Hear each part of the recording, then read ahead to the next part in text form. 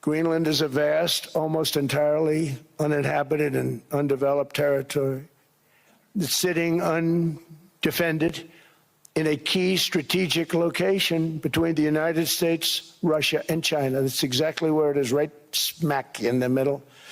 Wasn't important nearly when we gave it back. You know, when we gave it back, it wasn't the same as it is now. It's not important for any other reason, you know, everyone talks about the minerals. There's so many places. There's no rare earth, no such thing as rare earth. There's rare processing, but there's so much rare earth. And this, to get to this rare earth, you got to go through hundreds of feet of ice. That's not the reason we need it. We need it for strategic national security and international security. This enormous unsecured island is actually part of North America, on the northern frontier of the Western Hemisphere. That's our territory. It is therefore a core national security interest of the United States of America. And in fact, it's been our policy for hundreds of years to prevent outside threats from entering our hemisphere, and we've done it very successfully. We've never been stronger than we are now. That's why American presidents have sought to purchase Greenland for nearly 2 centuries. You know, for 2 centuries they've been trying to do it. They should have kept it after World War II, but they had a different president. That's all right. People think differently. Much more necessary now than it was at that time, however. In 2019, Denmark said that they would spend over $200 million to strengthen Greenland's defenses. But as you know, they spent less than 1% of that amount. 1%. There's no sign of Denmark there. It's the Homeless Left with Matt Weinglass and co-host Craig Costa Jardula and Jay Scott. Episode 161, Globalists Exposed. And all new top censored news of the week. And here's your host, Matt Weinglass.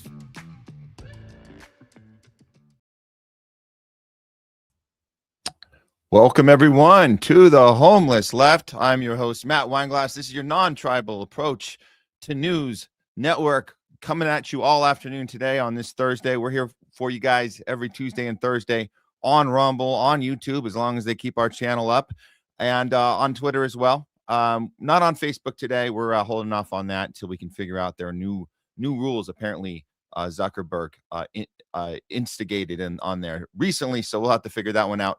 Let's make sure we got the right background. There we go. Okay, guys, we're calling today's episode Globalists Exposed. We had the Davos summit. Lots of stuff to unpack there.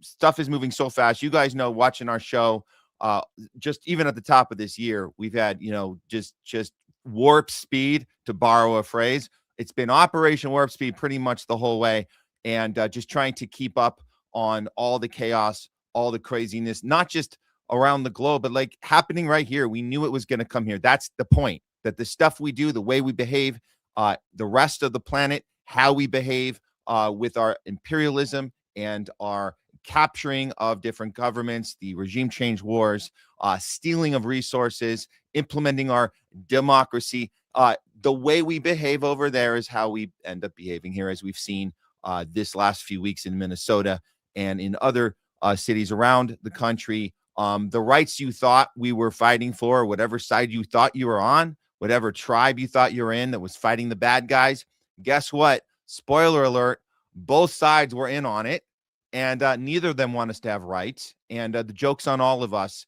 if you thought for 1 second that there were people elected in office and in these administration jobs that were assigned to go in and clean things up and take care of that deep state.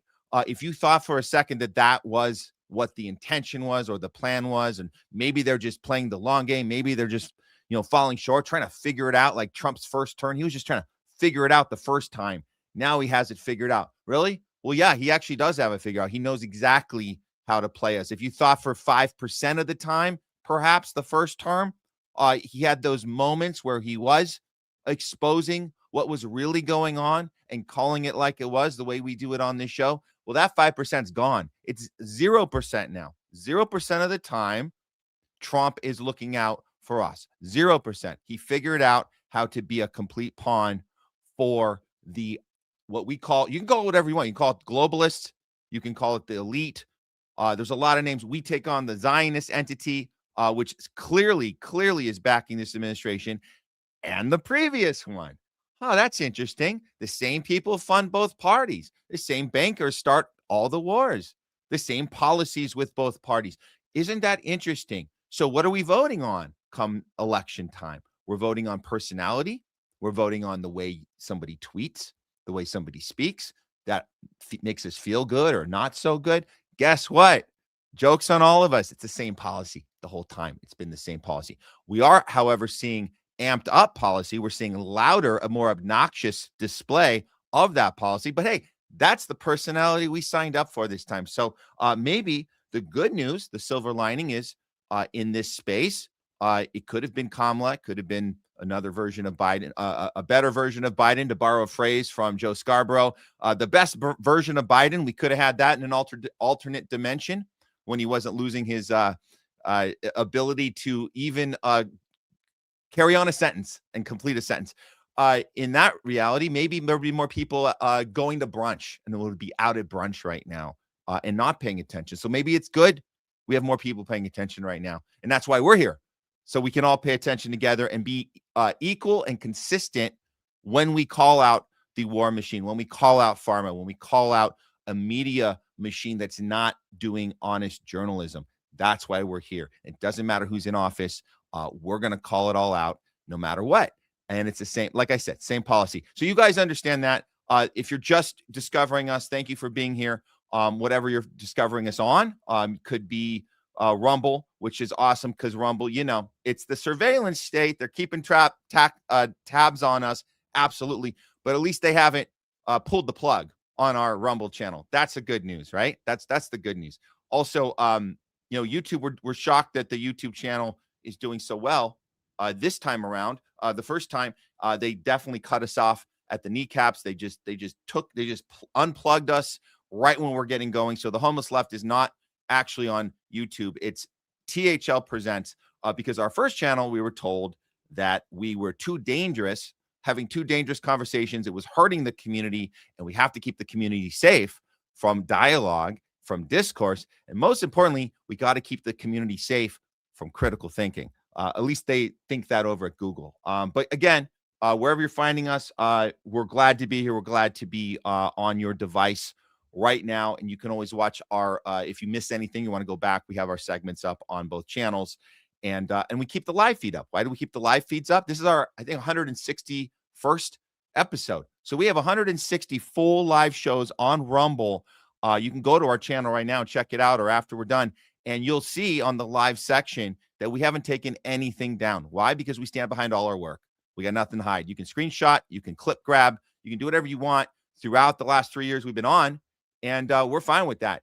Sometimes opinions evolve. Sometimes we get new information and we grow and learn and have aha moments, but that doesn't take away where we came from. We know where we came from. We came from the left. Now we're here. That's why we call ourselves the Homeless Left, because we know where we've been and we stand behind where we've been. When we learn new information, we evolve and we grow and we move forward from there. So we got nothing that we are embarrassed about, or oh my God, where'd you get that from? You're never gonna have that problem when you're in the Homeless Left community. So that's what it is. And by the way, community means community. It doesn't mean tribe. The difference, you guys want to know the difference? If anyone asks you, be ready to tell them this. A community, you don't have to check boxes to get in the door. You don't have to be beholden to the tribal leader.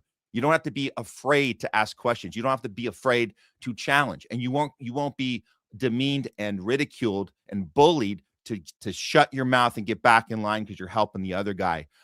That won't happen in a community.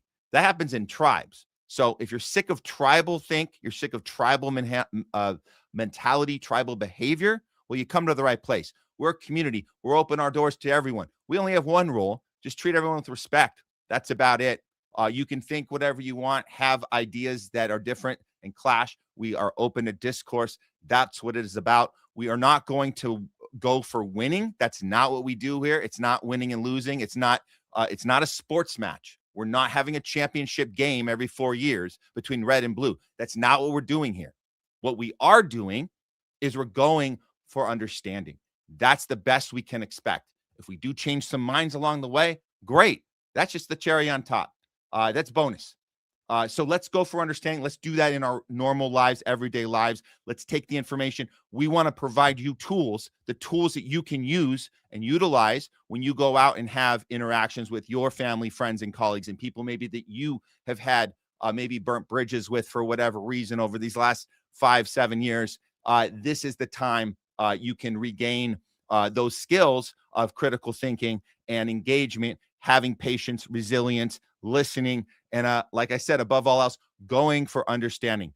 We are the consistent ones. We are the principled ones. And once you figure that out, it's actually pretty easy to be principled because you just do it every time. You don't have to pick and choose and only do it for your team and then not do it when it's not your team. It's actually pretty easy once you figure it out. Okay, let's get started with the show. You guys know we always like to start the show off on Thursdays with top censored news of the week, and we're going to get to that in a moment. But let's go ahead right now and bring in our co-host for the day. Our first co-host coming in with us. You know him, you love him. Please welcome back to the homeless left, Craig Pasta JARDULA. Hey, what's going on, Matt? You know, my uncle used to tell me, always tell the truth. It's the easiest thing to remember. And you'll always be principled that way. So I'm going to go along with the motto of the homeless left and always just be principled. You know what I'm saying? Not pick teams. You know, those are the people who are targeted, the ones who are principled, the ones who can think for themselves because they're not in a tribe. You know, we're in a community, like we said, not a tribe. The ruling class is looking to elevate those who are in a tribe because if as long as you're in a tribe, you're pointing the finger at the other tribe. You're not pointing the finger at the criminal cartel, the globalist cartel that's running everything. And unfortunately, they got a lot of you Trumpers out there, you populist right people, completely duped. And things you supposedly stood against, you're still standing for. We're waiting for the rest of you, even though there are some that have gotten off the bandwagon. We saw Donald Trump was booed at a game the other day, which is nice. Not that, you know, I like to hear somebody, you know, being booed. It's the fact that people are catching on to, once again, working for the same people, like you said in your opening monologue. But there's still a lot of holdouts and holdovers that are still holding on. And they are just showing that they are not principled and are playing team sports and want to be part of a tribe and not part of the truth. So thank you for having me here. I love being part of the truth, and I can't wait to do the show with you today. I did 3 great interviews today. It was just amazing. We had Ryan Christian from The Last American Vagabond, Kyle Anzalone from the Libertarian Institute, antiwar.com, and then Wyatt Reed from The Gray Zone. Just, you know, once again, going across that political spectrum, different people with different ideas from different places, all anti-imperialist, though. So they gave a great opinion about what's going on in Venezuela, Iran, and, of course, with ICE in the streets. So looking forward to doing this show with you. Already had a great day and going to have even a better one now that we can get into it, buddy. Awesome. And we want to check those interviews out for sure. So you guys don't forget, you guys got to, you get to subscribe, like, get on the Pasta to Go show channel. It's on all the platforms, YouTube. You're on Rumble. You're also on Rockfin, right? Is that right? We're still hanging on Rockfin, I think. I haven't gone over there in a little while. That kind of network's been a little bit of fugazi crazy right now. I don't even know what's going on. I haven't heard from anybody at that platform in quite some time. They didn't do the right thing with certain people, unfortunately, some ex people that were part of the platform. But who knows? But yes, we were still hanging out over there, so definitely. And I'll put my Pasta to Go channel YouTube inside the chat so people can go ahead and absolutely and follow and go over and follow the YouTube too as well. Even though they've done us dirty for so long, it won't let me do it down here. I'll find out a way to do it. They've done us dirty for quite some time. Demonetization, kneecapped us. You know, they've taken away Fiorella's channel, haven't given it back. And Rumble, you had mentioned Peter Thiel, right? And running that. So unfortunately, we have to exist in these platforms right now until we find another way. We have to keep going until they throw us out of these platforms. So yes, you can find us on those platforms. And I'm going to go ahead over to the Rumble channel and make sure that I can put it in the chat over there. Absolutely. Very cool. Very cool. And we just keep fighting along. It's always an uphill battle for us. We're fighting the censorship industrial complex. That's why we need all you guys to hit the like, hit the subscribe, and share this stuff out with us, with everyone in your network. It helps us, have that power. It's power in numbers, power in community, not in tribe, power in community. That's the distinction. So let's remember that when we go out there. Okay, I think we should let's get going on some top censored news. Yeah, ready to do it? Let's do it. Okay, here we go. Boom, boom, boom. Uncanceled Comedy Collective presents Top Censored News of the Week. It's Top Censored News of the Week. We're bringing you the stories the mainstream media just refuses to cover. If they do cover them, they always do it in a very dishonest or sloppy way, and it's always on purpose. I'm here with co-host Craig Pasta Jardula, and we're going to dive into the 3 stories you guys might have missed or been told incorrectly about for whatever reason. So we're here to clean up the mess for you guys. Let's go ahead and get to the number 3 story of the week, coming in at number 3, and this is very timely for this week, particularly on Monday. FBI honors the life of MLK Jr., the same agency that once tried to get him to commit suicide. And there's a lot more darkness behind that legacy that they don't want you to know during the celebration, which happened this Monday. That was MLK Jr. Day. This is the tweet that was put out by the FBI. So thoughtful of them, Craig, that they wanted everyone to know that today the FBI honors the life and work of Reverend Dr. Martin Luther King Jr. and reaffirms our commitment to fairness and equal justice for all. Hashtag MLK Day. And again, this is the spin that we have been told about Martin Luther King our whole lives. Not that the things that were told to us were incorrect. It's that the things that weren't told to us. And that's how propaganda works. We were not told about the last year of his life. We were not told about the anti-imperialist actions that he took in the last year. And he was threatened. You better stop. You better stay in your lane. So to have this honor go up on his holiday, which you get a holiday once you repackage the story and say, you are a civil rights guy. That's it. And that's why you have this commitment to fairness and equal justice, which is the only thing they want us to know Martin Luther King for. Now, obviously, people on Twitter did not like this tweet very much, and we did see this humorous response. I liked this one. Just because we killed MLK doesn't mean we can't miss him. Yeah. So, and I don't want to spend this segment going down the rabbit hole of MLK, but I will say this, and I'll pass it to you, Craig, although we will play one video regarding it. But I will say this.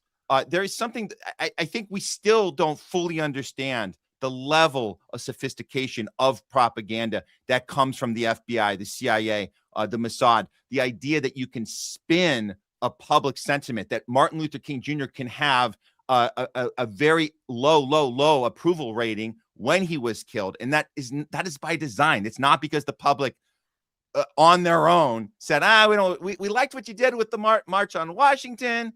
We liked the Civil Rights Act, but we're not feeling this. They don't do that on their own. They're told this opinion through a very sophisticated mechanism. So his rating was down when he died. And you do not get a holiday until they repackage it and represent it to the world. And that's where we come in. We go, oh, the civil rights guy. That makes sense. You give him a holiday. Craig, your thoughts on this? Well, they wanted to keep it about the civil rights guy because that's about, once again, a certain race or ethnicity that's demanding equal, treatment as the other race or ethnicity in a, certain country, said country. And, obviously those things exist and his work there is great. But when it really got hairy, I think, for the oligarchs and the ruling class and the elites is not when he just pivoted alone to understanding foreign policy and imperialism and what's going on, but he also participated in the Poor People's Campaign. That's something that really shook the world. This is the same thing. We talk about the Rainbow Coalition from Fred Hampton. And that's when, once again, the FBI also got involved.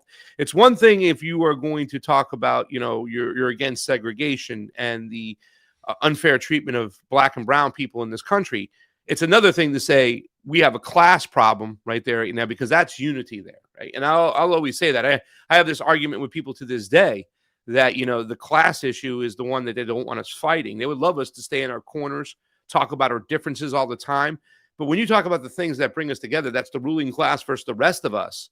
You know what I'm saying? The way they're taking all the resources, the capital, leaving us in the dumps. And, you know, I mean, a lot of people, you know, when they analyzed COVID, and some people believe that it was one of those projects that was all about, you know, depopulation, who were the ones most on the target list, and who were the bullseyes in America? Well, white people were, right? And that would say, you know, the ruling class doesn't care about them either. They might act like they do and give them privileges, and that's so they can make sure that people are divided. That's something I learned from Reverend Annie Chambers. But make no mistake about it, the big issue we have right now is class. It's the ruling class versus the rest of us. And Martin Luther King Jr. understood that. He got people in the Poor People's Campaign together, and that was a class issue. And that's when they said, we got to get rid of this guy. So, yeah, I think that's what's not talked about. That's the same thing that happened with Fred Hampton with the Rainbow Coalition. Yeah. And I'm going to bring up one that's more current, that, and I want to be clear, I want to preface it with, I'm not comparing the life of these two people, but there is a mechanism in place that rewrites somebody's legacy. And we kind of see it with Charlie Kirk. We see this idea that immediately after he died, you have this, let's celebrate him as a guy that was for Israel. Let's celebrate, let's erase the last 3 months. It never happened. It never happened. And you got, you know, a mural going up in Tel Aviv. And then this talk of let's give Charlie Kirk a holiday coming from Israel, this exact thing that he was challenging in the last 3 months. So I make that comparison, and people made that comparison on Twitter. I've seen that, and people getting bashed and going, how dare you compare Charlie Kirk? And again, it's not comparing the two in that regard, but showing that this mechanism has been in place, and they're very good at it and rewriting people's storylines. That's why we need to remind people about storylines. And so with Martin Luther King in the last year, he knew he was challenging something that they said, get back in your lane, man. There will be consequences if you don't get back in your civil rights lane. That's where we want you. The second you start working for poor people and you start making it an economic war, and you start making a war against imperialism, and who knows if he was going down the Israel. I don't know that. I wanted to ask you your opinion on this. The Israel part of it, I don't know if he actually did start going down that path or not, but we do know the comparison between how he spoke publicly about the military industrial complex and Israel versus, I don't know, somebody like Malcolm X, who does not have a holiday. So let me just play this little mashup because people bring this up a lot between Martin Luther King and Malcolm X. Here was a difference, at least with the stuff that we were told, you know, the stuff that they weren't trying to cover up. You have these tapes. At least Martin Luther King was very vocal about Israel up until a certain point, perhaps. Here's a little mashup so you guys can understand the comparison when you put these two next to each other. Here you go. The world must see that Israel must exist and has a right to exist and is one of the great outposts of democracy in the world.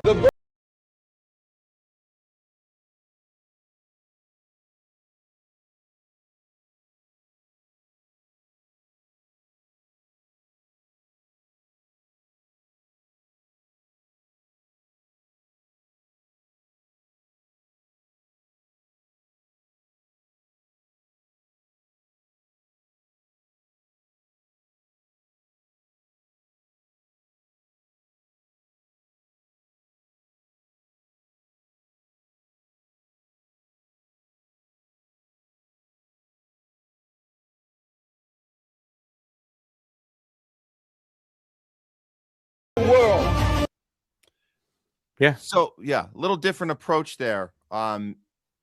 Again, I do believe there was a change or a pivot from Martin Luther King from those particular beliefs. You know what I'm saying? Mm-hmm. And you know, that wasn't too fresh off the Holocaust, not too long fresh off the Holocaust, but you know what I'm saying? So I think there was a form of sensitivity. Once again, I don't know enough about that pivot. Obviously, when it came to Malcolm X, he was a little bit more vocal and understanding of that. And remember, Malcolm X, when he came back from Mecca, how he changed, you know what I'm saying? And that's when he was put on the radar. You know, he said all oppressed people, you know? Yes. And I think that's scary to the ruling class. Yeah. And one of them has a holiday now. and one of them doesn't. And the one with the holiday, might as well just put a tweet like this out and just say, hey, just because we killed MLK doesn't mean we can't miss him. So that's the number 3 story for the week. Here is switching gears, coming in at number 2. I'm glad you're here for this one, Craig, because I want to. This is a good one. This is an important one that might have gotten brushed aside, especially a week like this week. But here we go. Coming in number 2, top censored news of the week. Jonathan Greenblatt reveals the ADL conducts police training while monitoring and disrupting extremist podcasts. 24/7. I'm going to play the tape. This thing, he's proud, but he's proud of this. He stands behind it. There's a lot of little nuggets in this. But let's listen to this, and we'll stop it if you want to say anything. But you guys pay attention because he's telling a lot in a very short time here. Take it away, Jonathan Greenblatt, head of the ADL. Because anti-Semitism is as RFK Jr. says, the biggest problem we have on college campuses today. Here we go. We measure and track. Number 2, we monitor and disrupt. We have a whole apparatus. I have 40 analysts working full-time, 7 days a week, 24 hours a day, monitoring extremists. We monitor them online, social media, messaging apps, video games, cryptocurrency, podcasts, short-form video, Wikipedia, LLMs. We monitor these people, and we share the intelligence with the FBI. You saw last month, you heard of. Just first, I want to make sure, are we an extremist podcast, Craig? We are. I was going to say we're part of the extremists. We are okay, we're an considered extreme extremists. podcast. Yeah. So John, Anti-Zionists are considered extremists, so we are extremists. So they're watching us right now. I Yeah, hope right now. They're monitoring us and handing us over to the FBI, CIA, and all that. Yeah.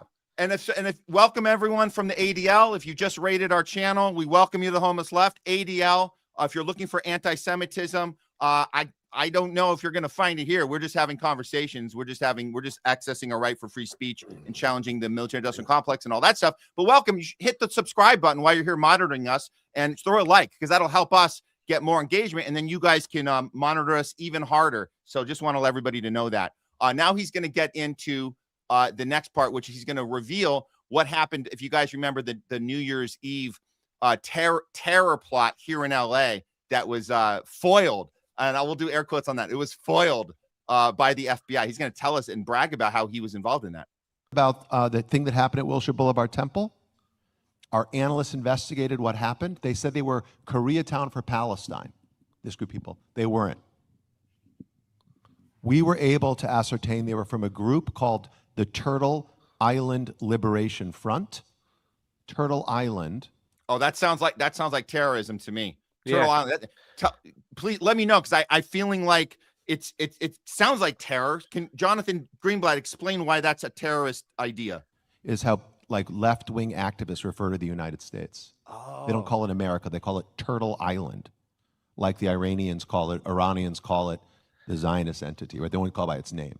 The Turtle Island Liberation Front, we gave them a whole dossier. What is Turtle Island Liberation Front? What are their ideas, their goals? Who are they? We identified the people who were in the synagogue. This was on Wednesday, December the 10th. On Monday, December the 15th, this is going to ring a bell. Kash Patel announced they cracked a terror ring where they arrested 4 people who were planning New Year's Eve bombings. Turtle Island Liberation Front. Who we said were planning bombings because we said so. Yeah. But yeah, they targeted the 4 people, passed it over to Kash Patel. And as we know about Kash Patel, he's all about speediness because the American people want speediness. They love to brag about how they solve these crimes so quickly in a matter of hours. But yeah, those 4 people were arrested for being part of an activist group. And they were just told the public that they were going to commit a terror act because they're against Israeli genocide of Palestine. And they have a name that makes them uncomfortable. And I guess turtle emojis are probably going to be outlawed now, along with those watermelons, which we've been using as well. But let's hear the rest of it, because this is the most incriminating part is at the end here when he talks about the relationship with the police, as he's already mentioning the high-fiving with Kash Patel and the FBI. Watch this other reveal about the relationship with the police. At least one of the people I know for certain was in the building at Wilshire Boulevard Temple, vandalizing it and disrupting the event. 30 analysts vandalizing. working full time. That's great. Vandalizing. Wait a minute. Okay. It cut back. Here we go. Did 4 people who are playing New Year's Eve bombings, Turtle Island Liberation Front. At least one of the people I know for certain was in the building at Wilshire Boulevard Temple, vandalizing it and disrupting the event. So we're monitoring left-wing radicals like the DSA and the anti-war crazies and the pro-Palestine crazies. We're monitoring right-wing extremists like white supremacists, armed militia groups. We're monitoring political Islamists and Christian nationalists, all of them. And then we train. We're the largest trainer of law enforcement in America. What? What? What? We're the ADL is the largest Anti-Defamation League? What? Wait, what's the training? I don't understand. What? Wait, huh? Extremism hate. We train 20,000 officers every year. 20,000 officers every year. What is what is this training? It's not combat training. It's not IDF, because we know that our police get IDF training. That's the physical, that's the how you go about the policing itself, the physical part of it, the perimeter setting, the not letting medics in to help people that we just murdered, training that ICE is getting, that kind of stuff. But what does he mean ADL? So we're talking about psychological training, right? We're talking about what is anti-Semitism? How do we define it? If it's 4 people in a group called Turtle Island Group, they're terrorists. So let's arrest them for bombs. Like, what is this training, Craig? What is this? Yeah. I don't know what this training is. Obviously, we all understand it's going to be an ideological training of sorts, like what, you know what I'm saying? But some of the tells, once again, he said that DSA was like a radical group, right? How do you define the Democratic Socialists of America as a radical group, right? Because they have ideas of socialism and stuff. You know what I'm saying? These people are cream puffs. They're not going to go and cause any violence in the streets or blow anything up, but that's what they kind of classify them as. You know what I'm saying? Because DSA has been verbally outgoing against Israel. You know what I'm saying? So most of their members have. So that's why anybody who doesn't stand for their Zionist ideology is considered a radical. And, it's almost hard to make this argument against you, Matt, that this isn't Big Brother pulling the strings from above, because it seems like everything is going through them. They're training, our ICE agents. They're training cops in New York. Now they're talking about 20,000, troops a year. So it's just like, it seems like everything's going to be funneled to go through to make sure that the Zionist ideology is put forth front and center, I mean, they're the ones who we played a video last week, right? They're going, the police department, Miami Police Department is questioning people from their social media post about being anti-Zionist. I mean, this is where we're at, ladies and gentlemen. It's getting really scary. Yeah. All right. Let's get ahead and get to the number 1 story. Let me take this one off here. Okay. Well, coming in at number 1, the top censored news of the week. Witnesses say Israeli tourists are behind the wildfire blaze in Penco, Chile, just as they were in Argentina. If you guys hear about the Argentina one, we'll get to that in a second. They happen back to back here, and nobody in the media is reporting on either of this. So we'll start with DD Geopolitics tweets this out. The fire hotspots have reignited again. The recording from Penco, Chile, where wildfires have killed at least 14 and destroyed hundreds of homes.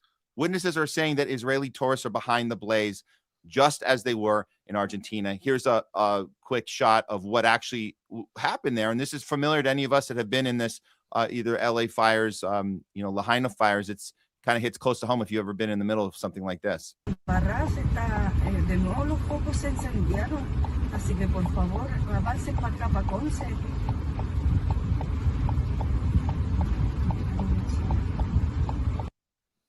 Pretty scary stuff. Just to rewind a bit, because just a week before that, we had the fires in Patagonia forest of Argentina, and this is the type of reaction we had back then. Here's an interview. What hurts the most in your heart is when you see dead animals. We are raising funds. I can't even talk about the anguish we feel. We live in this place of paradise for us, and they burnt our paradise, man. They left us and ruined everything. And what's happening here is that they're trying to sell Patagonia to all the Jews. This has been known for a long time. Everyone here knows it. The place is crawling with Israelis, and they're buying all the land, and no one does anything about it. And people are stepping up, and they're the ones that lost everything here. They left us alone. I don't think you're allowed to say. I don't think you're allowed to say Jews because you're going to have a. Yeah. You She can't said say that. Zionist, but it's okay. Well, Oh, she said Zionist. Well, you can't even indicate who did this. If you're going to indicate that region, you can't do that because you're going to get hit pieces and smear pieces come out like this one. The anti-Semitic wildfire conspiracy theorists spread in Argentina, targeting Israelis. So now it's the people that are in question to have done the crime are the victims here because they're being targeted right now. There's plenty of proof from eyewitnesses and video footage that we know that this happened. And if you want any more proof about it, let's take a look at the paper trail because apparently sure. Javier I was going to say, Milei- do people also understand that in early January of this year that Milei signed into law that foreign nationals can come and get citizenship, especially Israelis, if they make a substantial financial investment, whatnot. And this seems like where they hid the Nazis after World War II in Argentina. It seems like the people committing these genocide crimes in Gaza are getting their citizenship in Argentina. God forbid something goes south.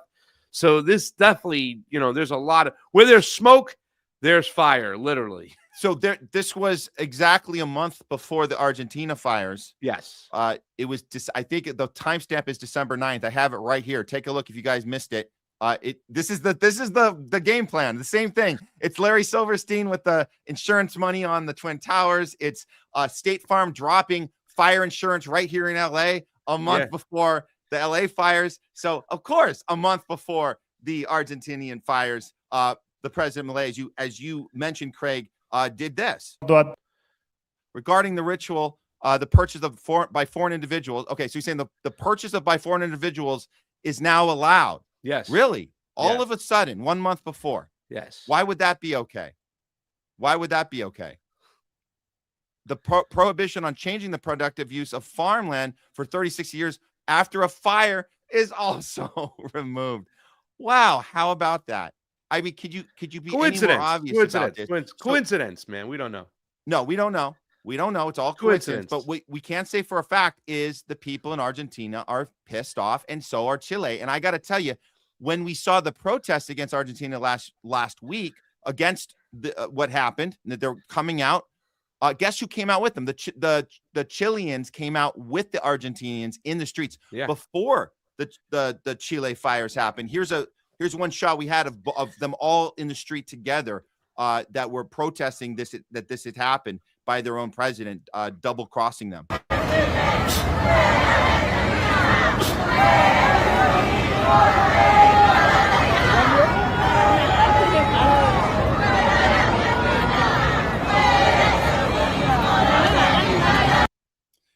So yeah, that was last week. Now it was like clockwork. It's like they knew it was coming for them too.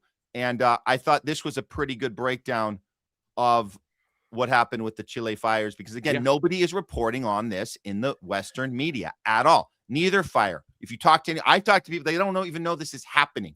But this is a nice little breakdown we saw about what happened in Chile. Here we go. The number one story of Top Censored News of the Week.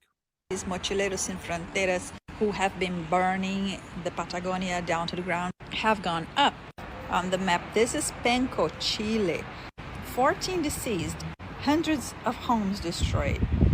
You can catch them everywhere, smoking cigarettes in areas where you're not supposed to smoke cigarettes because they catch on fire easily. The indigenous people are the most affected, and the fire spreads really fast. Argentinians and Chileans are protesting, but that's only making the mochileros more excited. They have no shame. And remember I told you that they approach the locals and they're super friendly and super nice. Word on the street is that I was wrong. They are as entitled as anywhere they go. And apparently, if you walk up to them and you ask them, are you IDF? Are you Israeli? Are you setting this place on fire? with the intent of taking over, they haven't even been shy. They have said yes, yes, and yes, all of the above. There it is. Yeah. I mean, they're just going to get away with it, I guess. There's nothing we can do about it. I'd like to see some footage of them saying that, somebody with a hidden camera and the glasses or something. That's what we need now to confirm that. Because if that gets confirmed, right? Just one woman saying that she heard people saying it, but if that gets confirmed, and here's the thing, Matt, nobody's reporting on this. And they're definitely not pointing out the things that we pointed out as far as the laws in Argentina that are allowing, the Israelis to come in and foreign nationals to come in as long as they invest in land and whatnot and make, they sell it. Malay is selling it as foreign investment, right? He's not selling it as what, the Israelis coming in, Zionists coming in and buying land, and they have to clear out those spaces. So how do you do it? So, I mean, this is something that's not being talked about again, but just shows you. I mean, I don't know. This is crazy. This is crazy. Yeah. Yeah. And also so people know the history that the Argentinian forest of Patagonia was also a consideration for the relocation of European Jews after World War II. They were considering that area versus Palestine. And they went with the one where, I guess, between the two, which one do you want? A forest with less people inhabiting it, or do you want to go murder a bunch of people in Palestine and take their land and be with the Holy Land? I guess they went with that. It was more, maybe, I don't know why, maybe it was more fun. All the Nakba was a little more exciting for them to do that.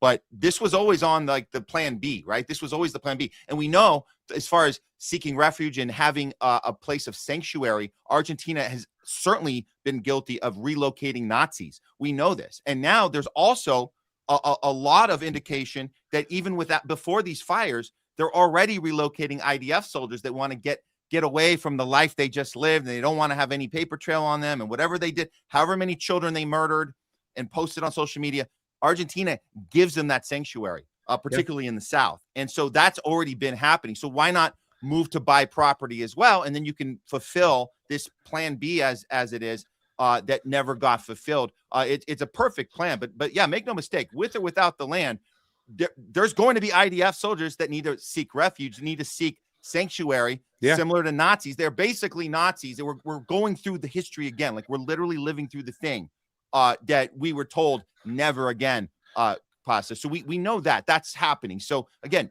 media is not reporting on it. We're trying to piece this together. We're not trying and convicting in a court of law on this show. We're just having the conversation and want people to know that this stuff is happening. And of course, any more information that comes into play, we will absolutely continue to cover on it as best as we can.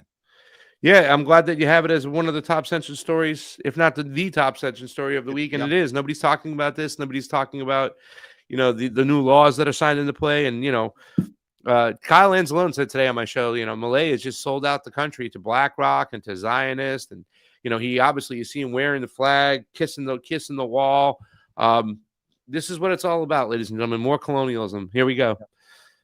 And that should do it for Top Censored News of the week. Yeah. Okay. I think we were supposed to have Jay Scott ready to come on right about now. We're actually on time. You know why we're on time today, Craig? Because we purposely started 15 after. So that was so we wouldn't be. Hey man, I was here ready for you. I didn't want to let you down. I know I'm usually ticky-tacky, and I wanted to be on time. I even put my jacket on today so we could look the same. You see, you didn't even comment on that. Dude, it's great. No, you were looking. You were matching the vibe. Awesome. I went and grabbed a jacket. Awesome. And I had this on because I was actually supposed to go on RT and do a follow-up on the Russia-Ukraine situation. And I guess apparently Steve Witkoff was on his way to this meeting, and the plane got delayed, and they were trying to time it to have our first reaction once he landed, but he was still in the air when we started the show. So we actually just bumped the interview. We're going to be doing it on the back end when we're done with the show. It'll be a few hours after that, but I'll let you guys know when we'll be doing that. It'll probably be when everybody in Moscow wakes up. It'll be the first story, and we'll be later here on the West Coast, obviously. But we're going to get that done. But I dressed for that and figured, you know what? Let's just keep the jacket on anyways, right? Yep. So, okay. I hope that RT is talking more about ICE and what's going on, because that's really the big story, what's going on in the United States over here. And, this whole mentality of that it's okay to break the law to uphold the law. This goes against everything supposedly the Trump movement was about, make America great again. I thought it was two main things: a return to the Constitution and the abolition or the abolishment of any globalist mentality and technocrats here. But instead, the Trump administration has put fuel on those fires and actually supported the globalist technocrats and has tore up the Constitution and pissed all over it. So, those are the two big things. After the things we've been talking about for the last couple of days should have made anybody who was still holding on, supporting Trump, going, oh, that's it.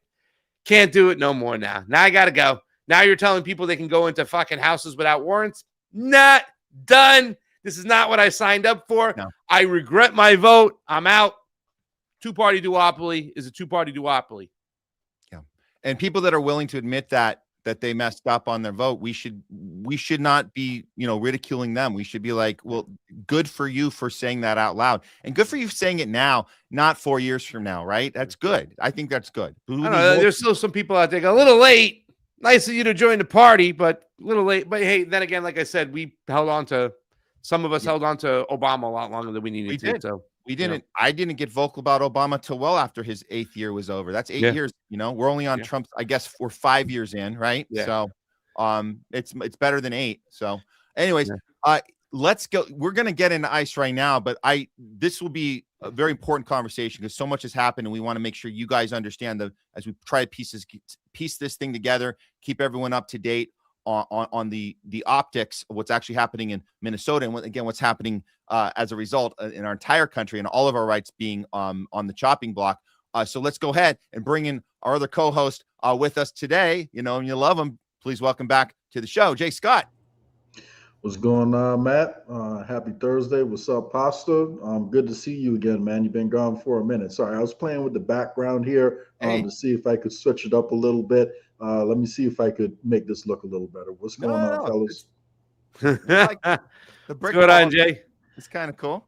Yeah. Yeah, no, I was trying to get like another background over there, but this is the only automated one they had up. I was looking to see if I could find another picture real quick, but next time. Next time I'll get it. So, but I was gonna say this looks like ICE is pulling me over in a back alley right now. So I got to change the stuff real quick. I don't want to give them no ideas. So don't speak Spanish. I lived in Miami for a long time. I hablo un poco, but I don't sound like I'm Spanish when I talk. I sound like I'm American trying to talk Spanish. So hopefully that'll, They'll probably try to deport you back to Somalia or somewhere or something. Who knows what ICE is trying to do? They're detaining everybody and anybody today nowadays. It's ridiculous. But skin color is definitely coming into play. So Jay, I would cancel your plans to go to Minnesota right now and just stay where you are. Until further notice, but no, there's no better place to be at the end of January and the beginning of February than tropical Minnesota, right? So I guess I have to delay that vacation for a little. I'll watch on TV. Thank you. Okay, so let's get up to date on what the hell these ICE terrorists have been doing, and how the public sentiment has. I don't want to say changed, but it's definitely getting louder, and there seems to be a breaking point. I want to start with this because we got a lot of stuff to look at that happened even in the last 40 hours. But let's start with this one because I think this one kind of hit home.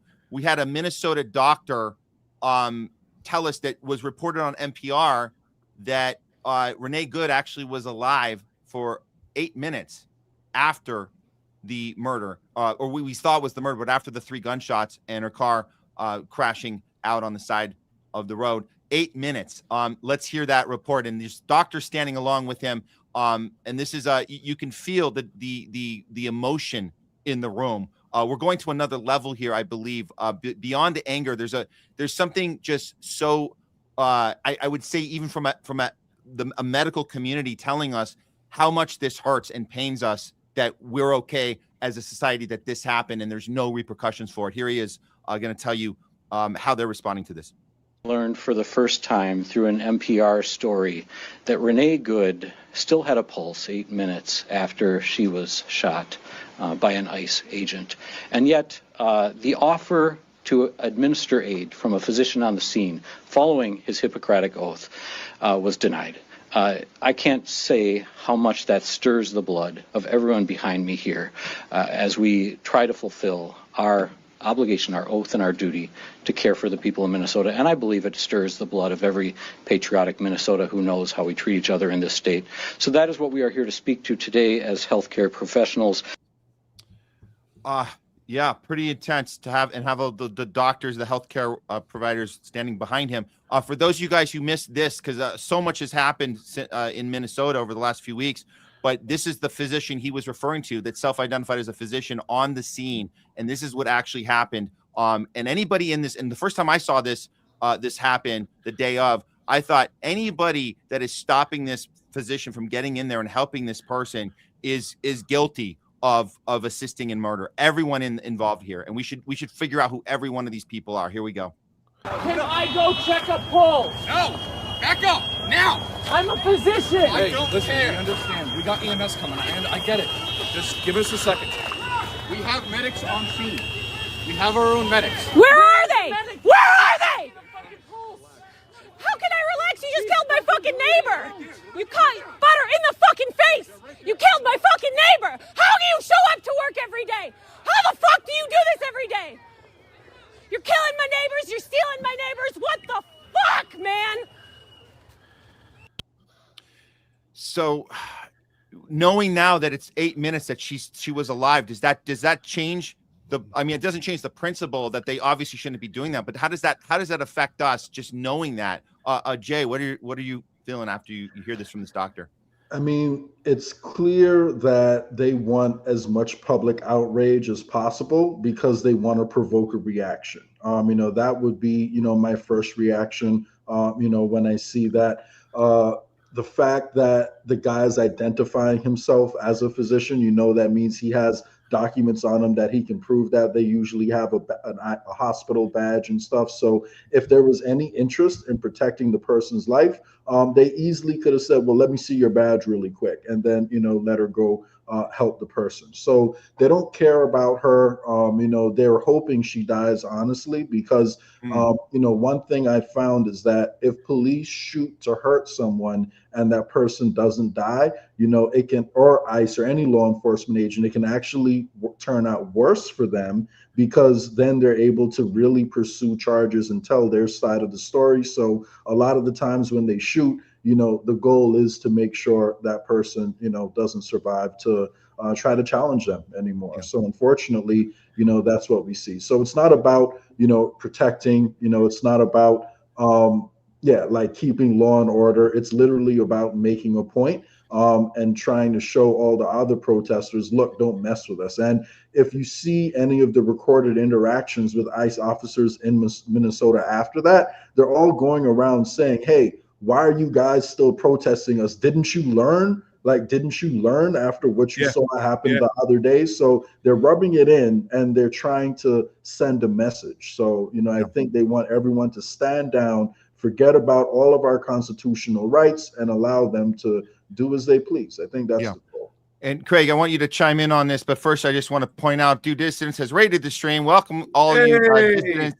We love having you guys here. If you're first time here, just go ahead and hit the like and the subscribe. We're the Homeless Left. This is the non-tribal approach to news, and we're in this space here with you guys Tuesdays, Thursdays, covering the stories from a non-tribal point of view. I'm with Jay Scott, Craig Pasa Jardula, and this is the conversation you want to be tuned into, because we don't represent a tribe. We represent truth and justice, and actually trying to get to the bottom of things, because we use critical thinking skills. That's what we do. Anyways, on that note, Craig, thoughts on this? Are we going to hear anything from the administration? Are they going to pretend that this 8 minutes didn't actually exist? What's happening here? We're not. We're not going to hear anything. Listen, guys, what we're talking about was the fact that we had a physician in Minnesota talking about a doctor saying that the fact that this woman was alive for almost 8 minutes and she could have had help, and the ICE agents refused to let physicians in. He's like, I'm a physician. Can I go feel her pulse? Can I go see her? And they said no.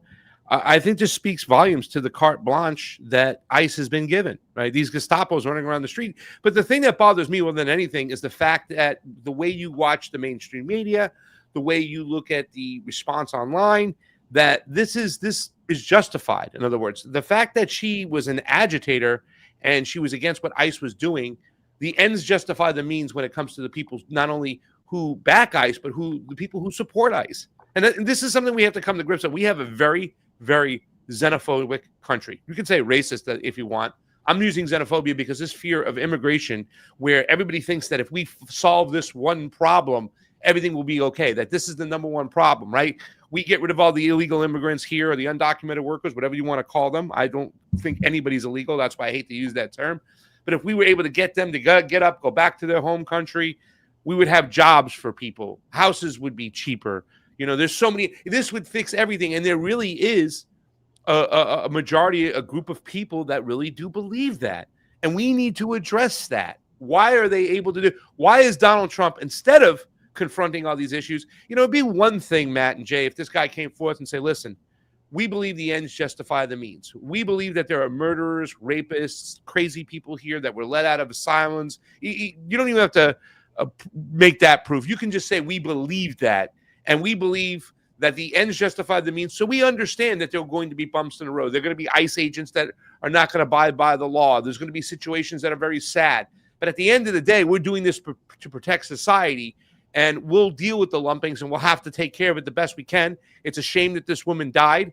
The officer was in the wrong, and he shouldn't have been doing that, so we're going to sideline him. But ICE will go on because we need to protect the people. They're not even having that attitude.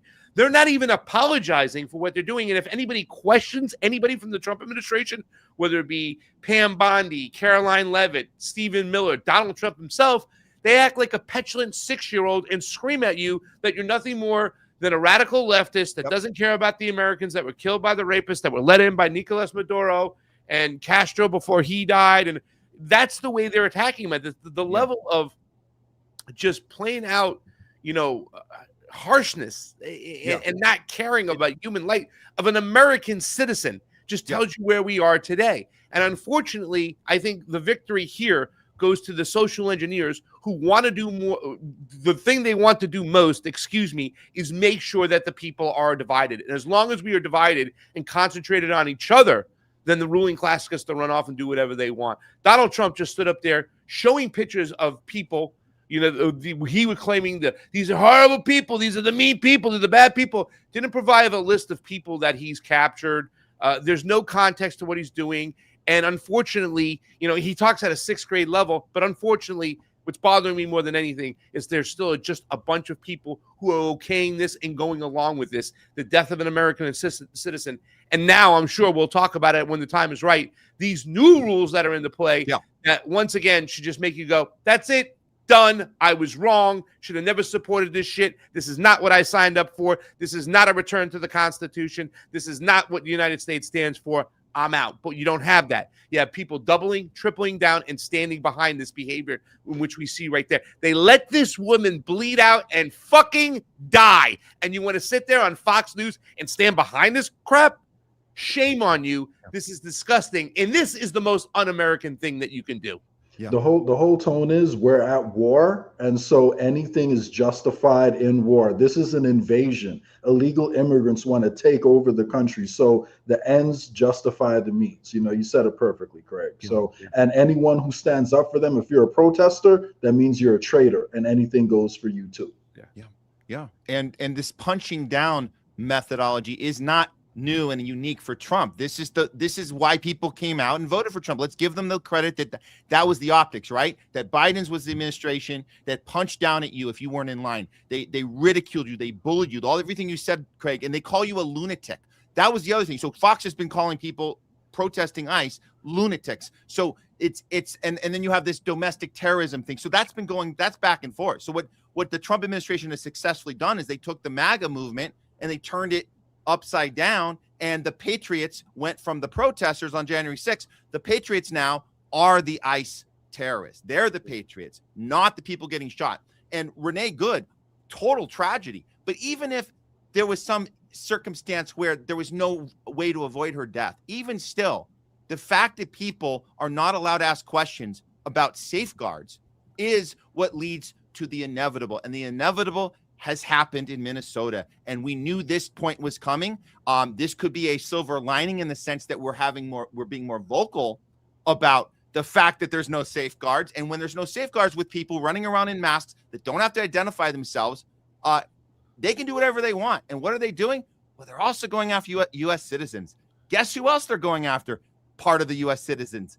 They're going after police who are off duty. And it's happening a lot. The police chief in Minnesota gave a press conference about this and talked about it and very carefully walked the people through this and said, hey, just so you know, this is what's happening to police officers right now. Here we go. Good morning, everyone. I'm Mark Ruley, Police Chief of the City of Brooklyn Park. Behind me is a bunch of amazing police chiefs that are here in support of a very short but very important message that we want to share with you. What you won't hear from any of us today is rhetoric of abolish ICE or that there shouldn't be immigration enforcement. The truth is, immigration enforcement is necessary for our national security and for local security. But how it's done is extremely important. In fact, we have a long history of working exceptionally well with our federal partners, including ICE agents, and we have seen the best of them perform their job extremely well in the past. With that said, it's with that said, or however, we knew this was, you have to preface it. So he did a good job setting it up. Now comes the real part. And you can't. Can I say something? Yeah, go for it. This would be considered, right, a compromise, the middle ground. There are some people who will probably lean in and said, all right, stop kissing ICE's ass too much. But once again, he is presenting the middle ground. Okay, it's necessary. We have to do this. But more importantly, the way we do it is important. Yes. That's a compromise that you think that both sides, or any independent thinker would say, okay, that's important how it's done. Let's do this. Yes, absolutely. Yeah. So, go ahead. Yeah, really quick. What people forget is deportations were sky high under Barack Obama. So he found ways to deport tons of people without using kids as hostages, which is another video, I've seen. They're using 5-year-old kids to draw people, out of their houses. They're beating people up, like they're doing all this crap. So they don't have to do it like this. They're doing it like this to provoke this reaction because they want people to act crazy so they can bring in the surveillance state. But keep going. Yeah. So with that said, here's what really needs to be said. recently, as the last 2 weeks, we as law enforcement community have been receiving endless complaints about civil rights violations in our streets from U.S. citizens. What we're hearing is they're being stopped in traffic stops or on the street with no cause and being forced to demand paperwork to determine if they are here legally. As this went on over the past 2 weeks, we started hearing from our police officers the same complaints as they fell victim to this while off duty. Every one of these individuals is a person of color who has had this happen to them. In Brooklyn Park, one particular officer that shared her story with me was stopped as she passed ICE going down the roadway. When they boxed her in, they demanded her paperwork, of which she's a U.S. citizen and clearly would not have any paperwork. When she became concerned about the rhetoric and the way she was being treated, she pulled out her phone. In an attempt to record the incident, the phone was knocked out of her hands, prevented her from recording it. The officer had their guns drawn during this interaction. And after the officer became so concerned, they were forced to identify themselves as a Brooklyn Park police officer in hopes of slowing the incident and de-escalating the incident down. The agents then immediately left after hearing this, making no other comments, no other apologies, just got in their vehicles and left. I wish I could tell you that this was an isolated incident. In fact, many of the chiefs standing behind me have similar incidents with their off-duty officers. This isn't just important because it happened to off-duty police officers, but what it did do is we know that our officers know what the Constitution is, they know what right and wrong is, and they know when people are being targeted, and that's what they were. If it is happening to our officers, it pains me to think of how many of our community members are falling victim to this every day. It has to stop. I have the solution. All we need is a microchip, implanted in our arm so they can scan us, and that'll connect to the digital ID, which pulls up our credit score and says that we're a good, obedient Trump, loyalist, and then we can go about our day. That's clearly the best way to solve this, right, guys? Well, they're doing that without the chip now, right? Now we know for sure that ICE and Palantir are working together and they're geo-mapping areas and giving us kind of like social credit scores or scores. And that's what I want to know. Like, how are these scores given us? We were talking about earlier about, the ADL was kind of listed. The radical, we're radicals, right? In their eyes, if we're anti-Zionist, we're radical. We can be the most peaceful, loving people in the world, but if you're anti-Zionist, you're a radical. How are they marking people up? How are they giving them scores as they are geo-mapping and data mining all our information right now? And it was like Ryan Dawson said, you thought they were building a security measures for the illegal immigrants. No, they were building a security state aimed at you. And that's what they're doing. And like I said, that should be game fucking over for the Trumpers. The two main things. Number one, the return to the Constitution, right? That's something that we were getting censored and no civil liberties. And, we were being infringed upon and they're spying on us. We got to get rid of that. And number two, we got to stop any type of globalist technocratic movement. Well, this movement right here ties those two together. And he's far advancing anything that the Biden-Kamala administration or any of the Democrats would have been able to do. That's why they played this turn of you do what I can't do and I'll do what you can't do. And they set this up beautifully to go Trump, Biden, Trump, because we're getting the worst Trump you can think of. Yeah.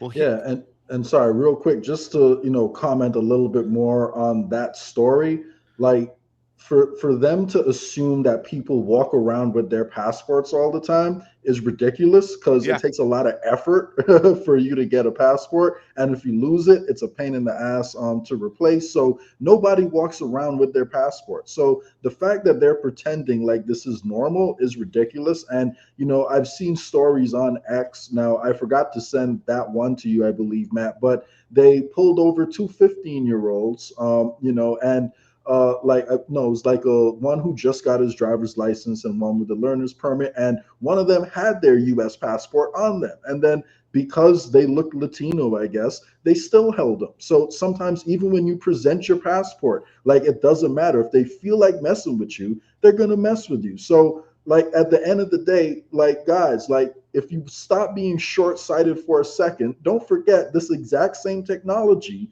can be turned right back around on you. Like a lot of MAGA was, against the COVID shots. Somehow a lot of them still thought Trump was on their side, but they were against the vaccine mandates, right?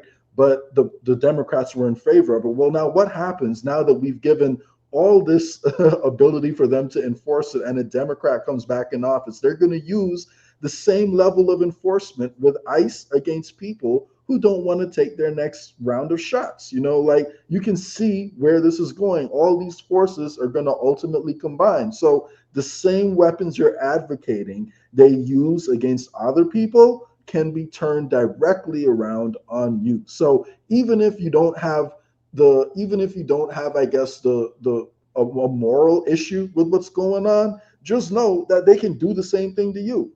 Yeah. And let me just also address somebody in the chat there making this stupid fucking comment about ICE. The majority of ICE is doing a good job, even though we have now whistleblowers who have leaked documents showing that they have quotas on arrest, not conviction, on arrest, which is a recipe for disaster. And now we also get a whistleblower showing data, right, that the ICE director told them that it's okay to enter houses without judicial warrants. But please sell to me how the majority of fucking ICE is doing a good job. What an Uncle Tom fucking sellout fucking thing to say. And just to mention again, they're not illegal immigrants. The immigrants that come here, the majority of them come from the North Triangle, which is Central America. Well, we have many bases over there. We are occupying their lands. So according to the UN charters written by the United States, they have a right to be here.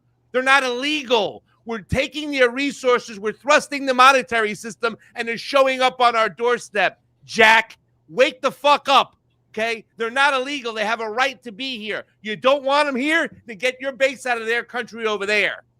Weak shit. All right. And no, I saw a comment, and I know who it is. Weak shit. Okay. The majority of ICE is doing a good job. Go scratch your ass, pal. And really quick, if we have 100 arrests, and 5 of those arrests result in people dying, like that's not a good ratio. That's a very high percentage of bad things happening. So we still have to address, like, people who are being abused by the system. And it's not like there aren't easy fixes for this.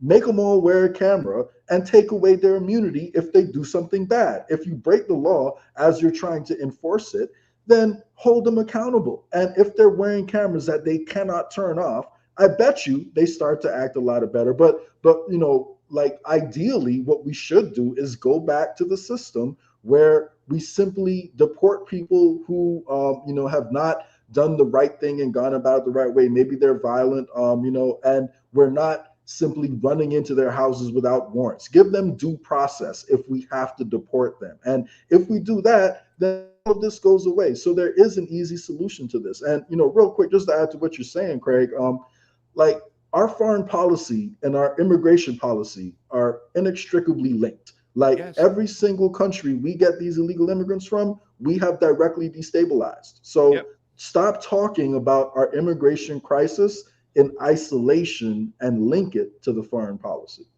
What happened in Venezuela is what caused a lot of Venezuelans to come here. Just sorry, Matt. I apologize for losing it. I do. Sorry. No. I'll pick it up from here. I'm gonna play good cop here. Excuse the pun. Good ice. Excuse good ice. The pun.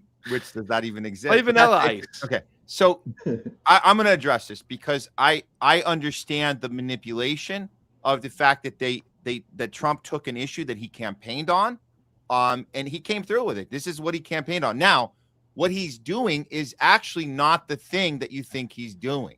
And we're going to go through the signs of this, that some of them are more subjective than others. Others of them are facts, and we're going to show those to you guys right now if you aren't keeping up. So the comment in question, and we know there's people out there that believe that these are isolated incidents and they're being highlighted for some other purpose. But the reality is these are, as the police chief said, these are happening constantly. If they're happening to police officers who are off duty, imagine every other citizen. And we have footage after footage. We have so much footage to go through of this. And these are just people that had the ability to turn on a cell phone and even record it. So we'll never know all of the incidences. But here's the thing. When you have an objective of let's remove bad people who shouldn't be here, and everything you're seeing transpire is the exact opposite of that, that should be your red flag. The fact that if you want to go get people that are committing crimes and are been illegally hired by corporations, you go to those businesses and you talk to the CEOs and you talk who hired the people, and you do that. And you look at criminal records and you go do that. You don't go door to door. You don't break people's windows, and you don't go after American citizens who are telling you my passport's inside. My ID, can I go get my ID? No, you can't go get your ID. These are not isolated incidents. This is the technique. Why are they doing it like this? Because it was never about immigration. It was always about the surveillance state. This is the app. Craig mentioned earlier the Palantir relationship. We've known Palantir's had the relationship with ICE. And for those of you who've been on our side with COVID, you should also know Palantir was the mechanism during COVID that tracked who didn't have their jibbity jab up to date also. So now we know the name of the app. It's called Elite. This is reported by 404 Media.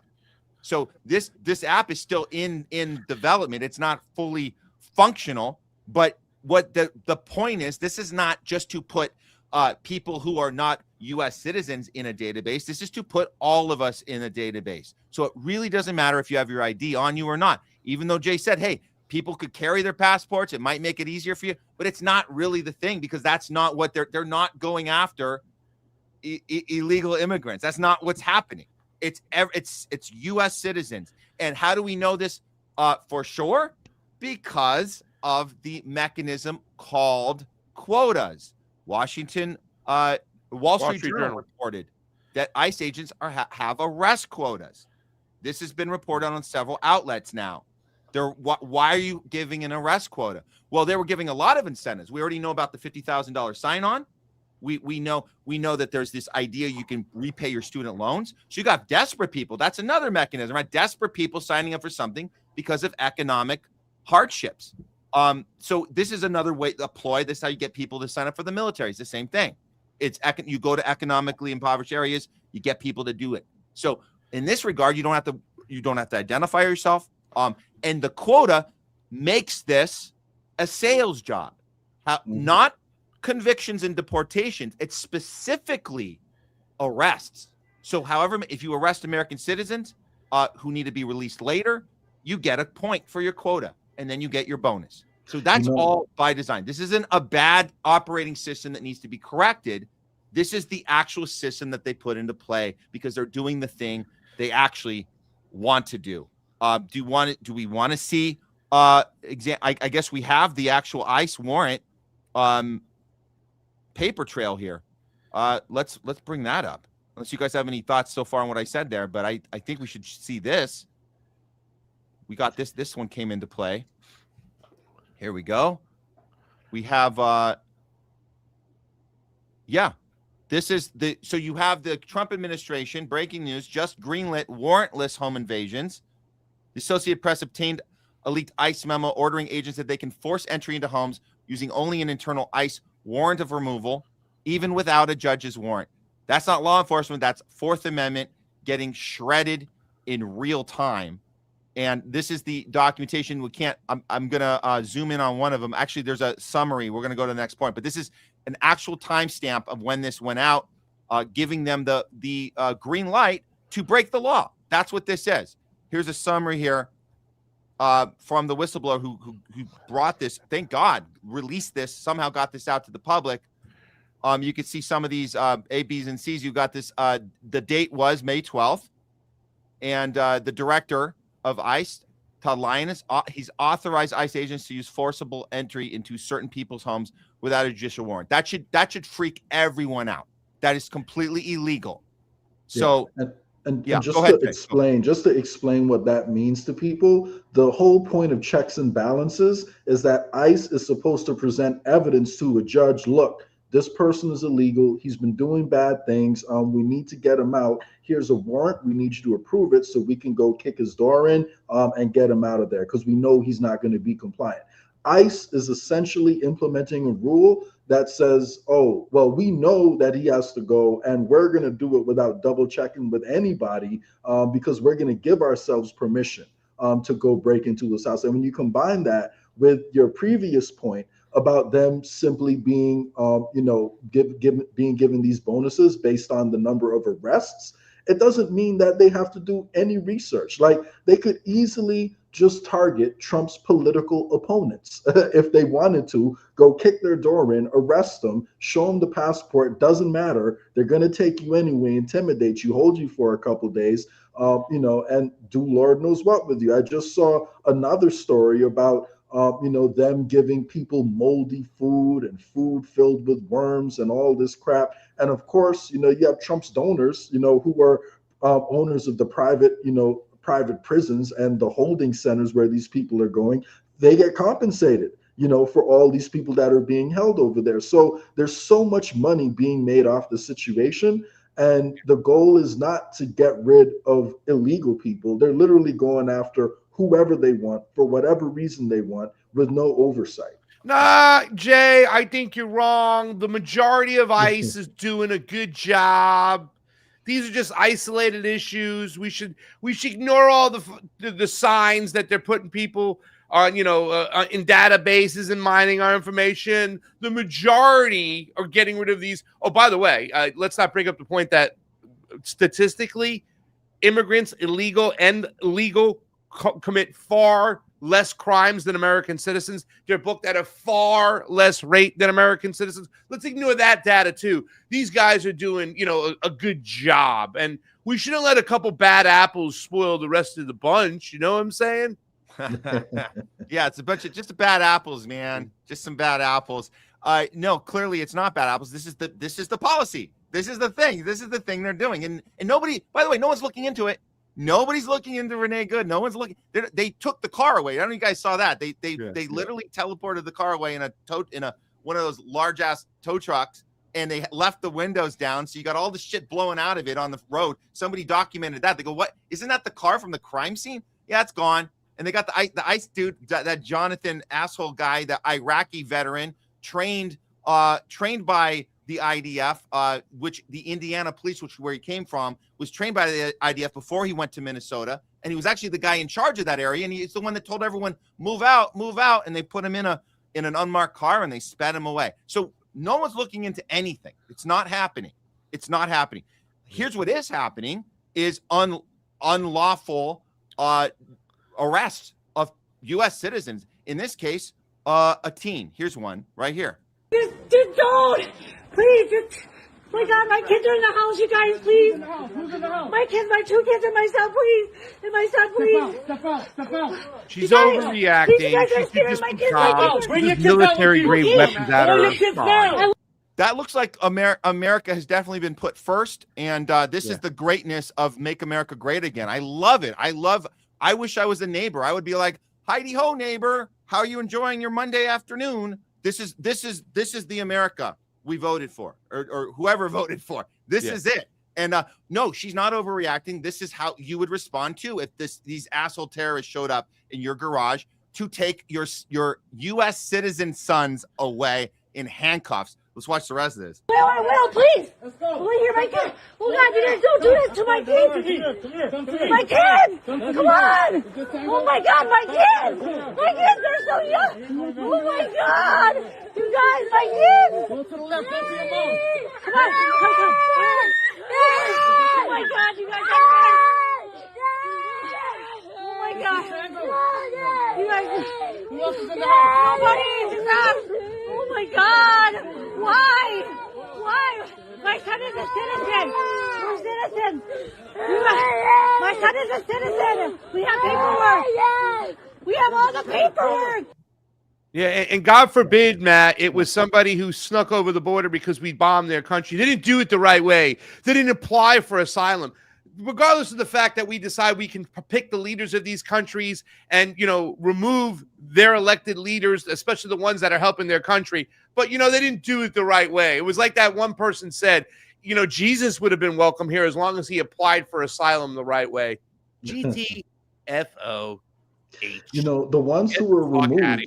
Yeah, the ones who are removed are the ones who are doing right by their people. They're the ones who are trying to make sure that the resources are being spent, on the people over there. And again, like a little known story that most people don't know, like in the early 1970s, the government of Jamaica was a little bit friendly with the Castro regime. And all of a sudden, Jamaica got flooded with guns and drugs. And it turns out, we found out a decade later that the CIA was the one flooding them with guns and drugs. And they were also funding the opposition. So, at the end of the day, this is the same pattern that gets repeated across all of these different countries. So, there's just realize foreign policy and immigration are two issues that need to be talked about together. And for people to watch that video and think that treating children who were born in treating any children like that way is an appropriate way to deal with our immigration crisis is ridiculous, because we can deport them without terrorizing them like that. Even if they were illegal, you don't have to do it that way and show up with shields and guns and all this crap. Like bad apples, Jay. It's just the majority of ICE is doing things the right way, and we need to recognize that's okay. And I love when people say, "Well, in other countries they have immigration control and stuff." Homeboy, you live behind the gun of the empire that has 1,000 bases outside the United States. Don't tell me, "Well, yeah, I get it that they're here because they're refugees of our bombing and our mishaps." And then say, "But get the hell out of here. Go live under those conditions. And then when you seek refuge to take care of your loved ones and your family, then we'll see. We'll flip the same type of mentality on you and see how you feel. They have a right to be here. We have to be responsible for our actions. They're here to begin with because of our actions in the first place." Yeah. I feel like every time we focus on one of these horrible tragedies, I mean, that was just straight up terrorism. That was terrorism. That's something that this family will never fully recover from, even with years of therapy. What just happened, what you guys witnessed, and like it's I feel like we're doing a disservice to not be able to play all of these because there's so many. I get so many of these in my feed, and it's almost as if you play one and people go. It reminds me of the COVID stuff when we were like, the injuries and the unexpected. We know what it's not. You play a few of them, or you show a few of them, and people go, "Oh, those are isolated incidents." Like we don't have enough time in the day, let alone the week or the year, to cover everybody that deserves attention and deserves an opportunity to be heard about what happened to them. We can't cover everything. We're trying, but man, go ahead, Jay. Yeah, and really quick, beyond these extreme scenarios, people forget there's other impacts that happen too. I just saw a PBS special, like earlier today. I didn't send it to you because I've already sent you so much stuff, but it's like of an 8-year-old kid who's in the car with his mom crying because he just left a soccer game, and the kids who he's on the same team with told him that he's an illegal immigrant and he needs to go back, to the country that he came from, even though he was born here and raised here. But just because he looks Asian, they're telling him that he's an illegal immigrant that needs to go home. So there's knockoff effects. And it's not just the people being terrorized, it's the whole culture that's being created now, by the rhetoric that we're normalizing. So this is going to continue to increase the division. But again, this is what the establishment wants. They want us to turn on each other. They want us to separate as much as we can: religion, skin color, everything, political leanings, whatever it is. They just want as much division as possible and as much polarization as possible. We can't just have different opinions. We have to absolutely hate everyone who is different from us in any way, shape, or form. Let me just look at one more here, guys. There's so many, but I think, Jay, you sent me this one too. It's also to do with children. So we have this ICE Border Patrol. They're hitting unaccompanied minors with their vehicles, detaining and disappearing them, even after being shown a U.S. passport. Yesterday, agents rear-ended a car being driven by a 16-year-old with her 15-year-old brother in the passenger seat. Instead of calling a guardian, agents photographed the 15-year-old and then took him. The 16-year-old showed agents her U.S. passport, but that did not matter. They still handcuffed her, threw her into their unmarked car. Both were minors, both unaccompanied, detaining children, ignoring proof of citizenship, and hauling minors away after rear-ending the car they were driving is not immigration enforcement. That is child trafficking.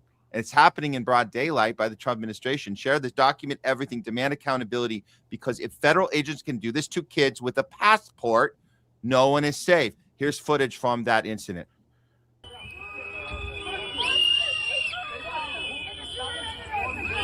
Get back.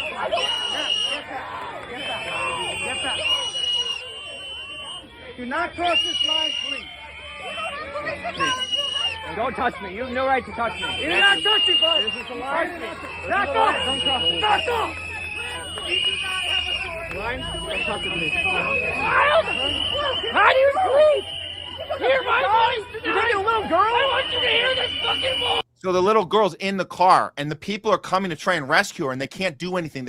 So the townspeople. I mean, this is crazy. This is like a movie where if you're watching this on a film, I'm sorry, whose side are you on here? It's so crazy, and I understand your anger earlier, Craig, because I'm like, how could anybody watch this and be like, "Go ICE, go ICE"? You have a bad apples, Matt. It's insane. It's bad apples. Bad. The majority of them doing a good job, Yeah. God forbid somebody was trespassing on your property, right? What would you do? Yeah. Once again, mention the fact that we got bases destroying their home country. You don't want to start there. You want to start over here. That's called straw man argument. It's called stupid thinking, dumb logic. Wake the fuck up. So I'm going to play the rest of this if there's anything else here. This is disgusting shit.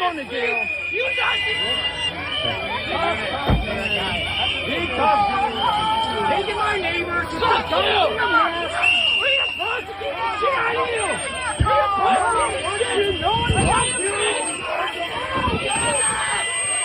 How the fuck they touch somebody, man?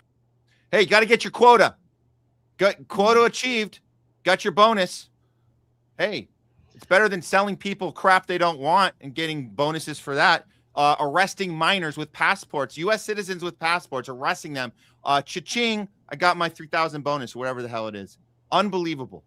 But that's the system in place. It's not an accident. It's not a sloppy one. It's, as we say on Top Censored News, it's on purpose. They didn't just do a bad job with this. They did exactly the job they always intended to do. And I'll end this with this. This is the tweet I think sums up our frustration here.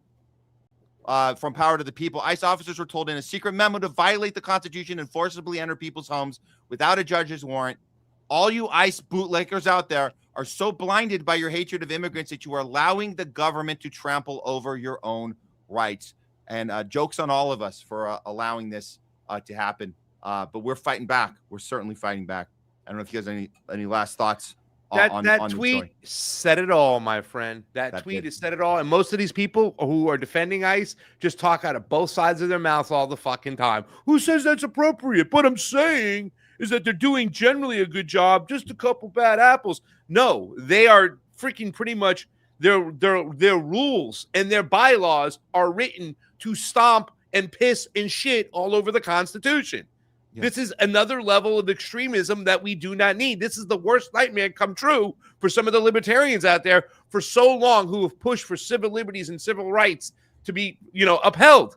I mean, it's completely disgusting. I got nothing to say. I do apologize to the audience and to you, Matt and Jay, for losing my shit a little bit because I did get emotional about that. So I apologize. I'm going to take my blood pressure medicine and get in a good spot. I'm not on blood pressure medicine, but you know what I mean.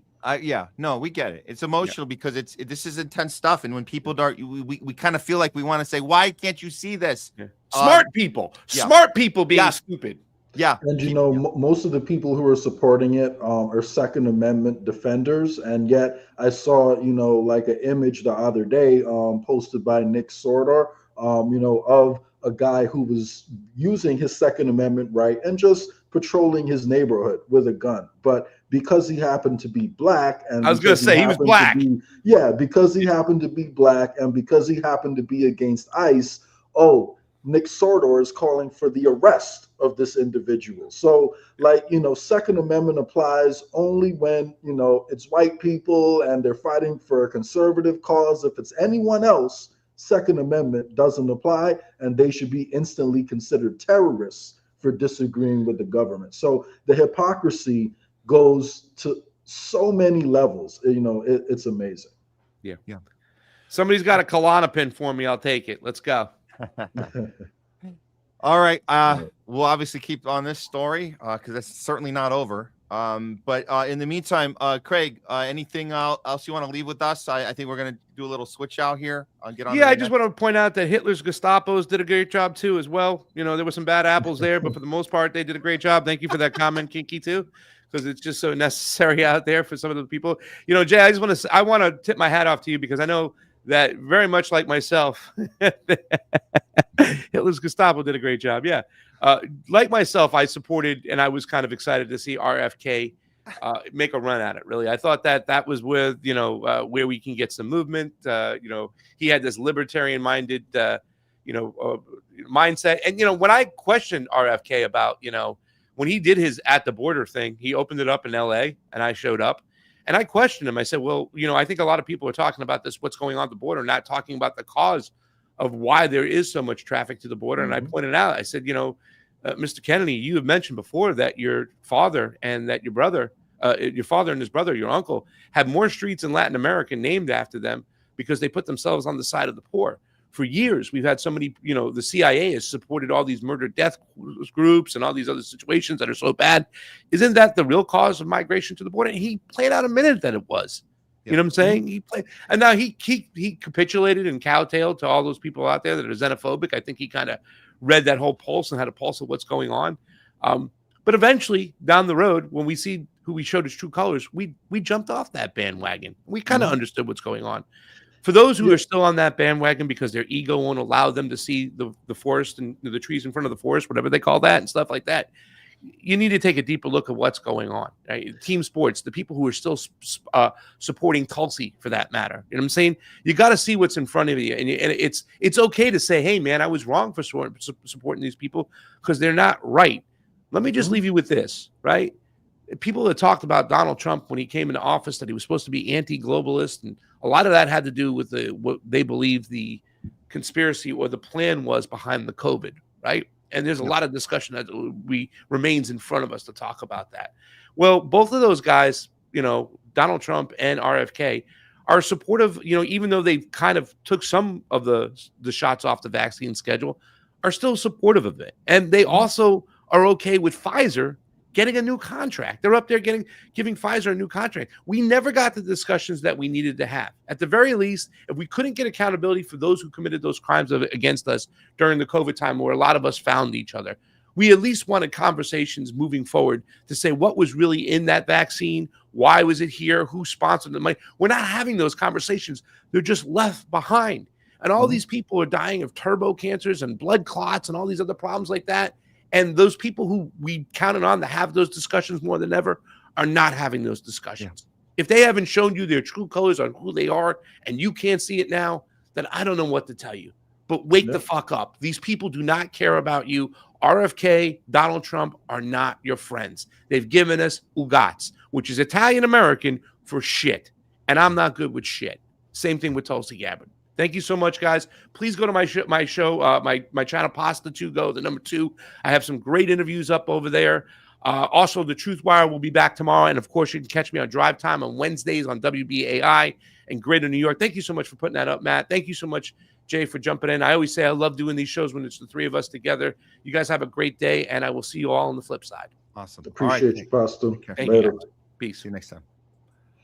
Yeah, really quick, just to, add to what he said, RFK actually had the exact right language around the immigration issue. And I remember him talking about it beyond Craig's question. And I remember the tweet, like he specifically said, we intentionally the CIA works with these cartels and destabilizes these countries. And that's the reason so many people are coming over. And he linked the two issues together the same way I constantly do it. And, seeing how much of a fighter RFK Sr. and JFK were for the civil rights of people, it is truly disappointing. Like, I'm not going to lie. It is truly disappointing because, out of every president, in American history, there was no single president that did more for minorities and for advancing, the idea of equality for all. There is no one who did more on that effort than JFK. And he's one of my personal heroes. So to see RFK Jr. sit silent as all this is going on is honestly amazing, because listening to him talk during the campaign, he clearly knows better. He clearly knows better. And, we have seen a little bit of progress, here and there on some issues with RFK Jr. But, like Craig mentioned, we're not talking about the root causes and the root mechanisms in the mRNA shots that could be causing so many problems. I lost my godfather and my second, pretty much my second mother to an aneurysm and a blood clot, shortly after they took, these poison shots. So at the end of the day, we have to talk about the mechanism driving this, because if not, we know they're working on more viruses. We know they're going to try and scare us again. It's going to be the same thing again. It's we talk about progress. I'll just say this before we move on here. The progress that he's making, I wouldn't call it progress, Jay. I would say he's repositioning to what they're allowing him to reposition to. It might look like progress when we have a few people fired, when we have a few mandates lifted, but he's repositioning in an area that they allow him to. He's never going to be his uncle. He's never going to be his father. Trump will never be those two either, obviously. And the big difference is those two people, JFK and RFK Sr., got a bullet in the head for having that principle. So that's all. If Trump and RFK even had an ounce of that principle, they might not be alive today to even do anything for us anyways. And maybe that's how they justify this. That assassination attempt on Trump, that was staged. That was not real. If it was real, they would have killed him. They wouldn't have missed. They would have killed him. And then we could have said, then MAGAs could have been maybe right and said they got rid of the guy that was going to do something. But they didn't get rid of him. They embraced him. They gave him more money. and he was allowed to bring in RFK. Why? Because it brought in a community of people from different places that all believed that we were going to make a difference. We were going to hold people accountable. Nobody got held accountable. And mRNA is still on the shelf, and no one's working on it. They're just repositioning. So we're not making progress. We're just repositioning. That's all. We have to make the progress. We have to do it outside of the system. People on the ground, boots on the ground, a populist movement outside of the system. That's all I can think about it. And I think that's what you're doing with We the People. It's outside of the system. And it's the only thing I can see with any hope at all right now in this landscape of anything positive going on before I've just throw in the towel and become a full-fledged nihilist. I think that's at least something we can look at for real change. Yeah, no, thank you, man. And I think decentralization truly is the path forward, because the centralization of power is how they've been able to accomplish all this. So, great point. So thank you. And, I'm doing all I can, but, honestly, with a newborn, a full-time job and everything I'm doing, it's tough to make the kind of progress and dedicate the time I want to it. But, we all have to do something. And I feel like if everyone takes that attitude that we all do something, then, we really can make a positive change. So, I pitched We the People to, we had our guest co-host Kelly Lane, who's been doing some work. She calls this new entity No Peasants. And it seems like the same exact mantra of We the People. And I was like, this is where it's not a political party in the sense that you have to sign up to be, you just have to detach from the two-party duopoly, and then there's space to align even whatever party you want to be part of at that point. And it seems like I was like, oh, that's interesting, because she said it was called No Peasants, and she's having candidates take pledges to detach from the two-party system, having people, voters, detach, like take a pledge to detach. I go, that seems very, very much like, so I thought maybe it was something that maybe get you guys together or see what's going on there with We the People. But I told her that'd be amazing. And we take it one step further than that. We wouldn't even tell people that if you want to vote for a Republican or a Democrat here or there, that you can't necessarily do it. But what we do point out is that by joining We the People, you have executive authority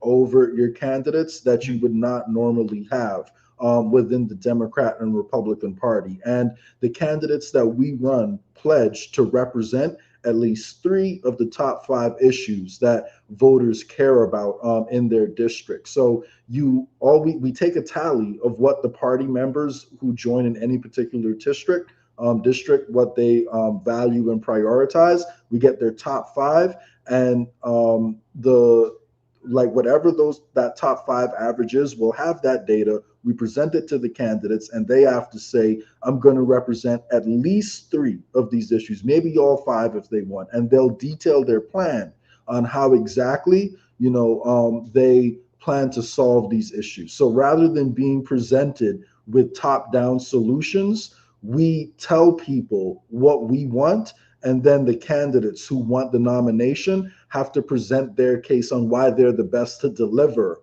what the people are asking for, instead of Republicans and Democrats just focusing on different issues, and then you have to pick it. So we've built unifying around common ground into our party bylaws. So I think, that's what makes it different. So I'd love to speak, with Kelly about that some more. I'm sure there's ways we can coordinate and work together there. Absolutely. Okay, moving on. We're going to transition to we got some more stories to cover. Guys, if you're just joining us, this is The Homeless Left. I'm Matt Weinglass here with co-host Jay Scott. We'll be right back here in a moment with some more Homeless Left non-tribal news coverage. We're going to be getting into the Davos, we call it the Davos disaster, but it was more of a reveal. It was more of a globalist reveal, and Trump really not just seemingly just completely a walking, talking disaster there. But again, more opportunity for us to learn about what they're really doing, because they say it out loud. They're not locking the door and closing the blinds. They're literally telling us out loud what the F is going on. Aside from that, more on the Ukraine peace deal talks. Putin, we got some Greenland updates, and European countries are scattering right now. The economies are failing. We'll get into all that. We also have a Bill Gates confrontation coming up with you later, which happened at Davos, which was pretty awesome. For right now, yeah, we'll be back in just a few minutes. I gotta give a shout out to Citizen Pendejo. He does thank you so much for your super chats. This last one I definitely got to put up right now. And I get it, man. I get it. What do we want? Jake GTV. How do we want it? With commentary, Matt, during the breaks. Okay. Appreciate the super chat, Citizen, but I'm gonna have to negotiate with you rather than the commentary. What I'll do is I'm gonna highlight the first couple minutes because it was pretty badass. This new one that just came out. You guys should check out Jake GTV. I'm gonna put up a couple minutes of it right now, and we'll be right back with our Davos coverage and everything else that's going on in the world here on The Homeless Left. We'll be right back. Here we go. I got it queued up. Here it is. GTV News. Did you know Iran is filled with terrorists? Oh no, send my kids to war now. Right? Ching Chong, break it down for us. Chloe and Michael, good morning. We're here in Iran. No idea why the heck we can't just focus on America. But anyway, something about oil again. Hang on. Blame the sand people. Okay, so the Ayatollah is here, and it's our job to bomb them for Israel. Thanks, Ching Chong. We're here on the ground to hear what people are saying for themselves. What's happening here? The U.S. of Israel is causing chaos in our country to take us over. Think BLM, but for Muslims. Wow, that's extremism at play. We better bomb them all, right, Trumpstein? I say make Iran great again. You know, it was a great country until these monsters came in and took it over. And by the way, to all Iranian patriots, keep protesting, take over your institutions if possible, and save the name of the killers and the abusers that are abusing you. You're being very badly abused. Can we just fix America? Right? I'm almost 40 and can't afford a house. Seriously, like, Who cares about foreign policy? not me. Tom joins us live to speak with the locals. Is war good? Of course. What are you, a liberal? ICE is deporting the Karens, and we're finally going to have hotels in Gaza. Can't wait. Should we bomb Iran for Israel, boys? Ugh, first off, I'm a black woman. Second off, I can smell the white privilege from here. All right, bro, my bad. Leave us alone. You're like a literal Nazi. What do you think about Iran? Buddy, I work 12-hour shifts. My wife's on Tinder, and I just need a beer. What do you think about radical Islam? Bro, it's the Jews. I just paid $13,000 in taxes, and it's going straight to Israel. I'm sick of this shit. Facts.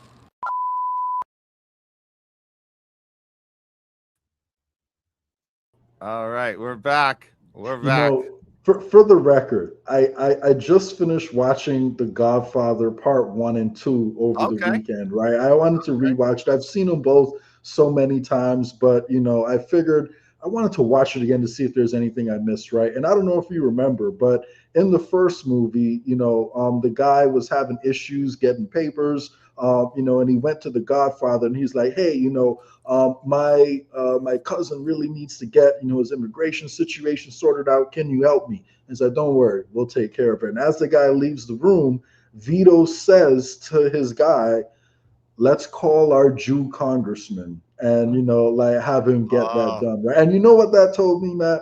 What did that say? You don't speak about your boss that way, Matt. You don't say, I'm going to tell my boss I need him to hurry up and get this done, chop, chop. So I understand why there's all this focus on Israel, but if you read between the lines, I still can't believe that it's them at the top. And that's just me personally. I truly believe it's the secret societies. And if you look at the third Godfather, it starts out with Michael Corleone being inducted to the Knights of Malta. So, you know, just do a little bit of research, man. I'm telling you, I truly believe that there's a couple levels above them. But I get why, you know, everyone wants to address the Zionist power because that is a key tool they're using. But great video from Jake G. Yeah, very good. Look, I will push back a little. I love the work you've been doing, Jay, on the secret societies, and we're certainly looking at Freemasons and all this. The timeline is absolutely incredible when you look at the roots of Zionism well before the you know, Nakba Israel colonization. But and where it started. But yeah, but here's the thing about Hollywood. Hollywood is run by a certain entity, and it was put into like a whole nother gear once Israel was established. And you have the timeline of Hollywood going through the 1940s through 50s and the capture of the narration of the studios of how the movies were going to be depicted. So even your example of Godfather, I would say don't be too quick to respond to that moment in the film as if the people running the studio aren't putting that in there to make you believe that they have a hard time in the industry that they're in, that they're going to be called these names behind their back. Don't be too quick to brush that idea off, because it's kind of the way the Jewish story is presented. I would have never believed that you had so many of these Zionists owning these studios until we realized that when you control the narrative, you can also control what people see about you, and the turmoil and the trials and tribulations you have to go through to even get to a position of power. It's like, it's always an incredible story when one of them says, yeah, I don't know how I worked it up, beyond all the discrimination. And that's what they're told, right? We're told that. But I'm telling you, in Hollywood, it's the opposite. You get to rise right to the top, and then you get to tell the stories of, it was hard, man. I turned my head and people were calling me names. I don't think it's very accurate, to be honest. I think that's actually saying the opposite when you see that reference in Godfather. That's just my. Yeah, it's not even about the name calling, and I agree with you. Obviously, it's subtle. Yeah. It's subtle. Yeah. It's not about the name calling, because like what I do is I simply follow the money, right? And when I follow the money, it does lead me back to entities like the Rothschilds, and when I look at where they get their money from, that's what tells me, personally, like, who's at the top. So but that's just an example, because a lot of the time they do put the truth somewhat, into movies. Yes, there's a lot of propaganda, but they do find ways to sneak truth in there from time to time. Yeah. But yeah, that's just an example. Also, we know so much. Isn't it interesting how much we know about the Italian mafia because we grew up watching these films like Godfather, yet we don't seem to know much about the Jewish mafia. That part's interesting. No, that's very true. That's very true. That? But yeah, the mafia are like the soldiers. The soldiers aren't the ones who are actually calling the shots. They're just soldiers, like in the battle. Like when Michael got inducted to the Knights of Malta, that kind of showed you he was getting promoted a little bit. So, I would say the secret societies are far more powerful at the end of the day, than the mafia themselves. But I agree with you.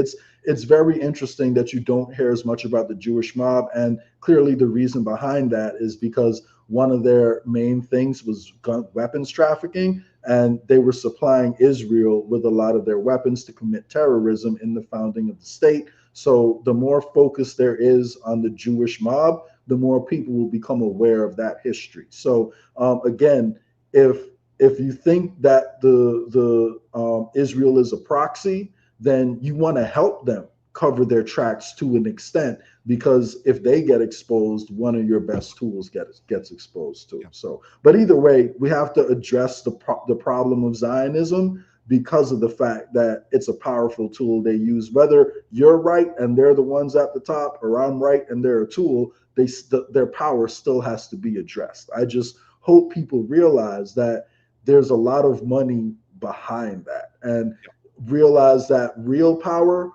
usually uses proxies. And again, real quick, if you remember in Godfather 1, how they were looking to get into drugs, and it was supposedly the Tattaglia family that was doing it. That's the one who went back and forth with the Corleones, but Vito figured out it was actually Garzini, during the meeting, who was advocating for the move into drugs. He was just using the Tattaglias to take some of the attention off him. So real power doesn't usually like to have the attention on them. They usually put a proxy out there so you can focus on that. Yeah. All right. Moving on to the big story of the day. This is the big kahuna, guys. Well, I guess they all are big, but we just finished the Davos, whatever you call it, the Davos World Economic Forum, WEF, gathering, all the globalists getting together, including Trump. He actually had to be flown out. Something happened with Air Force One. It was kind of weird, and he had to go back a second time. But this is Trump's big arrival. You know how much he loves when he gets gawked at by all his fans, and and kind of how Netanyahu gets all the standing ovation. So I'm sure he was not okay with this reception here, which actually happened. That's a lonely walk. And that's not the sound of cheers. That's the sound of weather, because there's weather sounds. There's nothing actually to listen to as far as people go. Let's hear that. Let's look at that again. This is the lonely red carpet walk. At least he got his red carpet, though. He could feel a little bit good about that, I guess. But maybe, I'm sure he would have preferred some cheers, though. It might be a little salt on the wound when you have a red carpet because there's nobody there to like greet you, and so it's like this. It's I'm sure he's thinking about Netanyahu the whole way. Like, how many people do I have to murder to get the standing ovations like that asshole does?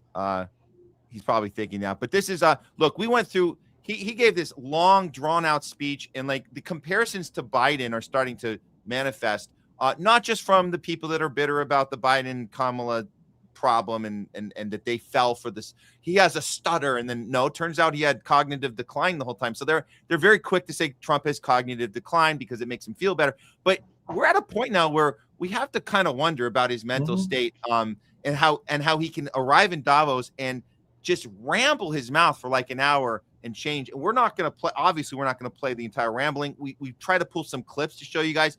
I just discovered this, Jay. This is fun. I wish the guy didn't put music on it because I don't think it needs music. But this is just a little mashup of the highlights of this rambling he did on this stage in front of all the globalists and world leaders. And just give you an idea. This is the guy representing us. It's pretty Saturday Night Live sketchy of him. But yeah, try to ignore the music. You don't need the music. It's literally him just saying the lines themselves is ridiculous enough. Here we go.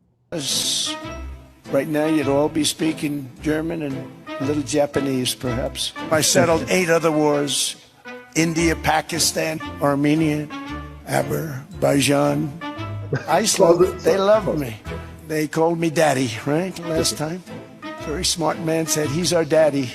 The problem with NATO is that we'll be there for them 100%, but I'm not sure that they'd be there for us. If we gave them the call, they're not there for us on Iceland, that I can tell you. I mean, our stock market took the first dip yesterday because of Iceland. We want a piece of ice for world protection, and they won't give it. We probably won't get anything unless I decide to use excessive strength and force, but I won't do that. The cost of prescription drugs is coming down by up to 90%, depending on the way you calculate. You could also say 5, 6, 7, 800%. There are 2 ways of figuring that. Oh my God. I'll be announcing a new Fed chairman in the not too distant future. I think he'll do a very good job. See, I gave away some of it. He did give that away. So we have something, got something. Minnesota. We actually are helping Minnesota so much, but they don't appreciate it. I know Gavin was here. I used to get along so great with Gavin when I was president. Gavin's a good guy. I will say this, if I were a Democrat governor or whatever, I would call up Trump. I'd say, come on in, make us look good. I know so many people from Switzerland, incredible place, incredible, brilliant place. But I then realized that they're only good because of us. And there's so many other examples. I mean, us, probably other places. The Spanish flu in World War I ended because all the soldiers were sick. The soldiers were so sick on both sides from the Spanish flu. They were sick as dogs. They couldn't fight. Oh, my God.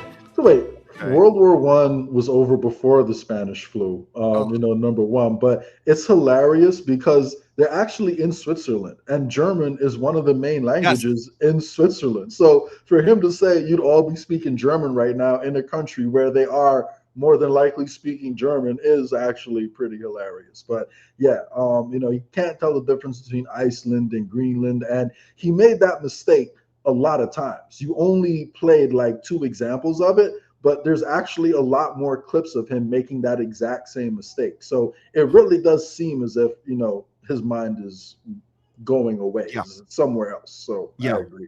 Now, there was one clip that was left out of there, and it wasn't an accident. I do think that there's people, for whatever reason. Did you see the COVID clip? That's the one. Oh, that's the one. It's the one that was, I wasn't holding my breath. I said, I don't think there's any way that's going to show up in that ba-doom little jingle, because there's still people that think, well, at least he did that. At least he got that vax out to people pretty fast. And that's insane. If you are a Trump hater and you're calling out all of these things, and yet that's the one you leave out of the clip show, when this is the one that kind of probably pisses us off the most, because this one affects people on levels that are so backstabby, betrayally, just so disgusting, that he would in 2026 sit up at the WEF, the thing that we were all calling out, not to mention MAGAs were calling this out 5-6 years ago, and said the WEF is trying to control all of us into these lockdowns and submission into taking something that we don't want to put into our body. And here he is, 2026, on the WEF stage, telling us about Operation Warp Speed again. I'll play it right here. Here we go. Began. And we ended up with the COVID, and the whole world suffered. We did a phenomenal job. I don't think we got the credit we deserved. We did something that Operation Warp Speed, which some people say was one of the greatest military feats ever. We did a great job. Used our military, used a lot of people. Military. You caught that, right? It was a military operation. It wasn't a public health operation. It was a military operation. So I'm actually really surprised that he said that out loud, but it shows you that his mind is kind of gone, because he doesn't understand that's the part that's supposed to be a secret.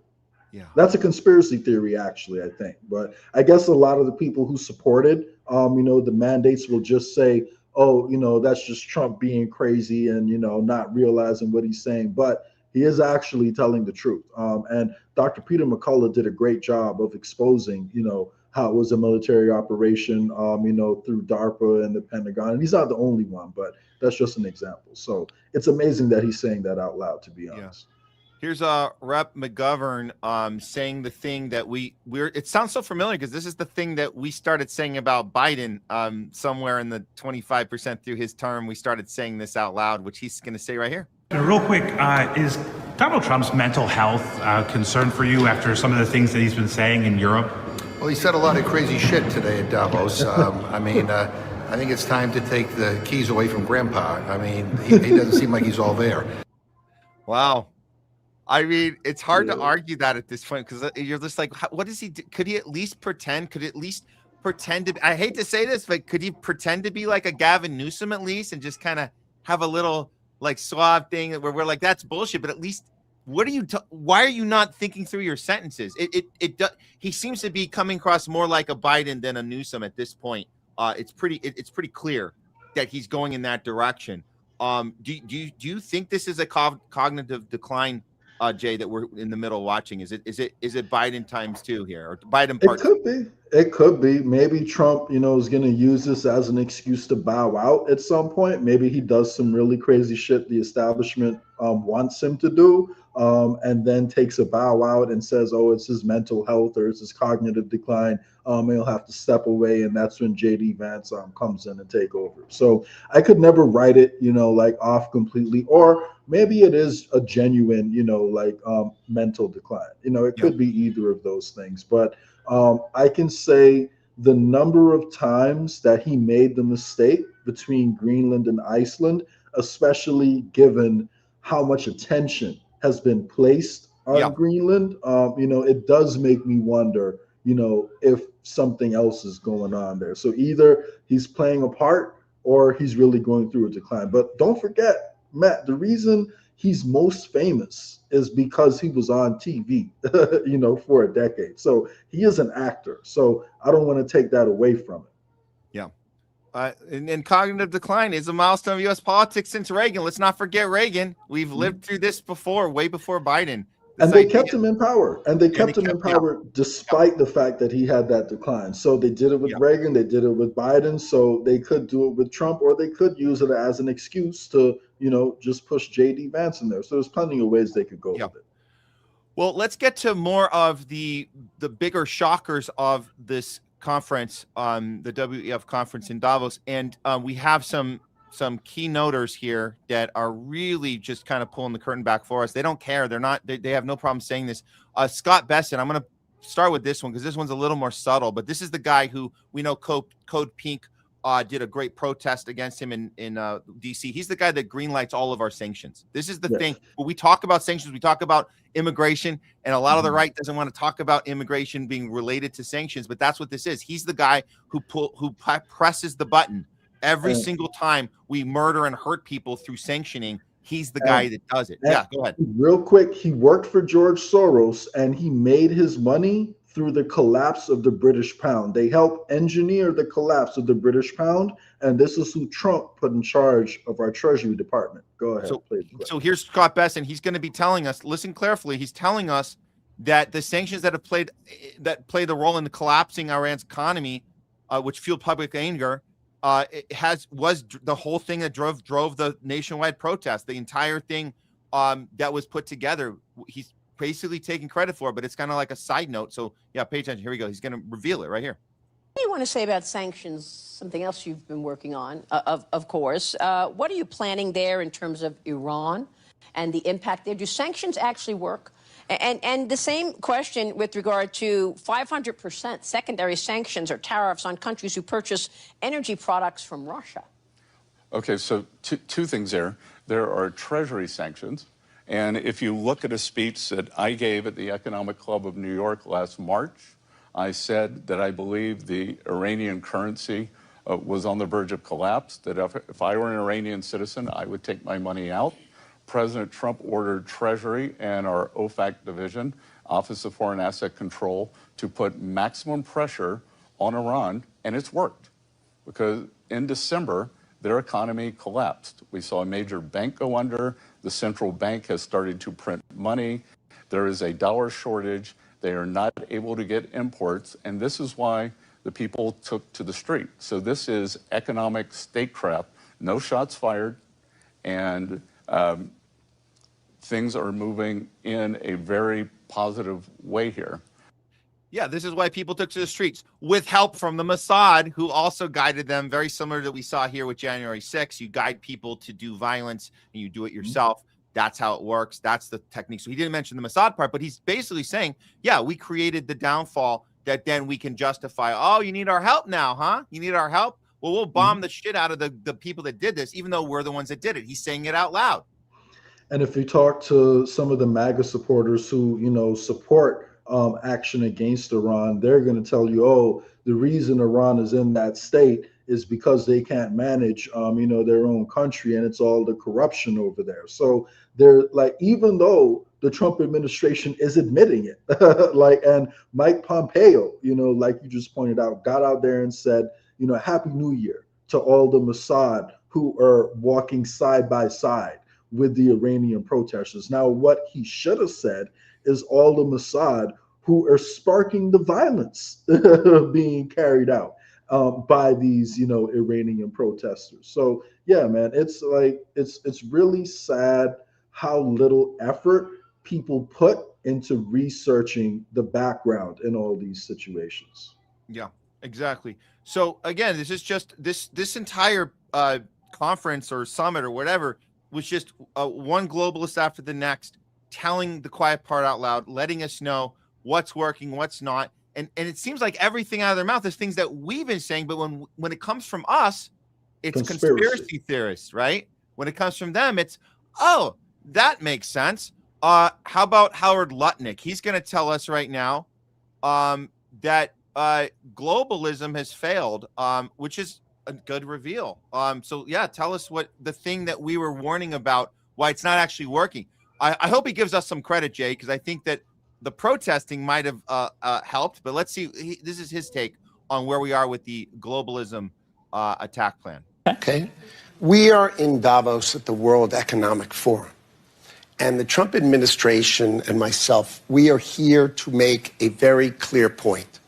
Globalization has failed the West and the United States of America. It's a failed policy.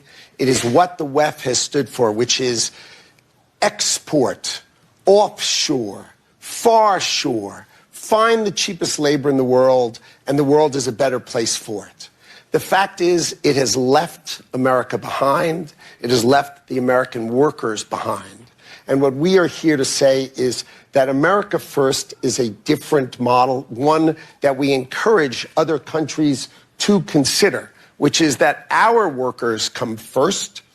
We can have policies that impact our workers. Sovereignty is your borders. You're entitled to have borders. You shouldn't offshore your medicine. You shouldn't offshore your semiconductors. You shouldn't offshore your entire industrial base and have it be hollowed out beneath you. You should not be dependent for that which is fundamental to your sovereignty. Okay, we're going to stop there. I think it's a little twisted. It's really interesting that he's telling us that the thing is failing. And what he means by failing is it's failing the elite here that want to hold on to the Western hegemony, the oligarchy here, and not allow for expansion and multipolarization of BRICS and things like that. That's what he's saying is failing. And he's saying that Trump is the way we keep that together, that the America First, which he describes is not actually what we're doing right now. So it's very interesting that he's trying to have a heart-to-heart about where we are, but the thing that he's saying that's true is the part that America is that the leaders here, the elite that run our country, are scrambling right now. The elite that run European countries are scrambling right now. The economies that we've created are not sustainable, and he's looking for a way to maneuver it. But this the globalization is going to happen one way or the other. It's a matter of who's going to be managing it, who's going to be the empire. It doesn't look like there's a way to hold on to that, but he thinks there is. But that's my take. Do you have any thoughts on this guy?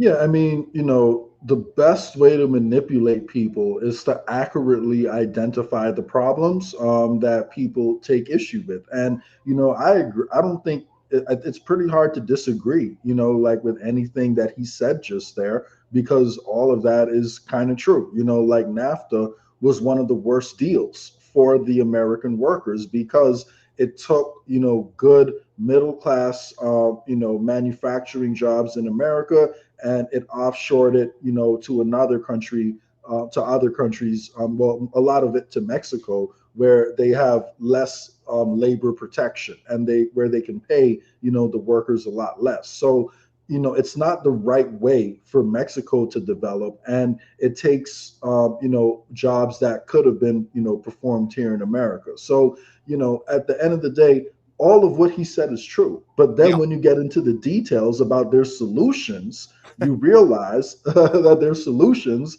are just to control you. And what they're pretending is happening is that manufacturing jobs are coming back. I should have sent you this graph, but I just saw a graph the other day about the number of manufacturing jobs in the country.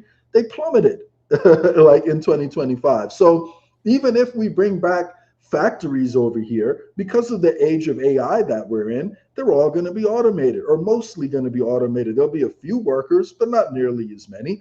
And, their solution is to essentially give us programmable, privatized stable coins, which will only be able to be spent at Walmart, Amazon, and other companies that donate to Trump. Now, they may not take it there initially, but this is where they're ultimately going. So the solution will be more control and more dependence on a state that doesn't care about us and more centralized power. And that's what we have to fight back against. So they'll accurately identify the problems. And then when you hear their solutions, you'll realize, oh, okay, so you're just weaponizing the problems to put us in an even worse position while pretending that you're on our side. Yeah, exactly. That's well said there, Jay. This is and then this leads us to the biggest reveal of the conference, and I think that came from Mark Carney.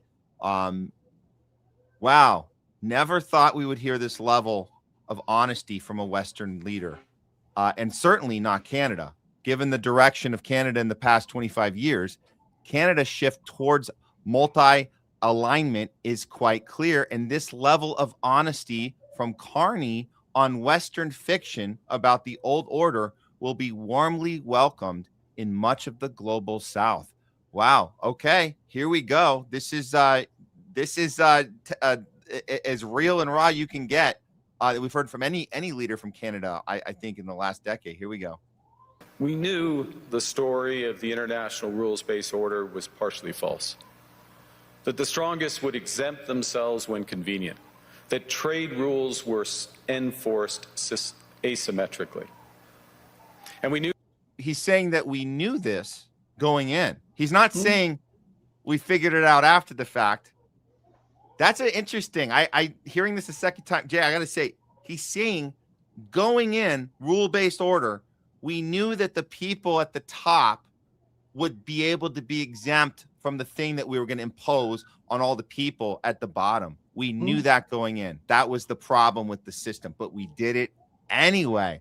Wow, what an admission of guilt. Wow. I mean, the summary of what he's saying is that, we were okay with colonialism until it's coming back to now affect us. And now that the most powerful empire, America, is coming for Greenland and openly stating it wants to annex us over here in Canada, now we have a problem with it. So, colonialism was fine before, even though it was veiled. Like, they don't outright own these countries they're destabilizing. They do it through covert means, destabilizing, installing your leaders. All that was fine. But now that it's being turned against us, now it's a problem. That's really a summary of what he's saying. But it is good that he's admitting that there was hypocrisy there. So I'm not, criticizing him for coming out and telling the truth. It's just that a lot of people were saying this, like Craig, me, you, we were all saying this long before Mark Carney was saying it. But it is refreshing to hear the leader of Canada saying it too. So yeah, because he's saying that we knew this wasn't going to work, but we did it anyway. That's big. That's not him saying, oh, after the fact, we look back and realize later. No, we knew there was a problem, that we were allowing the elite to have a free pass with everything. And we saw that with every part of when the stuff being implemented with COVID. I mean, we always go back to that, but we could see it that if you're up here, you get exemptions from everything else that everybody else has to do. And then we talk about future, like 15-minute cities and carbon footprint. He's telling us that doesn't actually work because the people up here don't have to do it. And that's a problem because it kind of defeats the whole purpose of we're all in this together, right? Okay, so here's a little more of this. That international law applied with varying rigor depending on the identity of the accused or the victim. This fiction was useful. And American hegemony in particular helped provide public goods, open sea lanes, a stable financial system, collective security, and support for frameworks for resolving disputes. So we placed the sign in the window. We participated in the rituals, and we largely avoided calling out the gaps between rhetoric and reality. This bargain no longer works. Let me be direct. We are in the midst of a rupture, not a transition. Over the past 2 decades, a series of crises in finance, health, energy, and geopolitics have laid bare the risks of extreme global integration. But more recently, great powers have begun using economic integration as weapons. Tariffs as leverage, financial infrastructure as coercion, supply chains as vulnerabilities to be exploited. You cannot live within the lie of mutual benefit through integration when integration becomes the source of your subordination. Wow. That's exactly what we're seeing happen, with the Greenland situation and how they were trying to muscle, Canada. So, it is refreshing hearing him say that. And I will say that when I first saw it, I thought, that he was going to limit his criticism to just Trump, but he didn't actually do that. Like he did call out, that this has been an ongoing problem and it started before Trump, even though Trump is now weaponizing it, more as he's kind of doing when he's talking about the tariffs and, the economic weapons that are being used, on different parts of what used to be the establishment. So, Yeah. He's including himself. You're right. This is not an attack on the current administration. This is an attack on the entire system. He should be on our show doing Homeless Left with us, but he's on the stage at the WEF. He's saying this entire thing is bullshit. And I want you to know. And he's a central banker too. Like that's the craziest part. So he's saying economically speaking, World Economic Forum going to tell you that we did this on purpose and we knew it when it worked. We knew it was wrong. And we can't ignore it now. We're at a pinnacle moment. We're at this moment. He says not a transitional moment. This is a what's the language he uses? Not a transition. It's a collapse, or whatever he said. It's in other words, it needs to be said now, because we can't continue to play along emperor's new clothes with this shit anymore. We have to admit that we were bullshitting the whole time, and the emperor had no clothes on the whole time. That's what he's saying. And he's saying we, not they or the people over here or Trump. He's saying we. That takes a lot. And this is going to age. They say this isn't going to age well. This will age well. This will be pulled out for reference for years to come. I think this is the big moment. The walkaway moment from this entire summit is this moment from Mark Carney. Yep. That's my take. Better late than never. I'll take what I can get. So, yep. All right. I think that does it for that segment. I want to get into the Greenland update and the European countries' reaction to Trump and where we are in this timeline. Did we have an update? Do we know if the Greenland deal is over, or is it still kind of sidelined? Where are we? So give us an update in Greenland, and I'll share some stuff. Yeah, so this is moving so fast that I apologize if I've missed something that's come out since what I'm about to say, what I'm going to say. But the latest I've heard is that essentially there's been an agreement between Trump and the head of NATO about what's going to happen with Greenland. Now, notice the people of Greenland weren't consulted about that. Not even Denmark was consulted about that. It was the head of NATO and Trump that came to this agreement. And apparently they came up with what they call to be a viable solution, which would be autonomous zones, similar to the deal between Cyprus and the UK. So for those who don't know, the UK has military bases in Cyprus where Cyprus's laws do not apply. So it's sovereign UK territory within another country. And that's essentially the deal that Trump has supposedly come to an agreement with, the head of NATO. So America will be able to establish, military bases and maybe build like a city or two. But, the whole overarching territory aside from those places is still going to remain, under the quote unquote control of Greenland. However, if you think about it, it's really just feels like kind of like a stepping stone that if you did want to take, the whole country and the entirety of Greenland, you could start out like this. And because the country is so sparsely populated anyway, last I heard, I believe it was about 50,000 people, who live over there, like a suburb in America, like has far more than 50,000 people. So even if they give America just one or two spots, like Americans could easily outnumber, the entire continent, like fairly quickly. And then a couple years down the road, even if it's not Trump, but another president who comes after him, they can easily just, go back and take the rest of it. So technically Denmark has not agreed to it yet.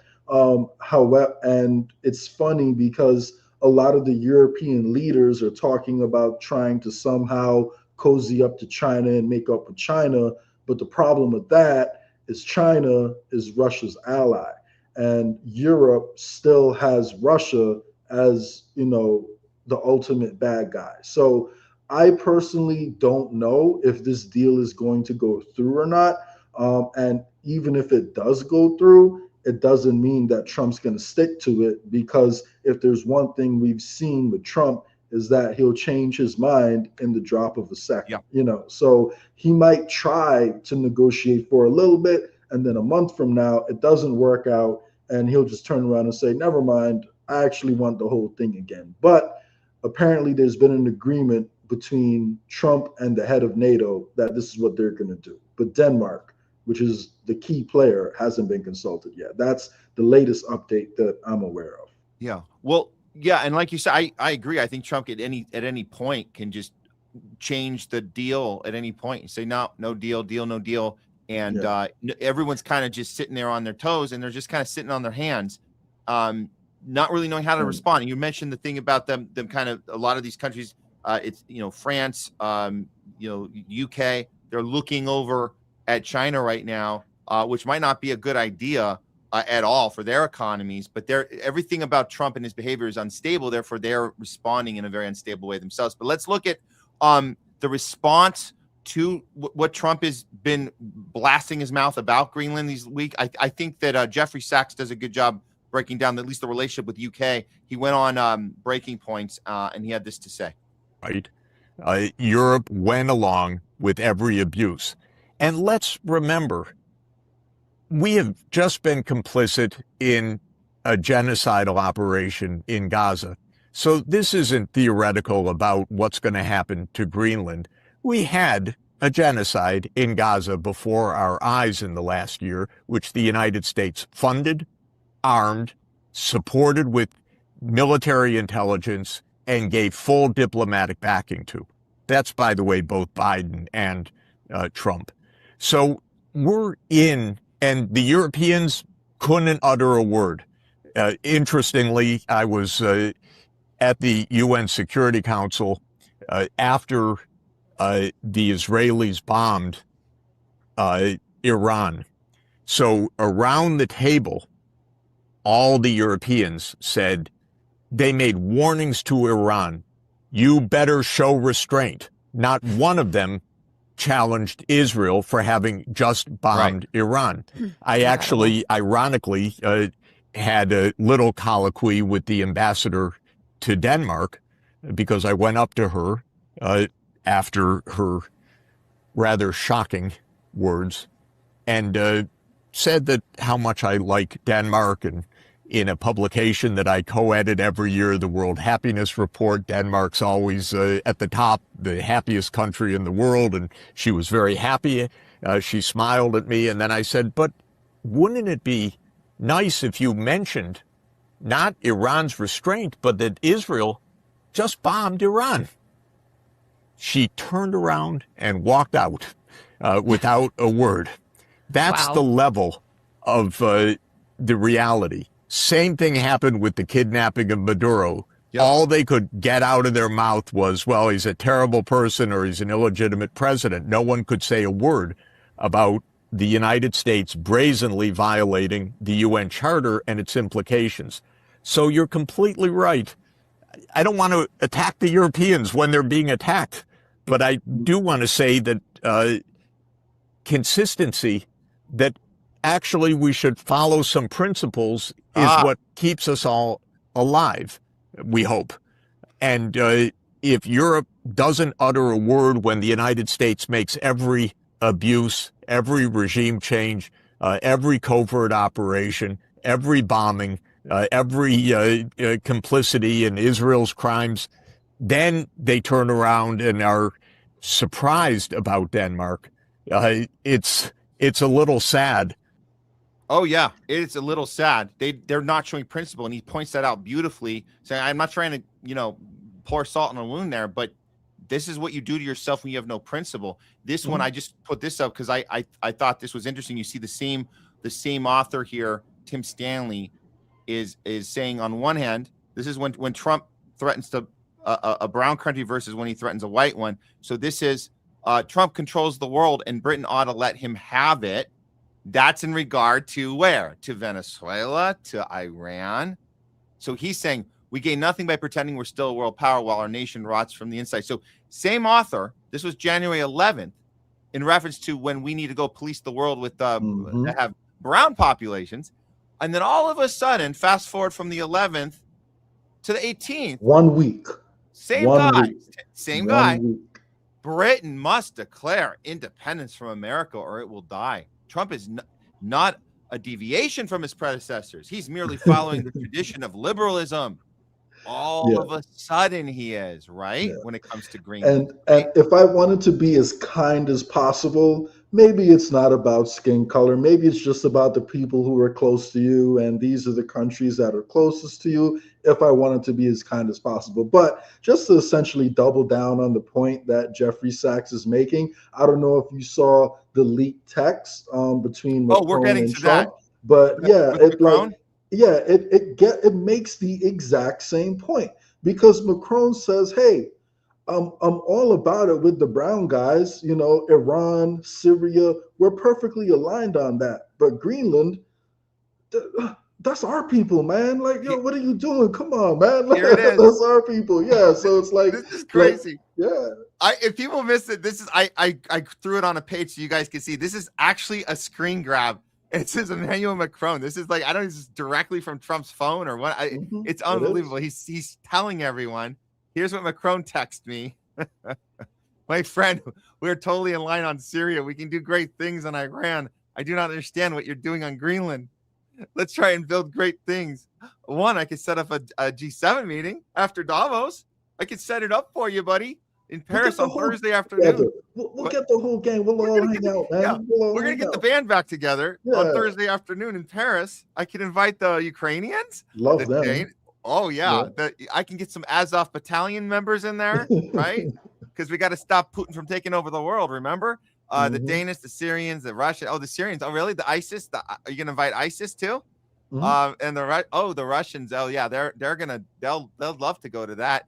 And let us have a dinner together in Paris together. We're going to have a dinner. I'm going to wine and dine you, my friend, before you go back to the U.S. So, yeah, Trump, doxed him on this, I guess you could say. He's like, I'm going to show everybody what you text me, little bitch, is what he's basically doing. Power to People says, Macron to Trump. It would be great if we just kept bombing Iran and Syria, but didn't allow the imperialism to actually reach Europe. And there you go. There's that non-principled approach to governing, which we've seen throughout all Western society for our entire lifetimes. There it is.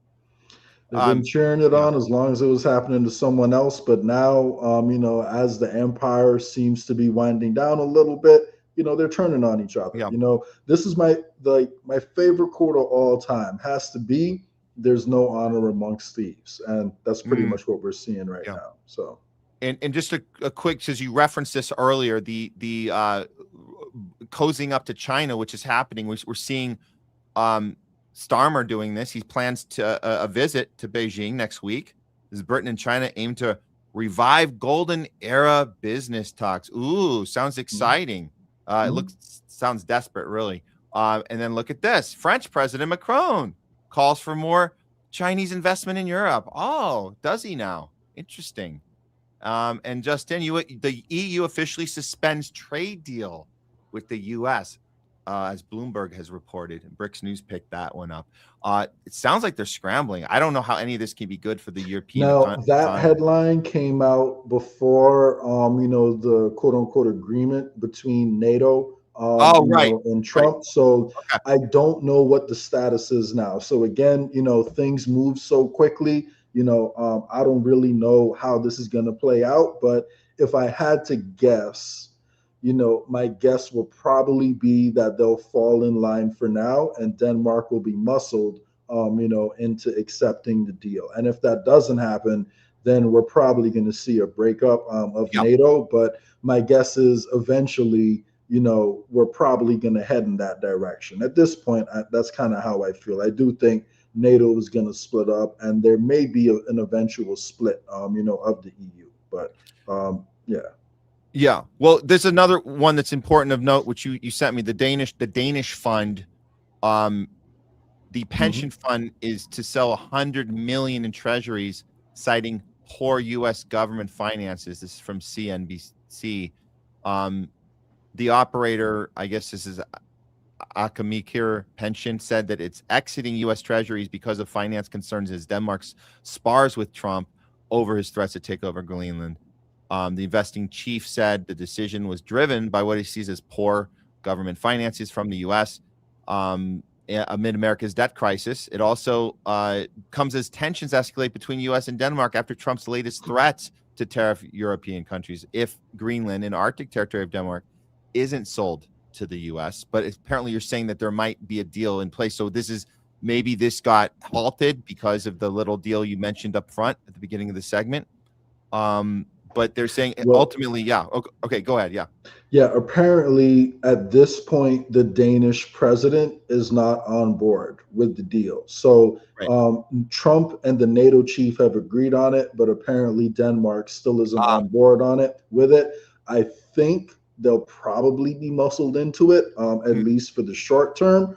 But again, I can't really predict like what way this is going to go. But just to put that in context, the EU collectively is the biggest holder of U.S. debt. When you include Britain and the EU, I believe they actually own more than China, because China has actually been decreasing the amount of U.S. treasuries they hold. So if they really pull the trigger and they all decided to sell like at the same time, it would be absolutely devastating like for America, but it would also be devastating for them. But the difference is America has more of a manufacturing base and more of a technological base than Europe does at this point, for the most part, with one or two exceptions. So it would actually probably wind up hurting Europe more than it hurts the the establishment in America. That's my guess anyway. So I don't expect them to do that, but hypothetically, if they did do that, it would be absolutely devastating for at least the poor, the working class, and honestly, probably a lot of rich people too, just not the absolute 1%. So. Well, again, like with all the other issues, these things are unstable. We think there's a deal, and then there's a switch out. So who knows what's going to end up happening with Greenland overall? We'll certainly stay on it. But lastly, I'll just leave you guys with this for historical context reference. This came up on Twitter, an oldie but a goodie. You might not have known this, but back in, I believe this was 2019. Yes, this was 2018, 2019. Here's Netanyahu having an idea. He's got a big idea, and it has to do with Greenland. Interesting that Netanyahu always seems to have a big idea when it comes to our U.S. foreign relations with other parts of the world. Listen to this. This is he seems to just have his finger on the pulse. Here we go. What are we doing with Greenland? We got to do something with Greenland. Where's my advanced team? Go to Greenland. They must have some satellite needs or something that we could do there. But we are coloring the world blue. We are coloring the world blue. We got to get some technology there. What does he mean by blue? I don't think he means Democratic Party blue. I think it's another type of blue that he's referring to. Who knows? Yeah. But fun fact on top of that, do you know the last time America bought a country from Greenland? Can you guess what that country was, Matt? That we bought a country from Greenland? We did. No. What did we buy? The U.S. Virgin Islands, Epstein Island. Epstein Island was actually purchased from Greenland back in, what is it, like 1917, I believe. So, fun historical fact for those who don't know right there. So, yeah, and like I said, again, this shows you, either one of two things, that Zionists run the world, or they're at the center and they are a proxy that'll tell you what the actual establishment is looking to do, because they're the front men, for the entire organization. But yeah, when you look at their plans for Greenland, they want to quote unquote build a freedom city over there. So they have freedom cities planned for a couple major cities in America. They want to do it in Gaza, and they want to do one over in Greenland, which will essentially be, a surveillance state, the first implementation of the surveillance state. So apparently, if you look at some of the big money that's gathering over there, it's the guy who started the Lauder the Lauder Corporation, who makes makeup. They're Zionists. It's Peter Thiel. It's Bill Gates, and a few other people, all connected, a little bit to Zionism and the surveillance state.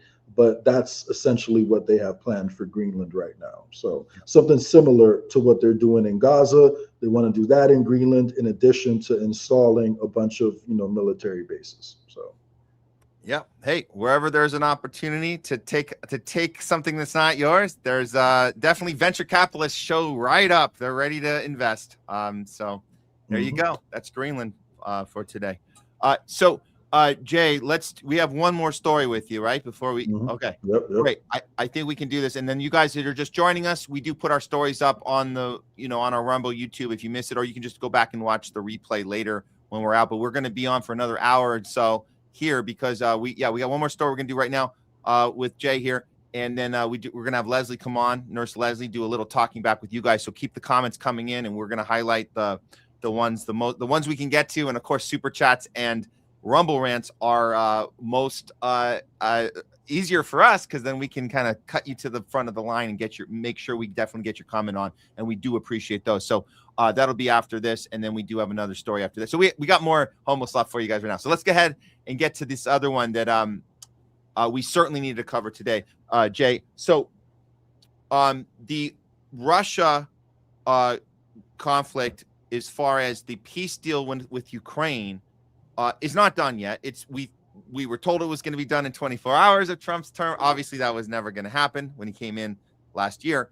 But as close as we're getting, it seems like we're not there yet. But maybe one thing has happened now that might set the table for the Ukraine deal to actually get done. But it's not what you guys think, because it involves the Board of Peace, maybe as a leverage. And when I'm talking about the Board of Peace, I'm talking about this committee or this team that Trump put together. We covered it on the show on Tuesday, but I want to remind people what happened here. It's kind of it's a shocker because I don't know how the mainstream's covering this, but we wanted you guys to know that this thing officially got put together. It's the Board of Peace. This is the Gaza plan. This is that whole, if you guys remember the Gaza Plaza, Trump Plaza bullshit, that's what this is. This is the thing. They've been talking about it for years. They've been gloating about it since October 7th. It's called this master plan. So all these people are in place here: Mark Rubio, Steve Witkoff, Jared Kushner, Tony Blair is involved. Imagine that this war criminal from back in the day is involved with this, and we got a lot of other people involved as well. And then there was this fake news story that MAGA ran with. It said, "Oh, Trump is sticking it to Netanyahu because Netanyahu doesn't like the fact that Trump put this team together." That's not actually true. Let me just update people on this. Since Tuesday, this happened. I want people to know that, no, of course Netanyahu is part of this. Duh. That was just a little misdirect. Israel's wanted war criminal Netanyahu has now officially joined the Board of Peace. So Netanyahu's participation, despite an ICC warrant seeking his arrest for war crimes in Gaza, will add concerns over the objectivity of the board. Will it not, you think? Along with all the other psychopath warmongering criminals on that exact team. And so Howard Beckett tweets out, Netanyahu accepts Trump's invitation to be a member of the Board of Peace for Gaza. Netanyahu wanted by the ICC for war crimes and genocide. Trump, who provided the weapons for genocide, partners in the murder of 20,000 children. As you guys know, that's a low estimate. Two men who belong in The Hague. And here it is. Netanyahu makes this calculated decision to skip the signing of the Board of Peace, which happened in Davos in Switzerland at the WEF. That's where the signing happened.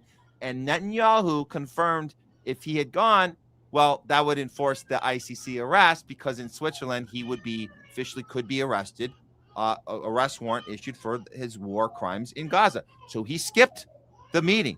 I'm going to circle back to Putin here in a second, but this is the signing, and you can see who was there. Board of Peace. There it is. A whole line. A lot of the people on that list from earlier are in this room. They're all signing it. And Netanyahu is not there, but he's agreed to be part of it. Okay. So now we set the table. So you guys see the plan in place, the master plan. It's been worked on for 2 years. Jared Kushner's ready to move in. Steve Witkoff ready to move in. These guys making their venture capitalist deal happen. So there it is. There's the official signature. So where Congratulations, President Trump. The charter is now in full force, and the Board of Peace is now an official international organization.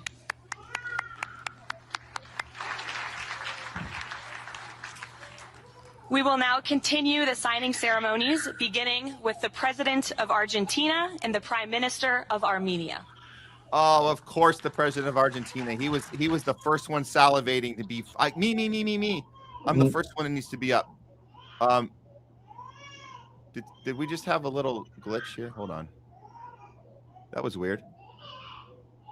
Okay. Yeah. That's a weird little bump we just had. Let me fix that. There we go.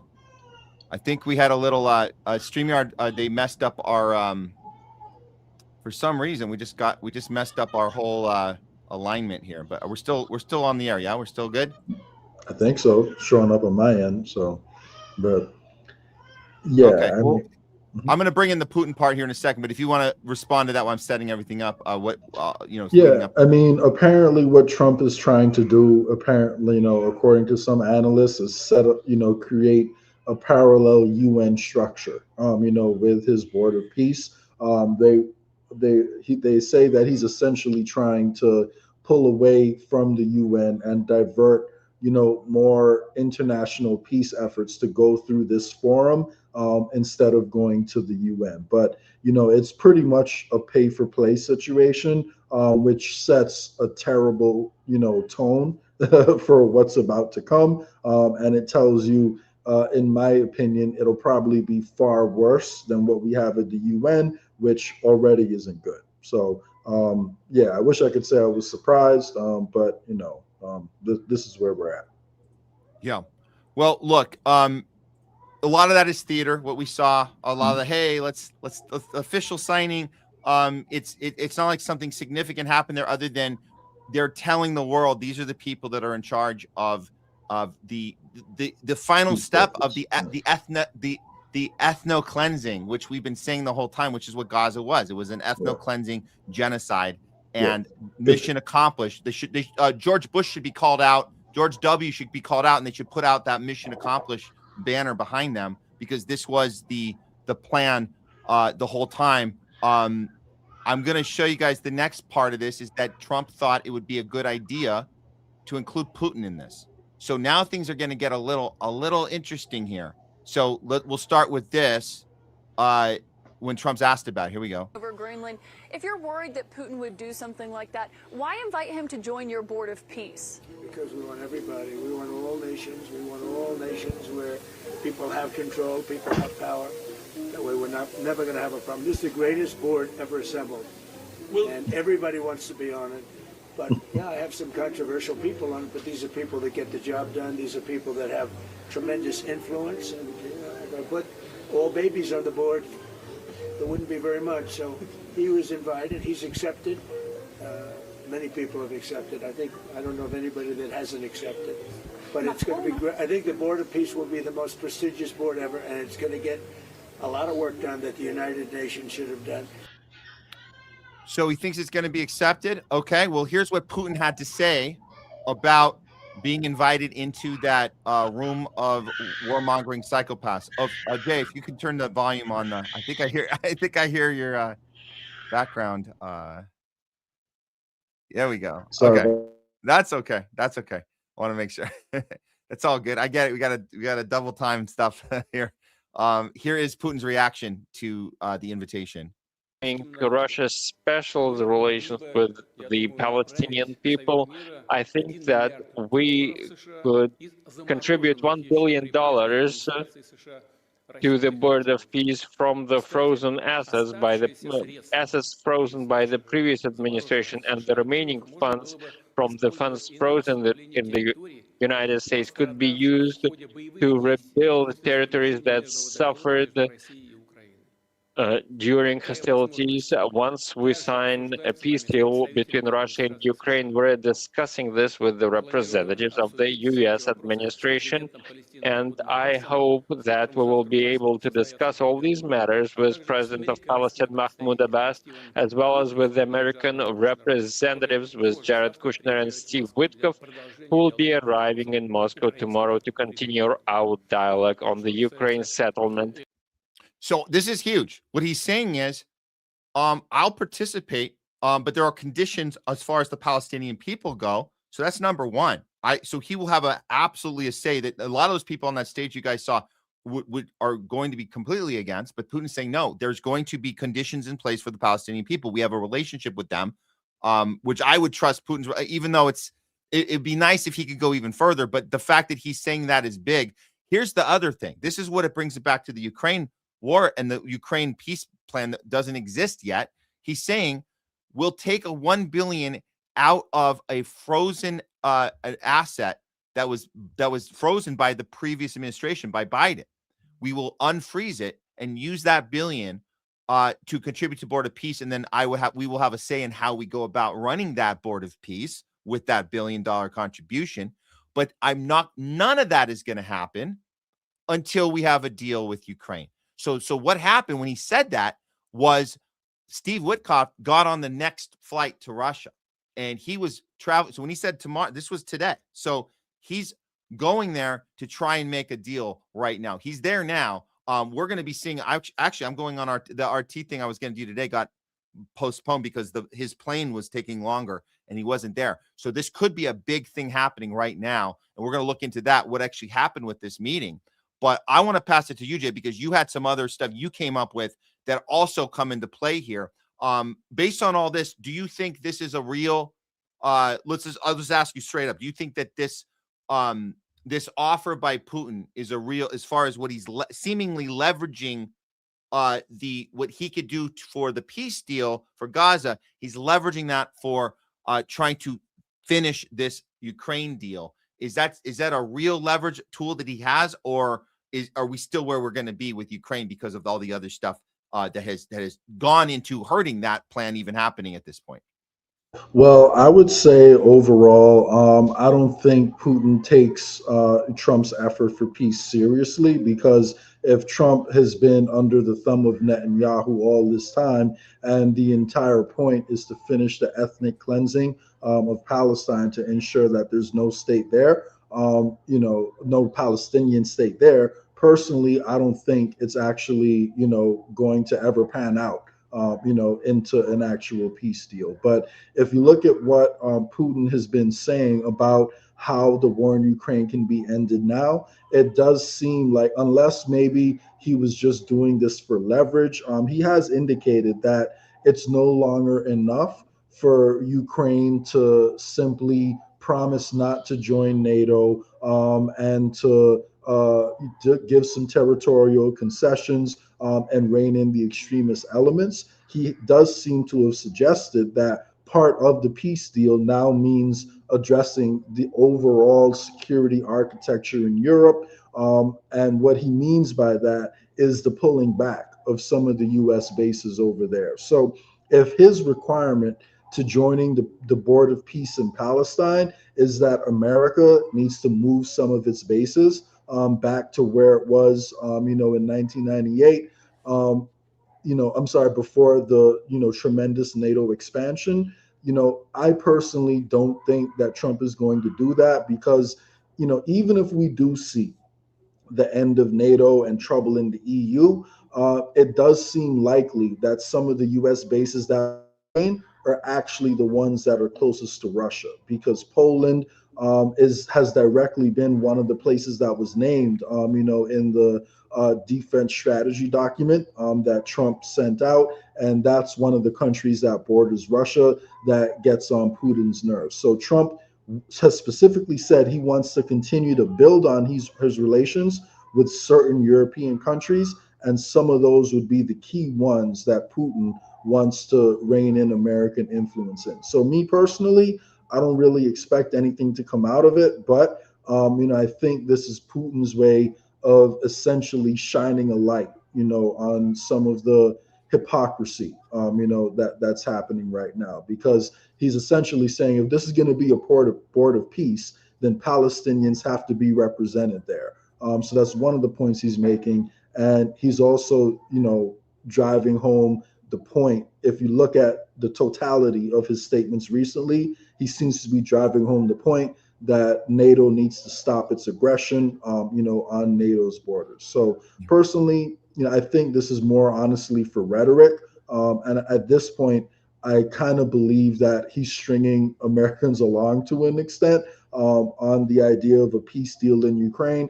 I think he believes it's going to be settled on the field because he doesn't have real negotiating partners, in America and in the West, because Kushner and Witkoff are simply not going to negotiate a deal. It's not going to happen. If you wanted a peace deal to happen, you would put together a proper delegation and you would send over, a proper negotiating team. And that's what Russia has called for the entire time. So I think it's more theatrics, and I don't really expect anything to come out of it. So that's my opinion.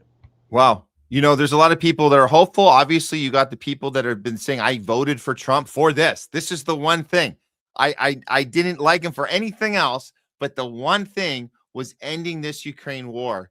And you're saying that even with Witkoff in a position of, hey, you got to get Putin on this peace plan team, because that would make Trump look what I did. I brought everyone together on this thing.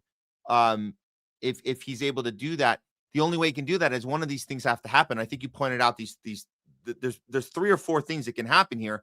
But you mentioned the 1998. That's important, because that's the part that if Ukraine wasn't so aggressive, NATO wasn't so aggressive 3 years ago, we could have had an easier deal. But because of all the aggression, because of forcing Putin into the war, he's saying we need to go back to where it was in 98 now. If they just had cooperated with the Minsk agreement, the Minsk II agreement in 2014, then we wouldn't have to go back. But you're saying there's no way he's going to back down from that. That he's saying that this deal, so Witkoff is there right now in the negotiating room, and you're saying there's nothing Witkoff can do or Jared Kushner can do to get Putin to reverse.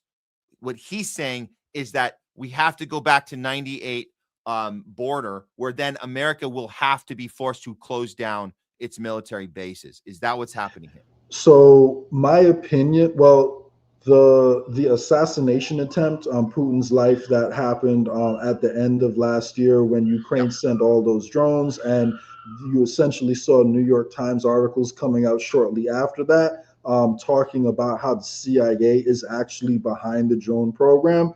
It tells, since that has happened, Russia has said, the Ministry of Defense, his foreign representative Lavrov, as well as Putin himself, have both said we have to revise our terms now and we have to harden our stance a little bit because of what's happening. So it's possible he's using that as negotiating leverage, and maybe he's still open to the deal elements of before, where no Ukraine in NATO, but it has to be codified. We rein in the extremist elements, and there's some, concessions on the border issue. Maybe it's possible, but I just don't think Witkoff and Kushner are going to be the people who negotiate that, because in every other negotiated settlement and negotiated peace deal, it hasn't been just 1 or 2 people who go over there and work out the details. It's always been a team of qualified negotiators and statesmen, kind of with experience in this kind of thing, that go to work out the details of how the peace is going to work. And Trump is just sending his son-in-law and his real estate buddy, to go over there. So I personally don't take it seriously, but I don't think Putin wants to be seen as a bad guy. And if he simply came out and said, I'm not negotiating with the Americans anymore, I'm not going to accept Witkoff and Kushner, then it would be easier for him to be demonized here in America and around the world. So I think he's playing along, to save face, but I just don't see a real effort coming from America to really, do the concessions that Putin is asking for. So I personally don't think it's going to happen. I hope I'm wrong. And I hope, that this is the start of something, of a real lasting peace there. But I personally believe at this point that Ukraine will be settled on the battlefield. I don't think it's going to be settled by a peace deal between Ukraine and Russia, because everyone in the political establishment, in Ukraine is all in on, fighting to the last Ukrainian. And, that's just my opinion. So that's it. if the deal happens, it's going to be that the U.S. agrees to shut down military bases in Eastern Europe, and that doesn't look like that's going to happen. So it doesn't look like there's going to be a deal, but that is an option. It's still on the table. Maybe 5% chance that'll happen. Or you have Russia defeating Ukraine, and we go down to the last Ukrainian, or some crazy ass alternate dimension in which Ukraine defeats Russia, which is insane. That's not actually possible. That doesn't leave really much else unless there's some weird, miraculous NATO intervention of some sort where they just kind of shake hands and go home in some sort of weird stalemate. That would be the only other, right? So that's it. That's the only way this thing can end. Exactly. And the issue with that is we can't shoot down Oreshnik missiles. Like, Russia has the most advanced missile system in the world, at least that we've seen out in public. So unless there's some, super secret weapons that they're about to release, we have no answer to what Russia can do at this point. So, all right. Well, I guess that does it. That just about does it. We'll keep our eye on this one, you guys, as you know, we always do. Jay, Scott, anything you want to else you want to leave people with today? I appreciate your time. By the way, we got through a lot today. I really appreciate it, and we had Craig on with us too, and great discussions all around today. Yeah, no, for sure. All I want to leave people with is it's not all doom and gloom. We do have the power of collective action. Striking is still a thing if people feel that inspired and you want to bring an end to what's happening. And we have a decentralized party that takes away the mechanism that the elites are using to control us, and that mechanism is the centralization of power. So I'd encourage everyone to go check out www.wtpnational.com because if we have a party where the representatives have to answer directly to party members instead of an executive committee that can keep things secret, we'll get a lot more transparency in our politics. We'll open up the books of what's going on behind the scenes, and we can take money out of the hands of the international corporations and put it directly in the community. So, yeah, appreciate you, Matt. Great work as always. Good luck on RT later, and we'll be in touch. Awesome. Thank you, Jay. Jay Scott, everyone. We the Later. people. Awesome. Oops, that was a little jerk. Okay. Reset. Okay, yes, as you guys probably, if you were watching for one brief second there, as I told you guys earlier, we're going to be talking to you now. So get your comments ready. We've seen a bunch of them on our Twitter. Actually, we saw some people responding on Twitter. That's great because we can see those comments here on StreamYard. Also, our Rumble channel. You guys know where to find us there. So that's where you guys can throw up some comments. Now, if you do a Rumble rant, we'll cut you to the front of the line. For sure, and get a response to you because we'll be bringing in Nurse Leslie here in just a moment. THL presents on YouTube, and the Twitter's up. You guys can see us on X, on Matt Weinglass, or on the Homeless Left. You can drop a comment, and we get to those as well. Super chats on YouTube. We've had some good ones. We've had our regular listeners, viewers, give us a bunch of super chats on there. We appreciate that. We'll be replaying those for you guys. As well, because you deserve it. Because you deserve it. You guys support us. We support you too. We'll be right back here in just about a minute with Talking Back with Leslie. Here's a little, this one actually Jay sent me. I thought it was funny. Little transition commercial. So get ready to go. We'll see you guys back here in about a minute and a half. Here we go. Choose is so important, and we're trying to legislate that. But it's a tough and difficult process. I just passed the Fuck You Die Act. It's an act where you get fucked and die. Also, there's a new tax on everything. We can't afford a single-payer system. We just can't. It's just too much money, and we Hey there, if you join my new personal army, you get paid $100,000 each and $50,000 sign-on bonus, and you get to kidnap people, and you can kill people, and you get absolute resources and immunity. And also, here's $20 billion to Argentina. Guys, I know there's literal children at the southern border that are in cages right now, and I know I promised to free them, but it's a long and complicated process, and I'm trying to figure it out, and I don't have as much power as you think I do. I just pardoned every person that tried to overthrow the government on January 6th, and like that. I just did that. Guys, I'm just a widow baby. I can't do anything. I can't pass anything. I can't do anything. I'm just a little baby. I can do literally anything. I can do literally anything. $1 trillion to Israel. $1 trillion to Israel.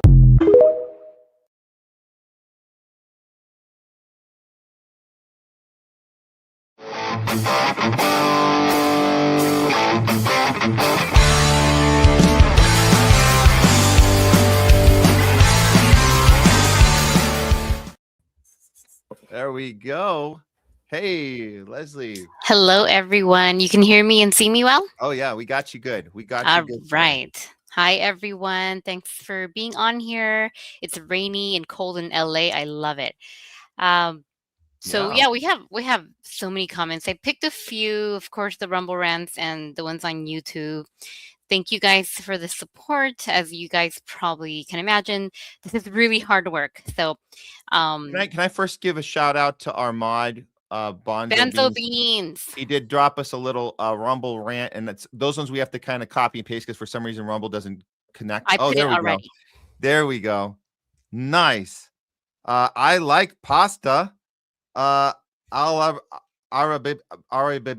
Pasta I don't know. al Can you help me with that? arrabbiata.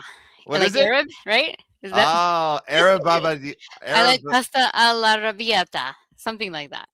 Arabiata. Is that it? You gotta do it. You gotta do it like the Italian chef. All'arrabbiata. I That was like a good. pasta. That's really good, Benzo. Love it. Love it. Thank you, Bonzo. Yes, so thank you, Benzo, and thank you for being our awesome, wonderful mod. Thank you for bringing in the other, what is it called? The Rumble. Oh, the Rumble rants, bringing in the Rumble dissidents. Raid. No, the Raid. Rumble Raid. Rumble Raid? Raid. Yes. Is that what it's Yes. called? Rumble Raids coming from due distance. We love it. And then I think when our show ends, sometimes he'll bring us over to Glenn Greenwald. So we've done that before. Bonds, it's just timing. We don't know. Like if Glenn comes on and we're ending, it's a really cool on Rumble where you can just kind of move an audience over. So if you guys are, when we're gonna wrap up, we have another segment after this, but you guys, yeah, we like that we can just kind of move people right in. And I saw that last week. A lot of our viewers were right into Glenn Greenwald, and there was an announcement that Homeless Left had joined Glenn. It was awesome. So it's just nice to be in a facility. I never thought, I gotta say this, I never thought I'd be in this facility where we're literally sandwiched between Due Dissidents and Glenn Greenwald, and we're right there. And we appreciate all you guys helping us get that type of street cred or whatever it is, that we just do what we do, and you guys are responding, and we love it. So thank you all, and thank you, Bonzo. Yes, thank you, Bonzo, and thank you for everyone who contributed today. Yes, you go to the front of the line, like Matt says, but also we really appreciate the support. Matt appreciates your support. This is, Matt, you do a lot of work.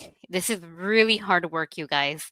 So I see this every single day of our life. This is a lot of work. So every little bit helps. Thank you guys for supporting. I'm going to post this one from Rumble right now. Stoop Sign, thank you for the support. He or she is asking, where can I find Pasta's documentary on Lahaina? Oh, did you wait? Where's the comment? Or you're just reading? Sorry. Oh, there we go. I thought I posted it. I didn't. Oh, yeah. It's Pasta's documentary in Lahaina. Okay, so you go to his YouTube channel, and it's Pasta to Go.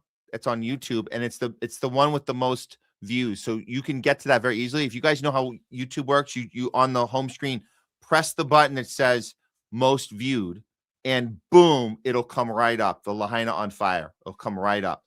There was a second one he was working on, but it didn't. It had some issues, but the first one, it stands on its own. It's not even called Part 1. It's just called Lahaina on Fire, and it stands on its own. It's beautiful, and I think he used it to launch the channel originally, Pasta to Go. So just go to Pasta to Go. You guys can find Lahaina. It's called Lahaina on Fire, and it's got the most views on his YouTube channel. So it'll come right up on under most popular. So that's where you met Pasta, right, in Hawaii? Yes, because he was working on the Lahaina documentary, and meanwhile, we were working with our colleague Stephanie Perucci on. She was doing an investigation on the Lahaina fires, and then we kind of teamed up. And I think what happened was, you remember that the group Shelby Hosanna started that group, right? It's called oh my God, I got to know the name of this group. It's the What is it?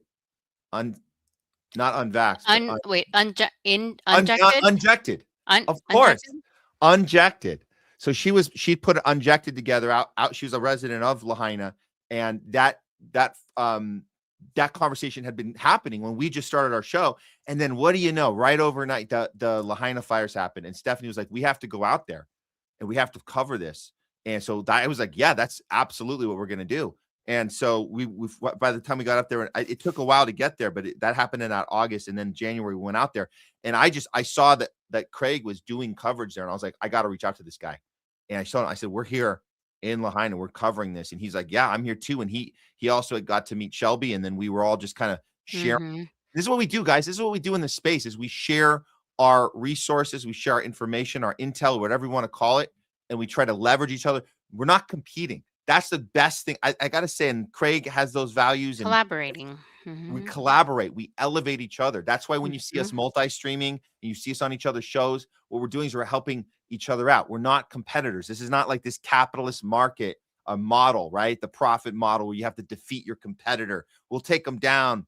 We'll smear them in an ad, and then we'll get all the leftover clientele. That's not, no, we elevate each other. And that's why Pasta and I were able to come together. And we started from a good place, which was covering the Lahaina fires in an honest way and asking questions that the mainstream media refused to ask, like, what the hell was up with those blue roofs on the houses? Those were the only ones that didn't get scorched. Weird. Just one question of many, but go back and look, guys. Why the blue cars and the blue roofs? They just, for some reason, the fire skipped over those. Just one little question we had of many. Okay, so I'm just going to quickly respond to some funny people right now. Well, T-Bone says 316 says, yes, we love Bonzo. He's always putting in work. We really love Bonzo. Thank you, man.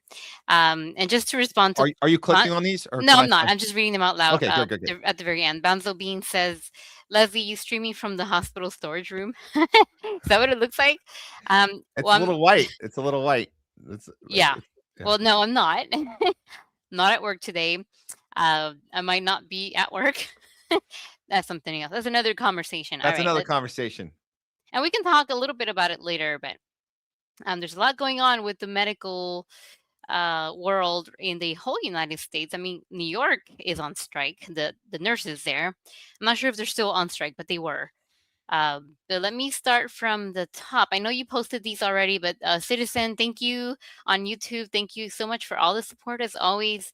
I think you read these, right? Pizza and Wine and Jay. Pizza and Wine and Jay. We threw it up during the show, but I didn't actually get to say it. So thank you, Citizen, for that. Yes, I'll crack 2 jokes Leslie's way at your expense, Matt. Ooh. Uh-oh. But I'm ching. Thank you, Citizen. Is the story of Hind Rajab happening in America? Thank you. Yes, that's in regard to the ICE. The ICE when they arrested the girl, the minor who had a passport, who's a U.S. citizen, and they just threw her into the car. They just need to throw a bunch of people into their vans or trucks. Yeah. They just need to, and anybody at this point. Yeah, that's right. What do we want? Jake GTV. How do we want it? With commentary, Matt, during the breaks. Can I just say this? Look, I understand, like, there's so much good content there, but my one critique of Jake GTV is every time it must be impossible to put those things together, because it's a lot of work getting all that footage and the rhythm. But man, they go on long, and I got to tell you, like, as a filmmaker, you got to know how to edit your shit down. You got it, and his stuff is they're becoming like 12-minute long, and like we know, like a good sketch is somewhere between, it can be as little as 1 minute, but we can do 3 minute, 4 minute. If you're doing something like a humor, like a political humor, it's some point you want it. So I look for that 3-4 minute tops. That's kind of what I look for. But I have no problem. We did it. We played it today. I think we cut it off at the 2 minute this time. But there's a lot more good stuff. You guys go check out Jake TV. A lot of great stuff on there. But we'll break them up. They'll keep putting good stuff out, and we'll keep breaking it up and giving you guys the good stuff, because it's all good. And it's hard. It's hard to make. We're not, you're using a creative, artistic touch. It takes even that much more time putting together like what we call a short film. It takes time. So we appreciate it. Good work like that. Thank you. Another one, Base J. I co-sign your Godfather's Israel take. Thank you, citizen. Yeah, no, I think I think he had a good take there. And then I think I had a little bit of a slightly different, but I think that we agree mostly on it. And it's always interesting going to these films and really looking at who greenlit these films and what are they saying and what are they not saying, and what films are they not making? Why do we have so many films about the Italian mafia? We don't have any films really about the Jewish mafia. Just a question I'm throwing out. But Are there any at all? Yeah. Not that I know of. Yeah. Rally your troops to like and share Jake GTV, Matt. We just did. Yes, Thank you, we citizen. just did. Thank you, citizen. T-Bone 316, great show so far. Matt, thank you. He corrected himself later. But he meant Matt. The world is full of from Chi 1987. Hey, that's my birth year. Yeah. Not telling you how old I am, but that's my birth year. You The just world is told us. full of leaders who are terrible humans. We are screwed. The world is full of terrible leaders. Are there any leaders we like? Okay, thank you. No, because the leaders we like get killed or captured, murdered or captured. That's pretty much it. Or they don't make it. They don't make it, right? Right. By the way, we're working on getting Dennis Kucinich on the show. I was on a panel with him with the Last America Vagabond guys, right? We had Ryan Christian, Derek Bros. So I was on a panel. We're just helping them with a fundraiser for that, their journalism that they do. They've been doing excellent work. You guys got to check out T Lab. They call it T Lab. It's the Last American Vagabond. Dennis Kucinich just pops right in the middle of the panel. I was like, oh shit. And I had a chance to meet him back in Philly when RFK went independent. But then it was right at October 7th. And he was like, we have to protect Israel at all costs. And Dennis was like, I'm out, dude. And he was one of those guys. Dennis Kucinich is one of those guys that just had that integrity as a leader. And he was part of the Democratic Party. But he's part of that third category of a good leader. They either get killed, they get captured, and they're no longer good, or they end up like Dennis Kucinich, who's still alive, but he was pushed out and he just said, you know what? I'm going to be over here. He tried to be a campaign manager for RFK. And then he said, you know what? After October 7th, he saw at RFK how he was behaving. We're blank check to Netanyahu. He said, I'm out. So we had a chance to meet out in Philly back then. And now that we've risen up a little bit in this space, we'll have a chance to actually have him on the show. It'd be awesome. But Dennis is one of the people that fall into category 3, which what are you going to do? Those are the only 3 choices. That's all you're going to get. That's it. All right. Thank you for that. Moving on. Oh, I saw Pamela Drew right now. Hi, Pamela. Okay, let's see. From Chatter X, political satire became obsolete when Henry Kissinger was awarded the Nobel Peace Prize. Tom Lehrer. Tom Lehrer? Yeah. Thank you, Well, Chatter X. it's a quote from Tom Lehrer. I think that's Lehrer from PB. Was that McNeil Lehrer NewsHour? Was that Lehrer? Is that the right Lehrer? I think it might be, but that's a very accurate quote. That Henry Kissinger getting the Nobel Peace Prize means it's not a real peace prize. And so there's still people that think it is, and they think that, that Trump getting it handed to him by Maria Coronavirus Machado, that he's being a piece of crap asshole taking that from her. But it doesn't matter. It doesn't actually matter. Obama awarded it, and then it kind of greenlit him to do all the drone bombing and invading more countries and murdering more people. And we killed some folks. That's the list of people. It includes Henry Kissinger. It includes Obama. It includes Coronavirus Machado, and now Trump, because Trump took it from her and said, thank you for giving me your prize. It's a war prize, right? Nobel War Prize. All right, Weinglass. So Banzo has a question for Pamela. I don't know if she's seen it. Which is Pasta's main channel, Pasta to Go? Is that the main one? That's his. We'll say this. It's his personal one. So I don't know if he wants to call it his main one. It's his personal channel, Pasta to Go. But he's part of Truthwire, which is the one he's mainly seen on, which is the show he does with Fiorella.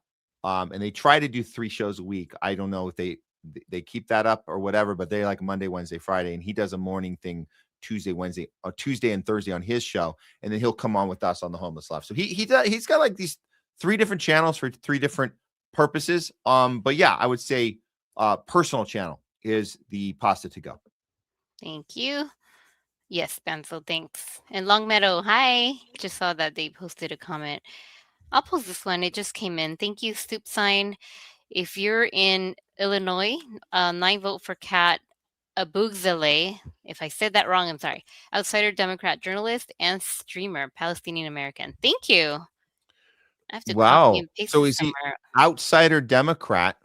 We always get skeptical if you're running within the party. We always get skeptical, but Palestinian Americans. It's worth a look. Yeah, but we'll certainly have to look at that at Kat there in Illinois in the 9th. Thank you for that.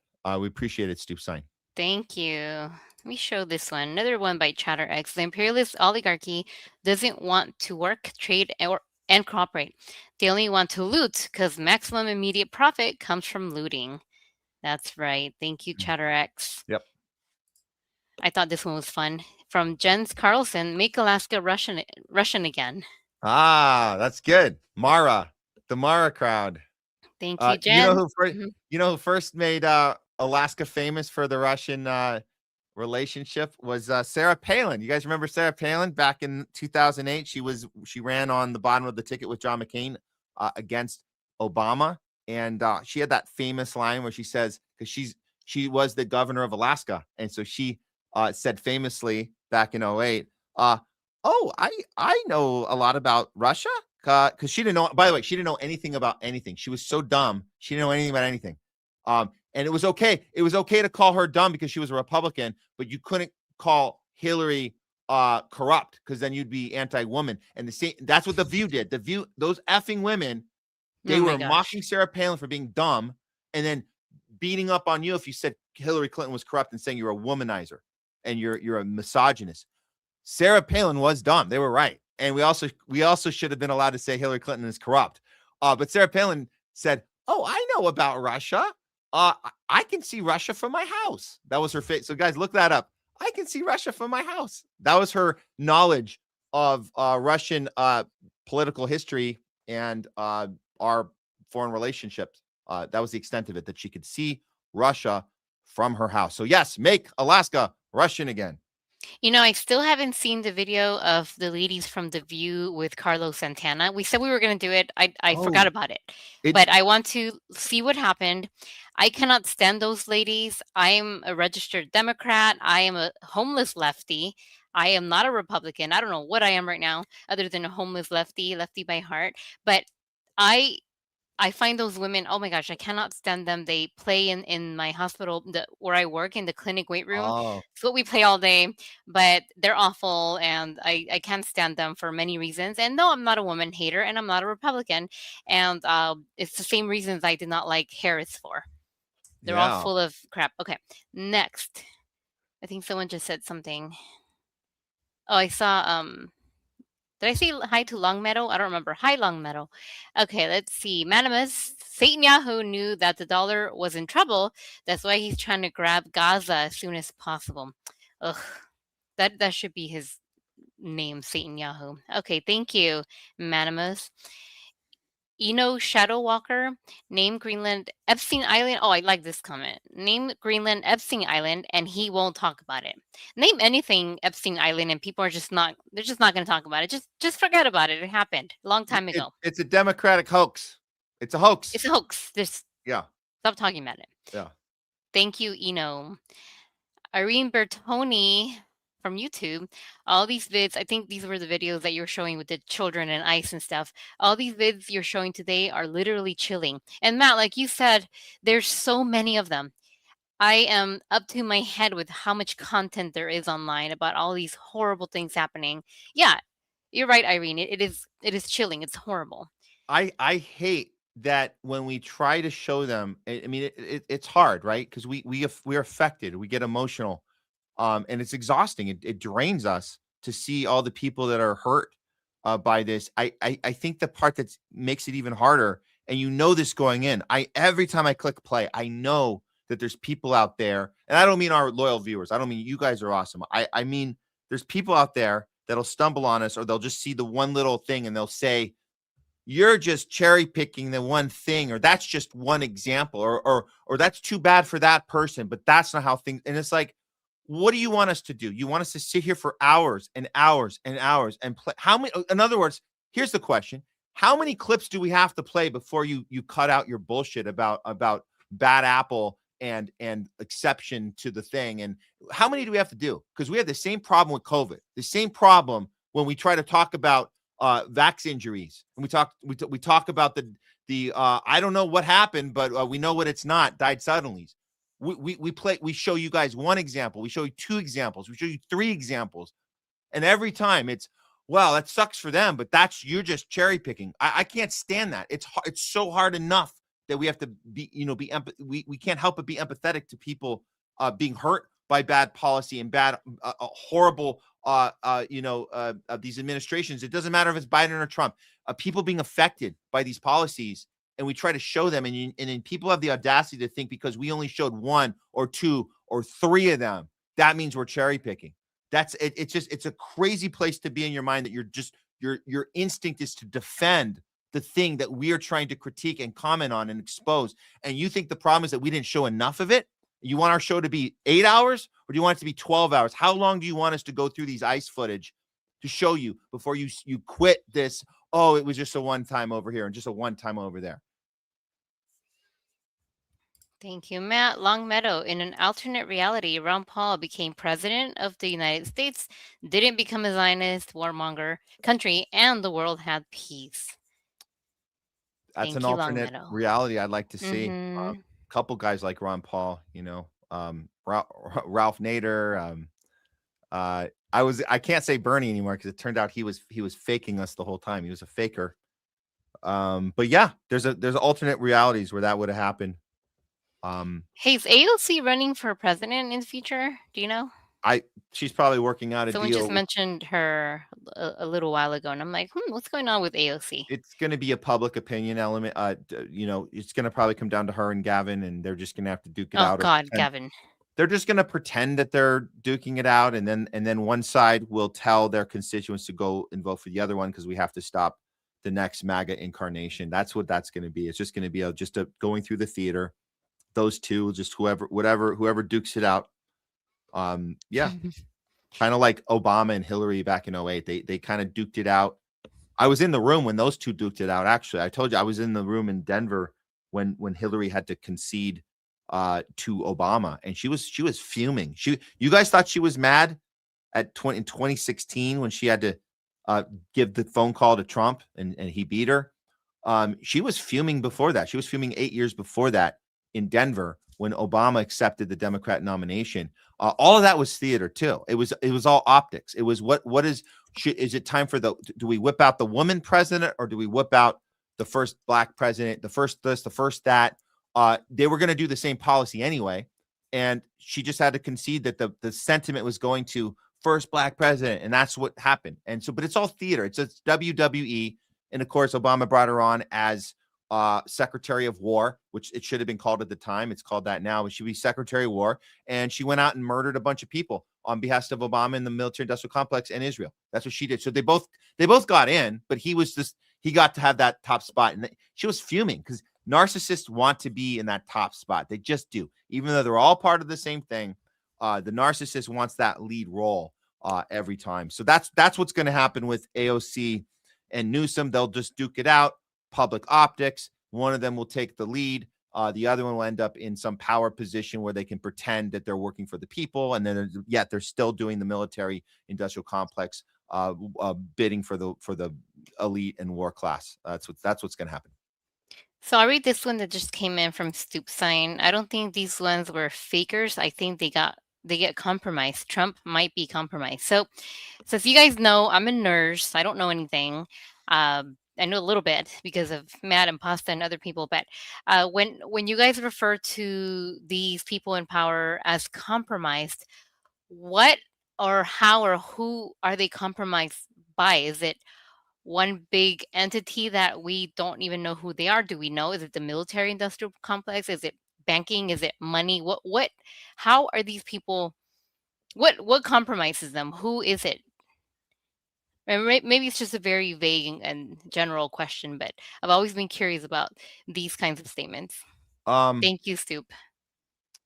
Well, so the compromise, I mean, we're kind of speculating, but it seems like the most likely place, like somebody like RFK Jr. got compromised, was when he was in the confirmation hearing. He had to go in a closed door in the back and do compromises. Say we'll vote you in, but you're not allowed to do anything with mRNA. We'll vote you in, but you're not allowed. Yeah. So there's these exchanges, and Trump had that too. We thought we might have misread it, that they did the assassination attempt, he survived, and then they did the compromise. Now it looks more likely that they compromised him before that, and then they staged the assassination attempt. But these things these are the things that happen in closed doors, behind closed doors, where they say we will allow you to do this, but you have to agree to that, and you sign your name in blood or whatever. But there are no cameras in the room when that happens. There was no cameras in the room when RFK Jr. went in the back with the committee, the Republican head of the committee, after he got that WWE smackdown by Bernie and Elizabeth Warren, who all of a sudden were just friends with Big Pharma and wanted to attack RFK. But all that was for theater. At the end of the day, it was about the closed door meeting he had after those theater hearings. And that's where he signed his name in blood, whatever that looked like. I don't know. But he's not doing the thing that he said he would do. It's because he was compromised. All righty. Citizen, you're so funny. Hi. I have a few jokes to throw your way. The jokes. Let's hear it. Stu also said they get blackmailed by Israel. I'll read this one. Chase the Mind Sculptor on, is this Rumble? Yeah. Trump compromised. The guy's part of the oligarch class. I'm a working class guy. I'm built not to trust management. Pukes like Trump and his ilk. Thank you, Chase the Mind Sculptor. A lot of great comments coming in. Let me see. I don't want to miss any that I starred. T-Bone 316, thank you. That's very nice for you to say. Jens Carlson as well. Great show, great chat. Thank you. JW Cloud one. Thanks, guys. Great job. Thank you, guys. I like this comment as well. There needs to be a general strike. Stoop Sign agrees. Nationwide general strike. Thank you, guys. Nail them as well. Always tuning in. Thanks for the support. Let's see. Anything else coming in that we want to read out loud? Don't think I didn't notice you took a 55-day vacation, Leslie. I did? No, you didn't. I took a 5-day vacation.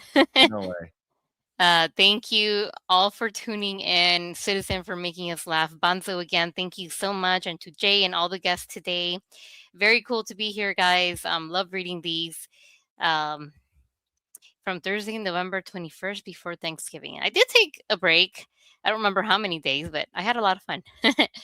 All right, guys. All right, Matt. Anything else? No, I think we're good. I know just say Good luck that. to all the. Sorry, No, there was a little delay there. Go ahead. Oh. No, I was just saying that we do want to have this conversation. Maybe next week at some point we want to talk about the strike, the workers' strike happening in the medical arena right now. And I think we told people we were going to do something on it today, but I think because it seems like Monday's a marker for this, and I think next week we'll be able to have a better story for you guys. But we will appreciate your input on that, Leslie, when we get to that, because it looks like it's going to be a pretty big deal. Yeah, it's huge, and I don't know a lot about that stuff, but there's about 31,000 people that will go on strike starting Monday. We don't know how many days. Last time it was a 5-day strike. This time it could be 1 day, it could be 5, it could be 50 days. We don't know. Yeah. But good luck to everyone protesting out there.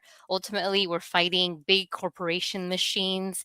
And so good luck to them. Good luck to the nursing staff and the medical staff protesting in New York and all over the United States. Are people like pharmacists, nurses, physical therapists, optometrists. Doctors are well, actually, the optometrists can't go on strike. There's a clause in their contract where they can't go on strike. But not just nursing staff, a lot of other disciplines are going on strike. So good luck to all of these people, to the little people. Power to the people. Free Palestine. Thank you very much for having me on. And you guys have a good rest of your weekend. All right. Take care. Today's Thursday. Have a great Friday and weekend. And we'll see you next time. I changed the mind. Thanks for tuning in and staying here. And Banzo Beans, have a good rest of your day. Awesome. Thanks, Leslie. Bye. All right. Nurse Leslie there for you guys, talking back. Thank you guys. Really, really good engagement. Man, we just had a unfortunate notice sent on our YouTube channel. I have to look into it when we get off of this, but not good. I think we might have gotten a video taken down. If we did, it looks like it was our first one. We on this new channel. We've gone over a year, and it looks like they decided to do a takedown of one of our videos. This could be I would hope it's not a strike, because the first one is not supposed to be a strike, but it means that we are now on the radar. That is unfortunate. Not good news, guys. Not good news. Just got the notice. Yeah, I'm gonna have to look into this over the weekend and figure out what the hell's going on. Maybe make a challenge this. It looks like it was our top censored news video.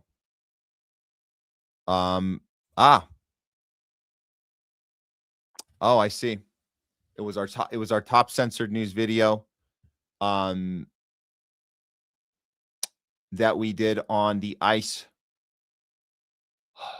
protests. And apparently something we shared constitutes harassment and cyberbullying. Wow.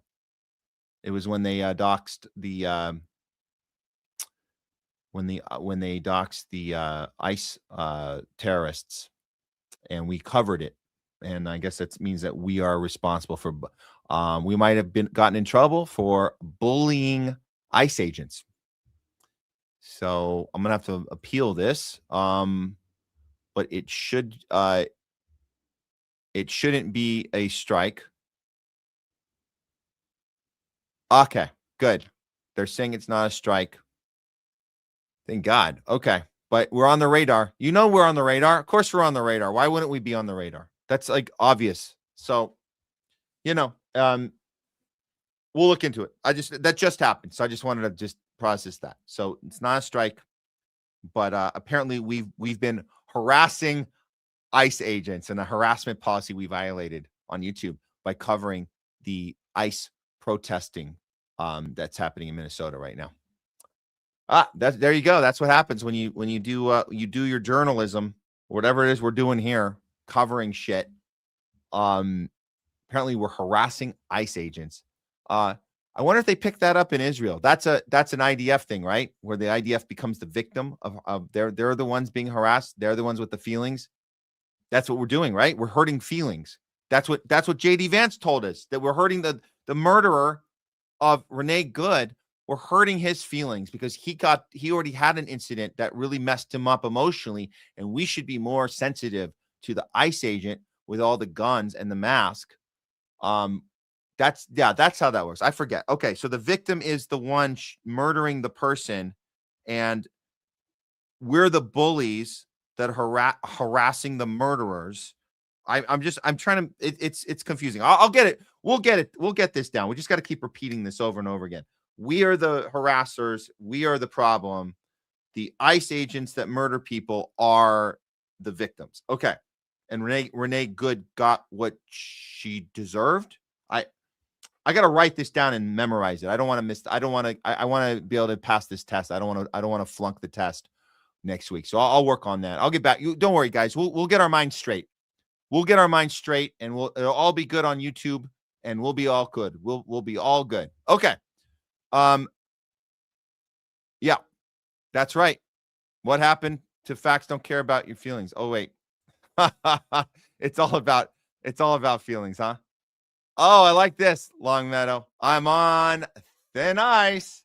That you could say for sure. APAC tube. There you go. Well, it's it's reminiscent of the days we were getting medical misinformation strikes. That's what took our first channel down. Yeah, Truth Radar, bad boy Matt. LOL. Thank you for that.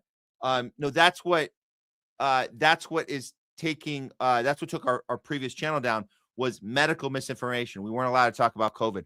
I'm still really like sensitive to that. Like it's really I always feel like we can't upload the segment when we know what it's not. I never upload that on our YouTube channel because I'm so scarred from the first time where they would just keep sending us, you violated medical misinformation, you've hurt the community talking about COVID, having medical freedom movement doctors and scientists on talking about it. Was horrible. So that's not really happening now. But again, we don't even upload the We Know What It's Not segment. You have to, if you want to get the We Know What It's Not segment, you get it on a Rumble channel. We get them all. We have them all there, so you guys can watch that there.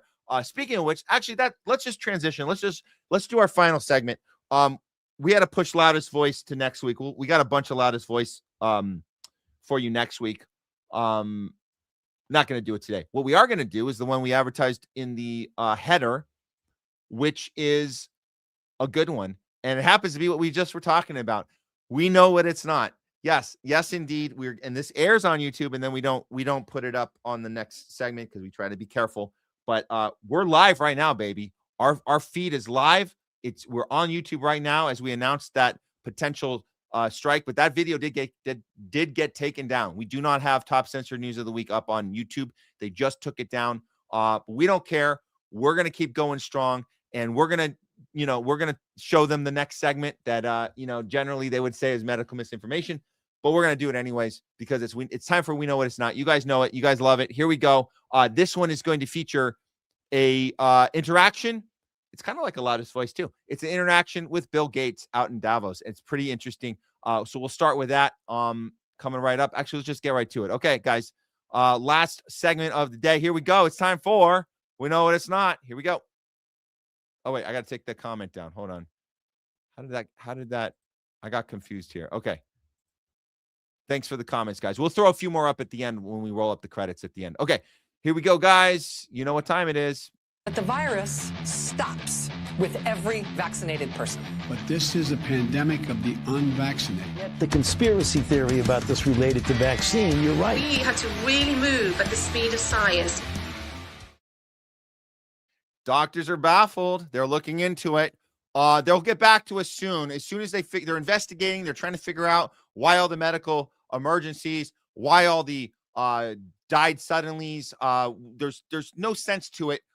Everyone's confused. No one knows what's going on. These professionals, they have no idea. They've never seen anything like this before. Before they get back to us, so we have to be patient. We just have to chill out, let them do their job, investigate themselves. But rest assured, while we're waiting for them to come back with answers, there's one thing we'll know for sure, and that is we know what it's not. You guys know the Davos conference happened. All of the billionaire class showed up. The globalists showed up. And guess who else was there? None other than Bill Gates.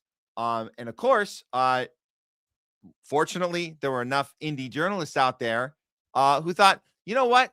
Screw it. Let's go up to Bill Gates and ask him some questions about COVID.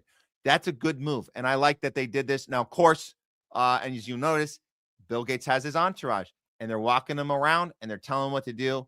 And he's taking orders from them at this point. But check it out. This is a nice little blast from the past, Bill Gates. But he's not, people are never going to let him stop having it. I'm going to tell you this. It's not just in Davos. Anywhere he goes, people recognize him. I hope this happens to him. But this journalist does a really good job at sticking with it, being patient, following him around, and documenting the whole thing. Here we go. This is Bill Gates being confronted in Davos. Given the complications that came out from the COVID vaccine, do you think that it was actually wrong to push such a thing on the world? No answers? Mr. Gates, can you at least accept now that it is public domain and common knowledge that the COVID vaccine was basically a failure? Can you accept that and at least apologize to the world for getting it wrong? It's okay to get things wrong if you admit you get things wrong when you are wrong. Why do these guys always smile? What is funny? Is this funny? By the way, just a footnote, Bill Gates has admitted that they got COVID wrong. He admitted it literally the same week that he pulled his investment out of mRNA technology. He had invested $50 million back in 2019, conveniently right before COVID hit, and you needed to have mRNA kick into gear and do the Operation Warp Speed ahead, mandate that shit on the whole planet. In 3 years, Bill Gates in 3 years turned his 50 million into $500 million. He did that like practically overnight. I mean, 3 years is not really overnight, but it's a quick ass turnaround for 50 mil that multiplied itself to $500 million. The second he pulled out, from his money out of the mRNA technology. Guess what? He said, you know what? Maybe we got a few things wrong. It didn't have the effect we thought. We didn't know. And he said this vocally, publicly. We didn't know. Now we know it only really affected older people, people with, pre-existing condition, people. We knew that the thing didn't, we didn't know that the thing didn't really do the job of not allowing people to get COVID. People still got it. Turned out to be, and this was the most famous thing he said, turned out to be symptoms of the flu. He said that right after he pulled his investment out. So imagine that he could say that because it came from his mouth. It's totally cool. When we say that COVID had symptoms of the flu, we're called conspiracy theorists. And more importantly, we're anti-science. So we don't believe in the science. We don't trust the science. So here he is with this smile on his face. This is 3 years after he pulled out of 3 years with the investment, 3 years pulled out of the investment, already admitting that we got stuff wrong. And he's still smiling like a jackass as the guy is being very nice and asking, dude, it's okay. We get shit wrong, but can you at least just apologize to people? Can you just do that? Is that okay? Apologize to people? No, smile. It's funny. Ha ha funny, right? Like a clown, or ha ha funny? What are you laughing at, Bill Gates? Are we a clown to you? Can you do that? Come on, Bill. The theme of the WEF this year is spirit of dialogue. Let's have a conversation, an open dialogue. Is that really the theme? That's that's awesome.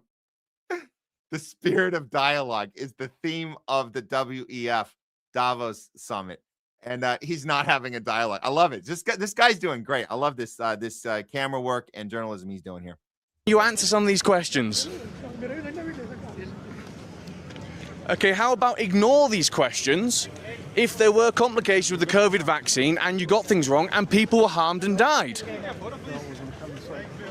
That was awesome. He says, don't say anything if you're admitting that people got hurt. That is awesome. I love that technique. If somebody's being silent and laughing and smiling at your face, deliberately ignoring you, then just reword the question. Just ask if you're agreeing with me that people got hurt, then don't say anything. And he's still not saying. It's awesome. Great technique there.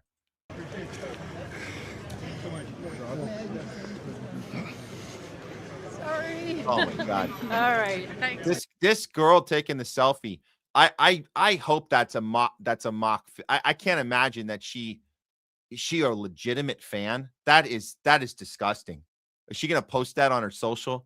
If she posts that, I hope. I'm not holding my breath, but if she posted on her social, there's a small chance she'll do it in a mocking way. But I think she was legitimately a fan. That is disgusting. That is selfie with Bill Gates while he's what the F is that, dude? Seriously? That's just disgusting. That is just shameful. In 2026? Really? Wow. Bill, can you at least answer one of those questions? Well, actually, you're walking in my way. Bill, often they say, we should trust the experts when it comes to vaccination. Yet, how are you an expert? You work in computers, you don't work in medicine, yet you seem to know so much about it. Why can't we answer these? Bill, are these people telling you what to do because you are losing your mind? You don't look very with it today. Mr. Gates? No. Now, he's being pushed around. He almost looks like Joe Biden towards the end of his premiership, where he would just walk aimlessly around the place, almost like maybe he's had too many vaccines and it's causing brain damage. You saw his people and going, no, Bill, this way, no. Wow. What an astute observation. That guy's good. I like this dude. I'd love to have him working with us on our he's great. That's a quick assessment. He did that walk in and he did that. It's investigated. He's going with him, and I had that same observation. I was like, is this guy showing a little, like, there's something off with him? Like, not just that he's refusing to talk, but he's actually being led around by people that are controlling his movement right now. It's a little weird, and it does have a little Biden-esque feel to it. I think he's right on that observation. And then of course the joke at the end. It's just brilliant. The joke about maybe he's had a few too many of the jabs, right? Yeah, great takedown there. And I'm not just going to leave it at Bill Gates. There was one more we saw actually right before we went on the air here. One more we saw in the same place, because we're in Davos. We're around all these billionaire venture capitalist psychopaths, warmongering pharma psychopaths. And there was another one there. Justin Trudeau was there. I don't know if he spoke at all, but this is Justin getting confronted by the same topic, because as you guys know, Canada was really big on lockdowns and censorship and punishing people like the truckers convoy, punishing people who wanted to have informed consent and have choice of bodily autonomy. How dare they? How dare those Nazi Trumper Canadians? Well, here's Justin having to pay the price when he was walking around Davos. Those who didn't want to get vaccinated. Yet some people have died as a result of this. Is that really a smirking matter? Why you pushed Canada to vaccinate the people? Pushing disinformation the way you have. What is disinformation? Irresponsible. What, that people have died? People in Canada to vaccinate. I'm sorry, but that's COVID vaccine. But that's not misinformation. My old cameraman's mother actually. Them and you pushed them into jail. My old cameraman's mother actually died after complications from the COVID vaccine. So is that misinformation? Oh, now you're laughing. Wow. And it's personal, man. It's personal. You can't just, you think you can laugh that off and people aren't going to be ready to tell you no. What do you tell people who had family members and friends that were affected by this, that died, that are permanently injured, that have no recourse? What do you tell them? You're going to laugh? This is a laughing matter? How about the Pfizer data? You remember the Pfizer data? I'm going to put that song out. This is the Pfizer data. You know what you're watching right now? If you guys don't know, you want to catch up to speed or you want to be reminded? What you're looking at right here, this is all of the Pfizer side effects from the trials, the trial data. They attempted to hide this from the public.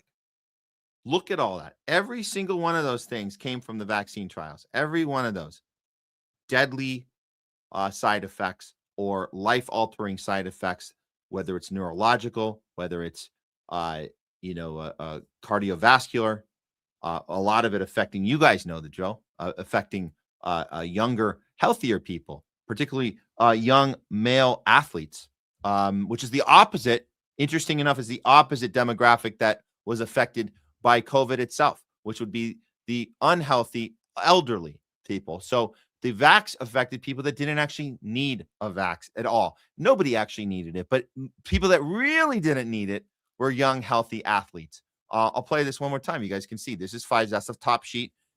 So they tried to hide this from us for 75 years until a judge ruled that you can't do that. You have to make this available.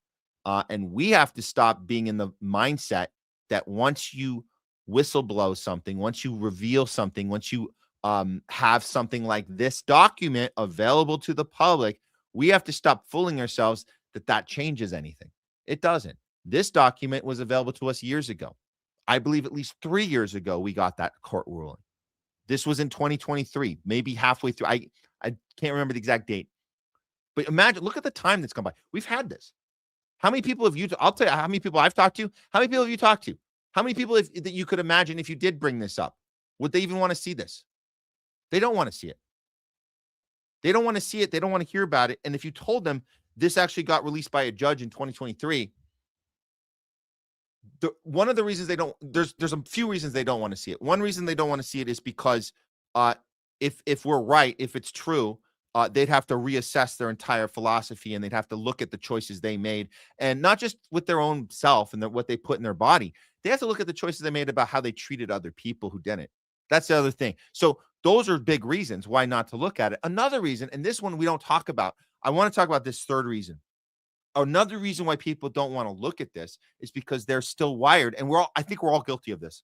We're wired to think that if something something legitimately authentic, whistleblowing, like incriminating to the highest power you could imagine, something like this document, or I don't know, maybe tying Israel to 9/11 or something that is so incriminating that we want to tell our brains that it can't be real, because if it was real, everybody would be in the streets freaking out about it. So they're doing this reverse engineering to justify.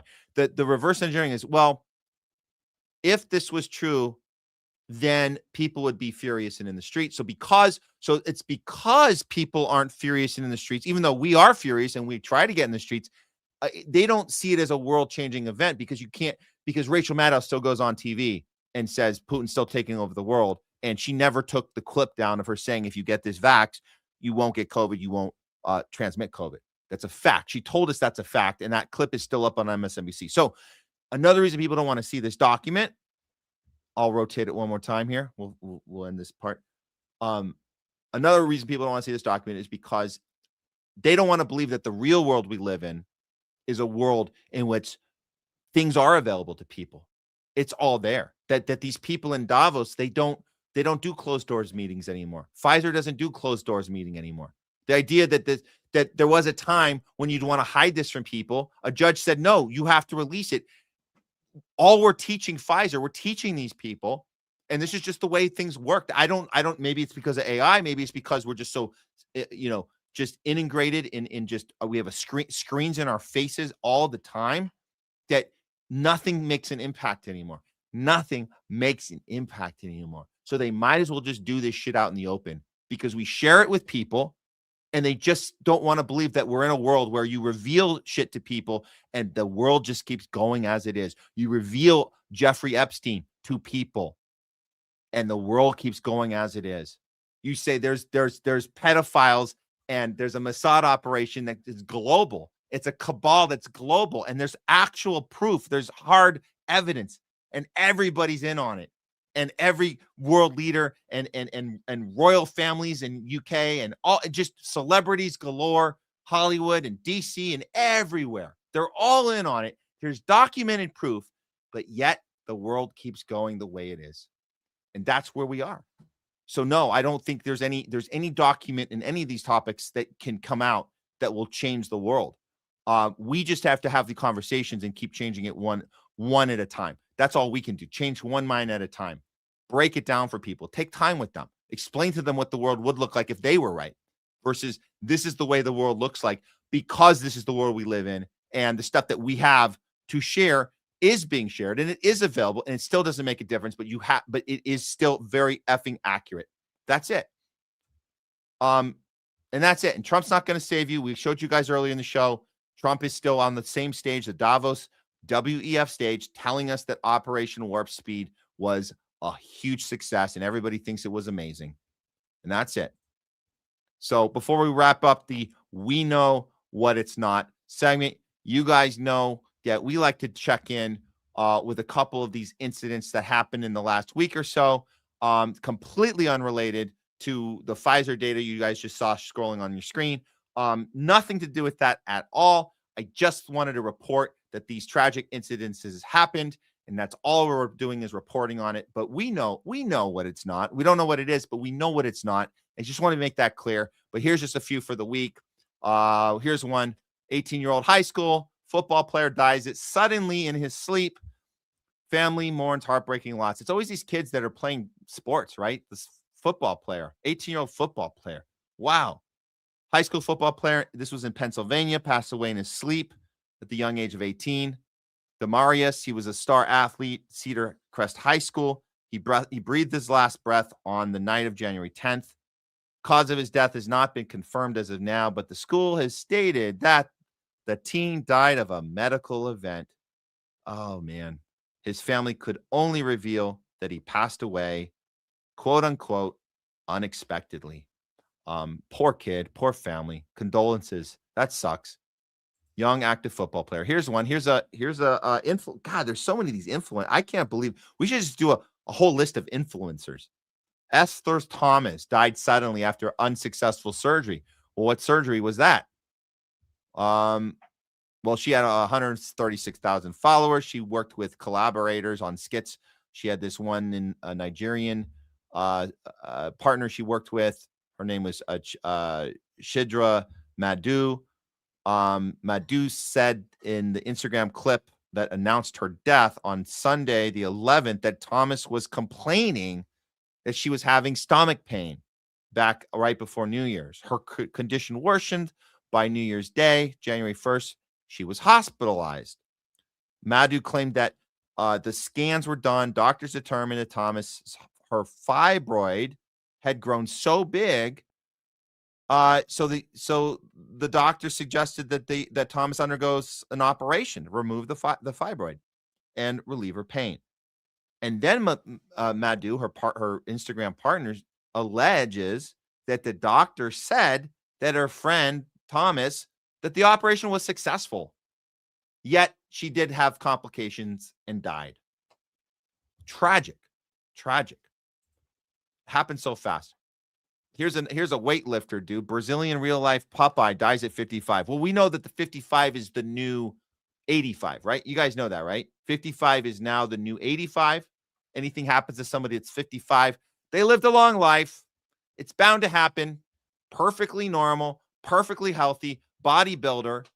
Of course, they had to smear him in the opening of this article, and they said the bodybuilder who's dead now, they're going to smear him. Rumsfeld's going to die. Cheney's going to die.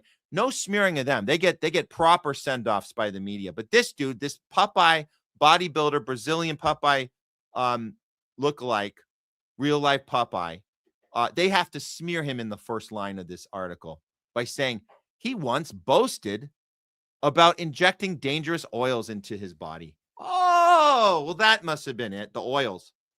Do you know how many dangerous oils we all consume? Do you guys have any idea the health concerns we all should be aware of? But anyways, it's good that we know that he had some special oil injection. That probably did the thing. That was it. But, either way, whatever the case is, we know what it's not. That we do know. We know what it wasn't. Relatives have linked his death on Tuesday morning to kidney problems, which had led him to be admitted to the hospital in the city of Recife in northeast Brazil last December. And he had told the media that he was hospitalized with kidney problems. So one of his kidneys failed. And then during Christmas, the other one failed. So it all happened all at the same time. One kidney fails. The next one fails. His lungs fill with fluid. He doesn't make it to even do the hemodialysis because he went into cardiac arrest. The death certificate hasn't even been issued yet, but they believe it was due to multiple organ failure. But that's what happens when you're 55. You live a long life. You inject some oils. You do some bodybuilding, but that's clearly not enough exercise one needs to live a longer life than 55 these days. Okay, next one, podcaster. Jordy Glassner dies at age 34 after battling brain cancer. Poor woman. 34. Brain cancer. She was a co-host of Grief Street podcast. She was battling brain cancer, and they announced it on the 14th last week on a statement on her Instagram. And it looks as if in August of 23, interesting time, August of 2023. That's when she shared, and it's 3 years ago, I guess. So or 2.5 years ago. So she was, I guess she was 32, 31 at the time. She'd been experiencing episodes of arm weakness and numbness. Interesting. If we go back to that the Pfizer pages, and again, I'm no doctor. I'm not making a claim here. I'm just saying, interesting that every time we read a symptom of people's deaths, it's an exact symptom you can find in the Pfizer side effects. Isn't that interesting? Total coincidence. Arm weakness and numbness. August 22nd, felt something different. The numbness lingered longer than usual. So she had this gut feeling. She knew she needed to take it seriously. She decided to go to the ER. And she wrote that on Instagram at the time. After a CT scan and MRI, the unexpected news came in. She had a brain tumor. It was a shock. She said this in her post before she died. It was a shock to say the least, but it's a reminder that our bodies know when something's not right. Trusting your gut can lead you down the right path. Let's sit with that. We'll end with this one. Let's sit with that. Let's sit with that last line. Trusting your gut can lead you down the right path. I wonder, that reminds me of, we talk about trusting our gut when times are hard. Maybe when everyone's doing something and maybe you don't want to do it, but everyone else is. That old line of, if everyone else jumps off a bridge, will you jump? That's what parents used to say to their kids. If everyone jumps off a bridge, will you jump off the bridge too? You got to trust your gut. even if everyone else is doing it, maybe it's not right. Maybe you know your body the most. Maybe that's what bodily autonomy is. Maybe that's the conversation we tried to have in 2020, 2021. We tried to have that conversation about medicine is not a one size fits all. Lockdowns are not one size fits all. Vaccines are not one size fits all. None of this shit is one size fits all. So what she's talking about, and this again, she's dead, but she tells us going in there, she knew something was wrong with her body. She knew her body better than a legislator, better than a billionaire psychopath, Bill Gates, better than any politician, better than any Rachel Maddow psychopath news anchor telling you what you need to do for your body, or a Don Lemon. These people that pretend now, oh, we did what we did, we worked with what we did, what we knew at the time, and we did the best we could, blah, blah, blah, blah, blah, blah, blah, blah. So this is good advice from Jordy Glassner, who's now dead, battled brain cancer, poor girl, 34. Condolences to her and her family and everyone else we just went through here on the segment. And we'll wrap it up there. So let's keep having conversations, keep telling the truth, keep confronting assholes like Bill Gates and Fauci and anyone else we run into, and the Justin Trudeau's out there. And hell, Trump too. You should be calling his ass out every time he mentions warp speed. And let's trust our gut. That's the best advice we could have right now from unfortunately the podcaster who's no longer here told us. Trust your gut. Let's go with that. Okay. That should do it for we know what it's not. Okay. We'll wrap in the show, guys. We're wrapping up the show. Thank you guys for being tuned in. We did run over the 4-hour mark. And we did start late, so we still ran over the 4-hour mark. We're at 10 minutes over. We told you one of our New Year's resolutions was not to go over 4 hours. So I'm sorry we broke that today, but it was worth it. And we're going to have a great show next week. We had 2 great shows. We'll be back next week, Tuesdays and Thursdays. We'll try to get the regular start time at noon. But yeah, thanks to everybody who participated today, our mods, super chatters, and Rumble ranters. Thank you guys. You guys are awesome. And just to thank a quick shout out to our co-hosts, Jay Scott, Craig Pasta Jardula, and of course, Nurse Leslie for coming on and talking back with you guys as well. It's been a good week. We got through it. Have a good weekend, everyone. And let's go ahead and leave you with this. Oh yeah, this one will probably be blacked out on YouTube. No worries, but it'll run live. No big deal. We always have to worry about the copyright stuff. This one's great. I don't think I've ever featured this guy ever on an outro. We talk about him all the time, but I don't think we've ever had him on an outro before. This is an oldie but a goodie. It's a good one. It's George Carlin on tribalism. It's really good. This is what our show's about, guys. This is like the epitome of why we're even here doing this show. George Carlin on tribalism. Before I press play, I forgot to tell you guys, if you want some more of us before next week, we will be doing a Garland Nixon show. I'll be going on his show tomorrow at 1:30 Pacific. That's 4:30 Eastern. So don't miss that on the Garland Nixon show.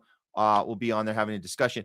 Also, I just got word that I told you guys up top that the RT interview we have about what's happening with Putin and Ukraine war and the Gaza peace plan. All that stuff is happening right now. RT's been covering it. We rescheduled. We're actually going to be doing it tonight. So if you guys are up late, we'll be on with RT, and I'll share it out. If you guys miss it, I'll share the clip after. I'll probably just be on for about 5-10 minutes, but it'll be a good opportunity to have this conversation on a larger stage. That'll be at 9 p.m. tonight Pacific time. I think that's midnight Eastern. So you can tune in live, or we'll share the clip on our Twitter for tomorrow. You guys can share it out. But that'll be a good one. So that's been booked. But yeah, other than that, we'll see you guys next week. Have a good weekend. Here's George Carlin on tribalism. And remember, when you guys go out there, always go out with conviction, with courage, and with principle. Till next time, I'm Matt Weinglass. This is the Homeless Left, non-tribal approach to news and a non-tribal approach to life. Remember, power to the people and free Palestine. We're out. When your identity is your ideology, congratulations, you've officially screwed yourself, because now it's not just an idea, now it's you. And when the idea gets challenged, you don't hear disagreement, you hear an attack. So what do? You build a bubble. A nice, soft, padded little bubble where everyone agrees with you, uses the same words, hates the same people, and claps at the exact right moments. And you will defend that bubble at all costs, even if it makes you sound incredibly stupid. Facts don't matter anymore. Logic's gone. Humor? Dead. Because admitting you're wrong would mean admitting you are wrong, and that's unacceptable. So you double down. Louder, angrier, dumber. And that's how you end up defending nonsense like it's sacred scripture. Not because it's true, but because without it, you'd have to actually develop a personality.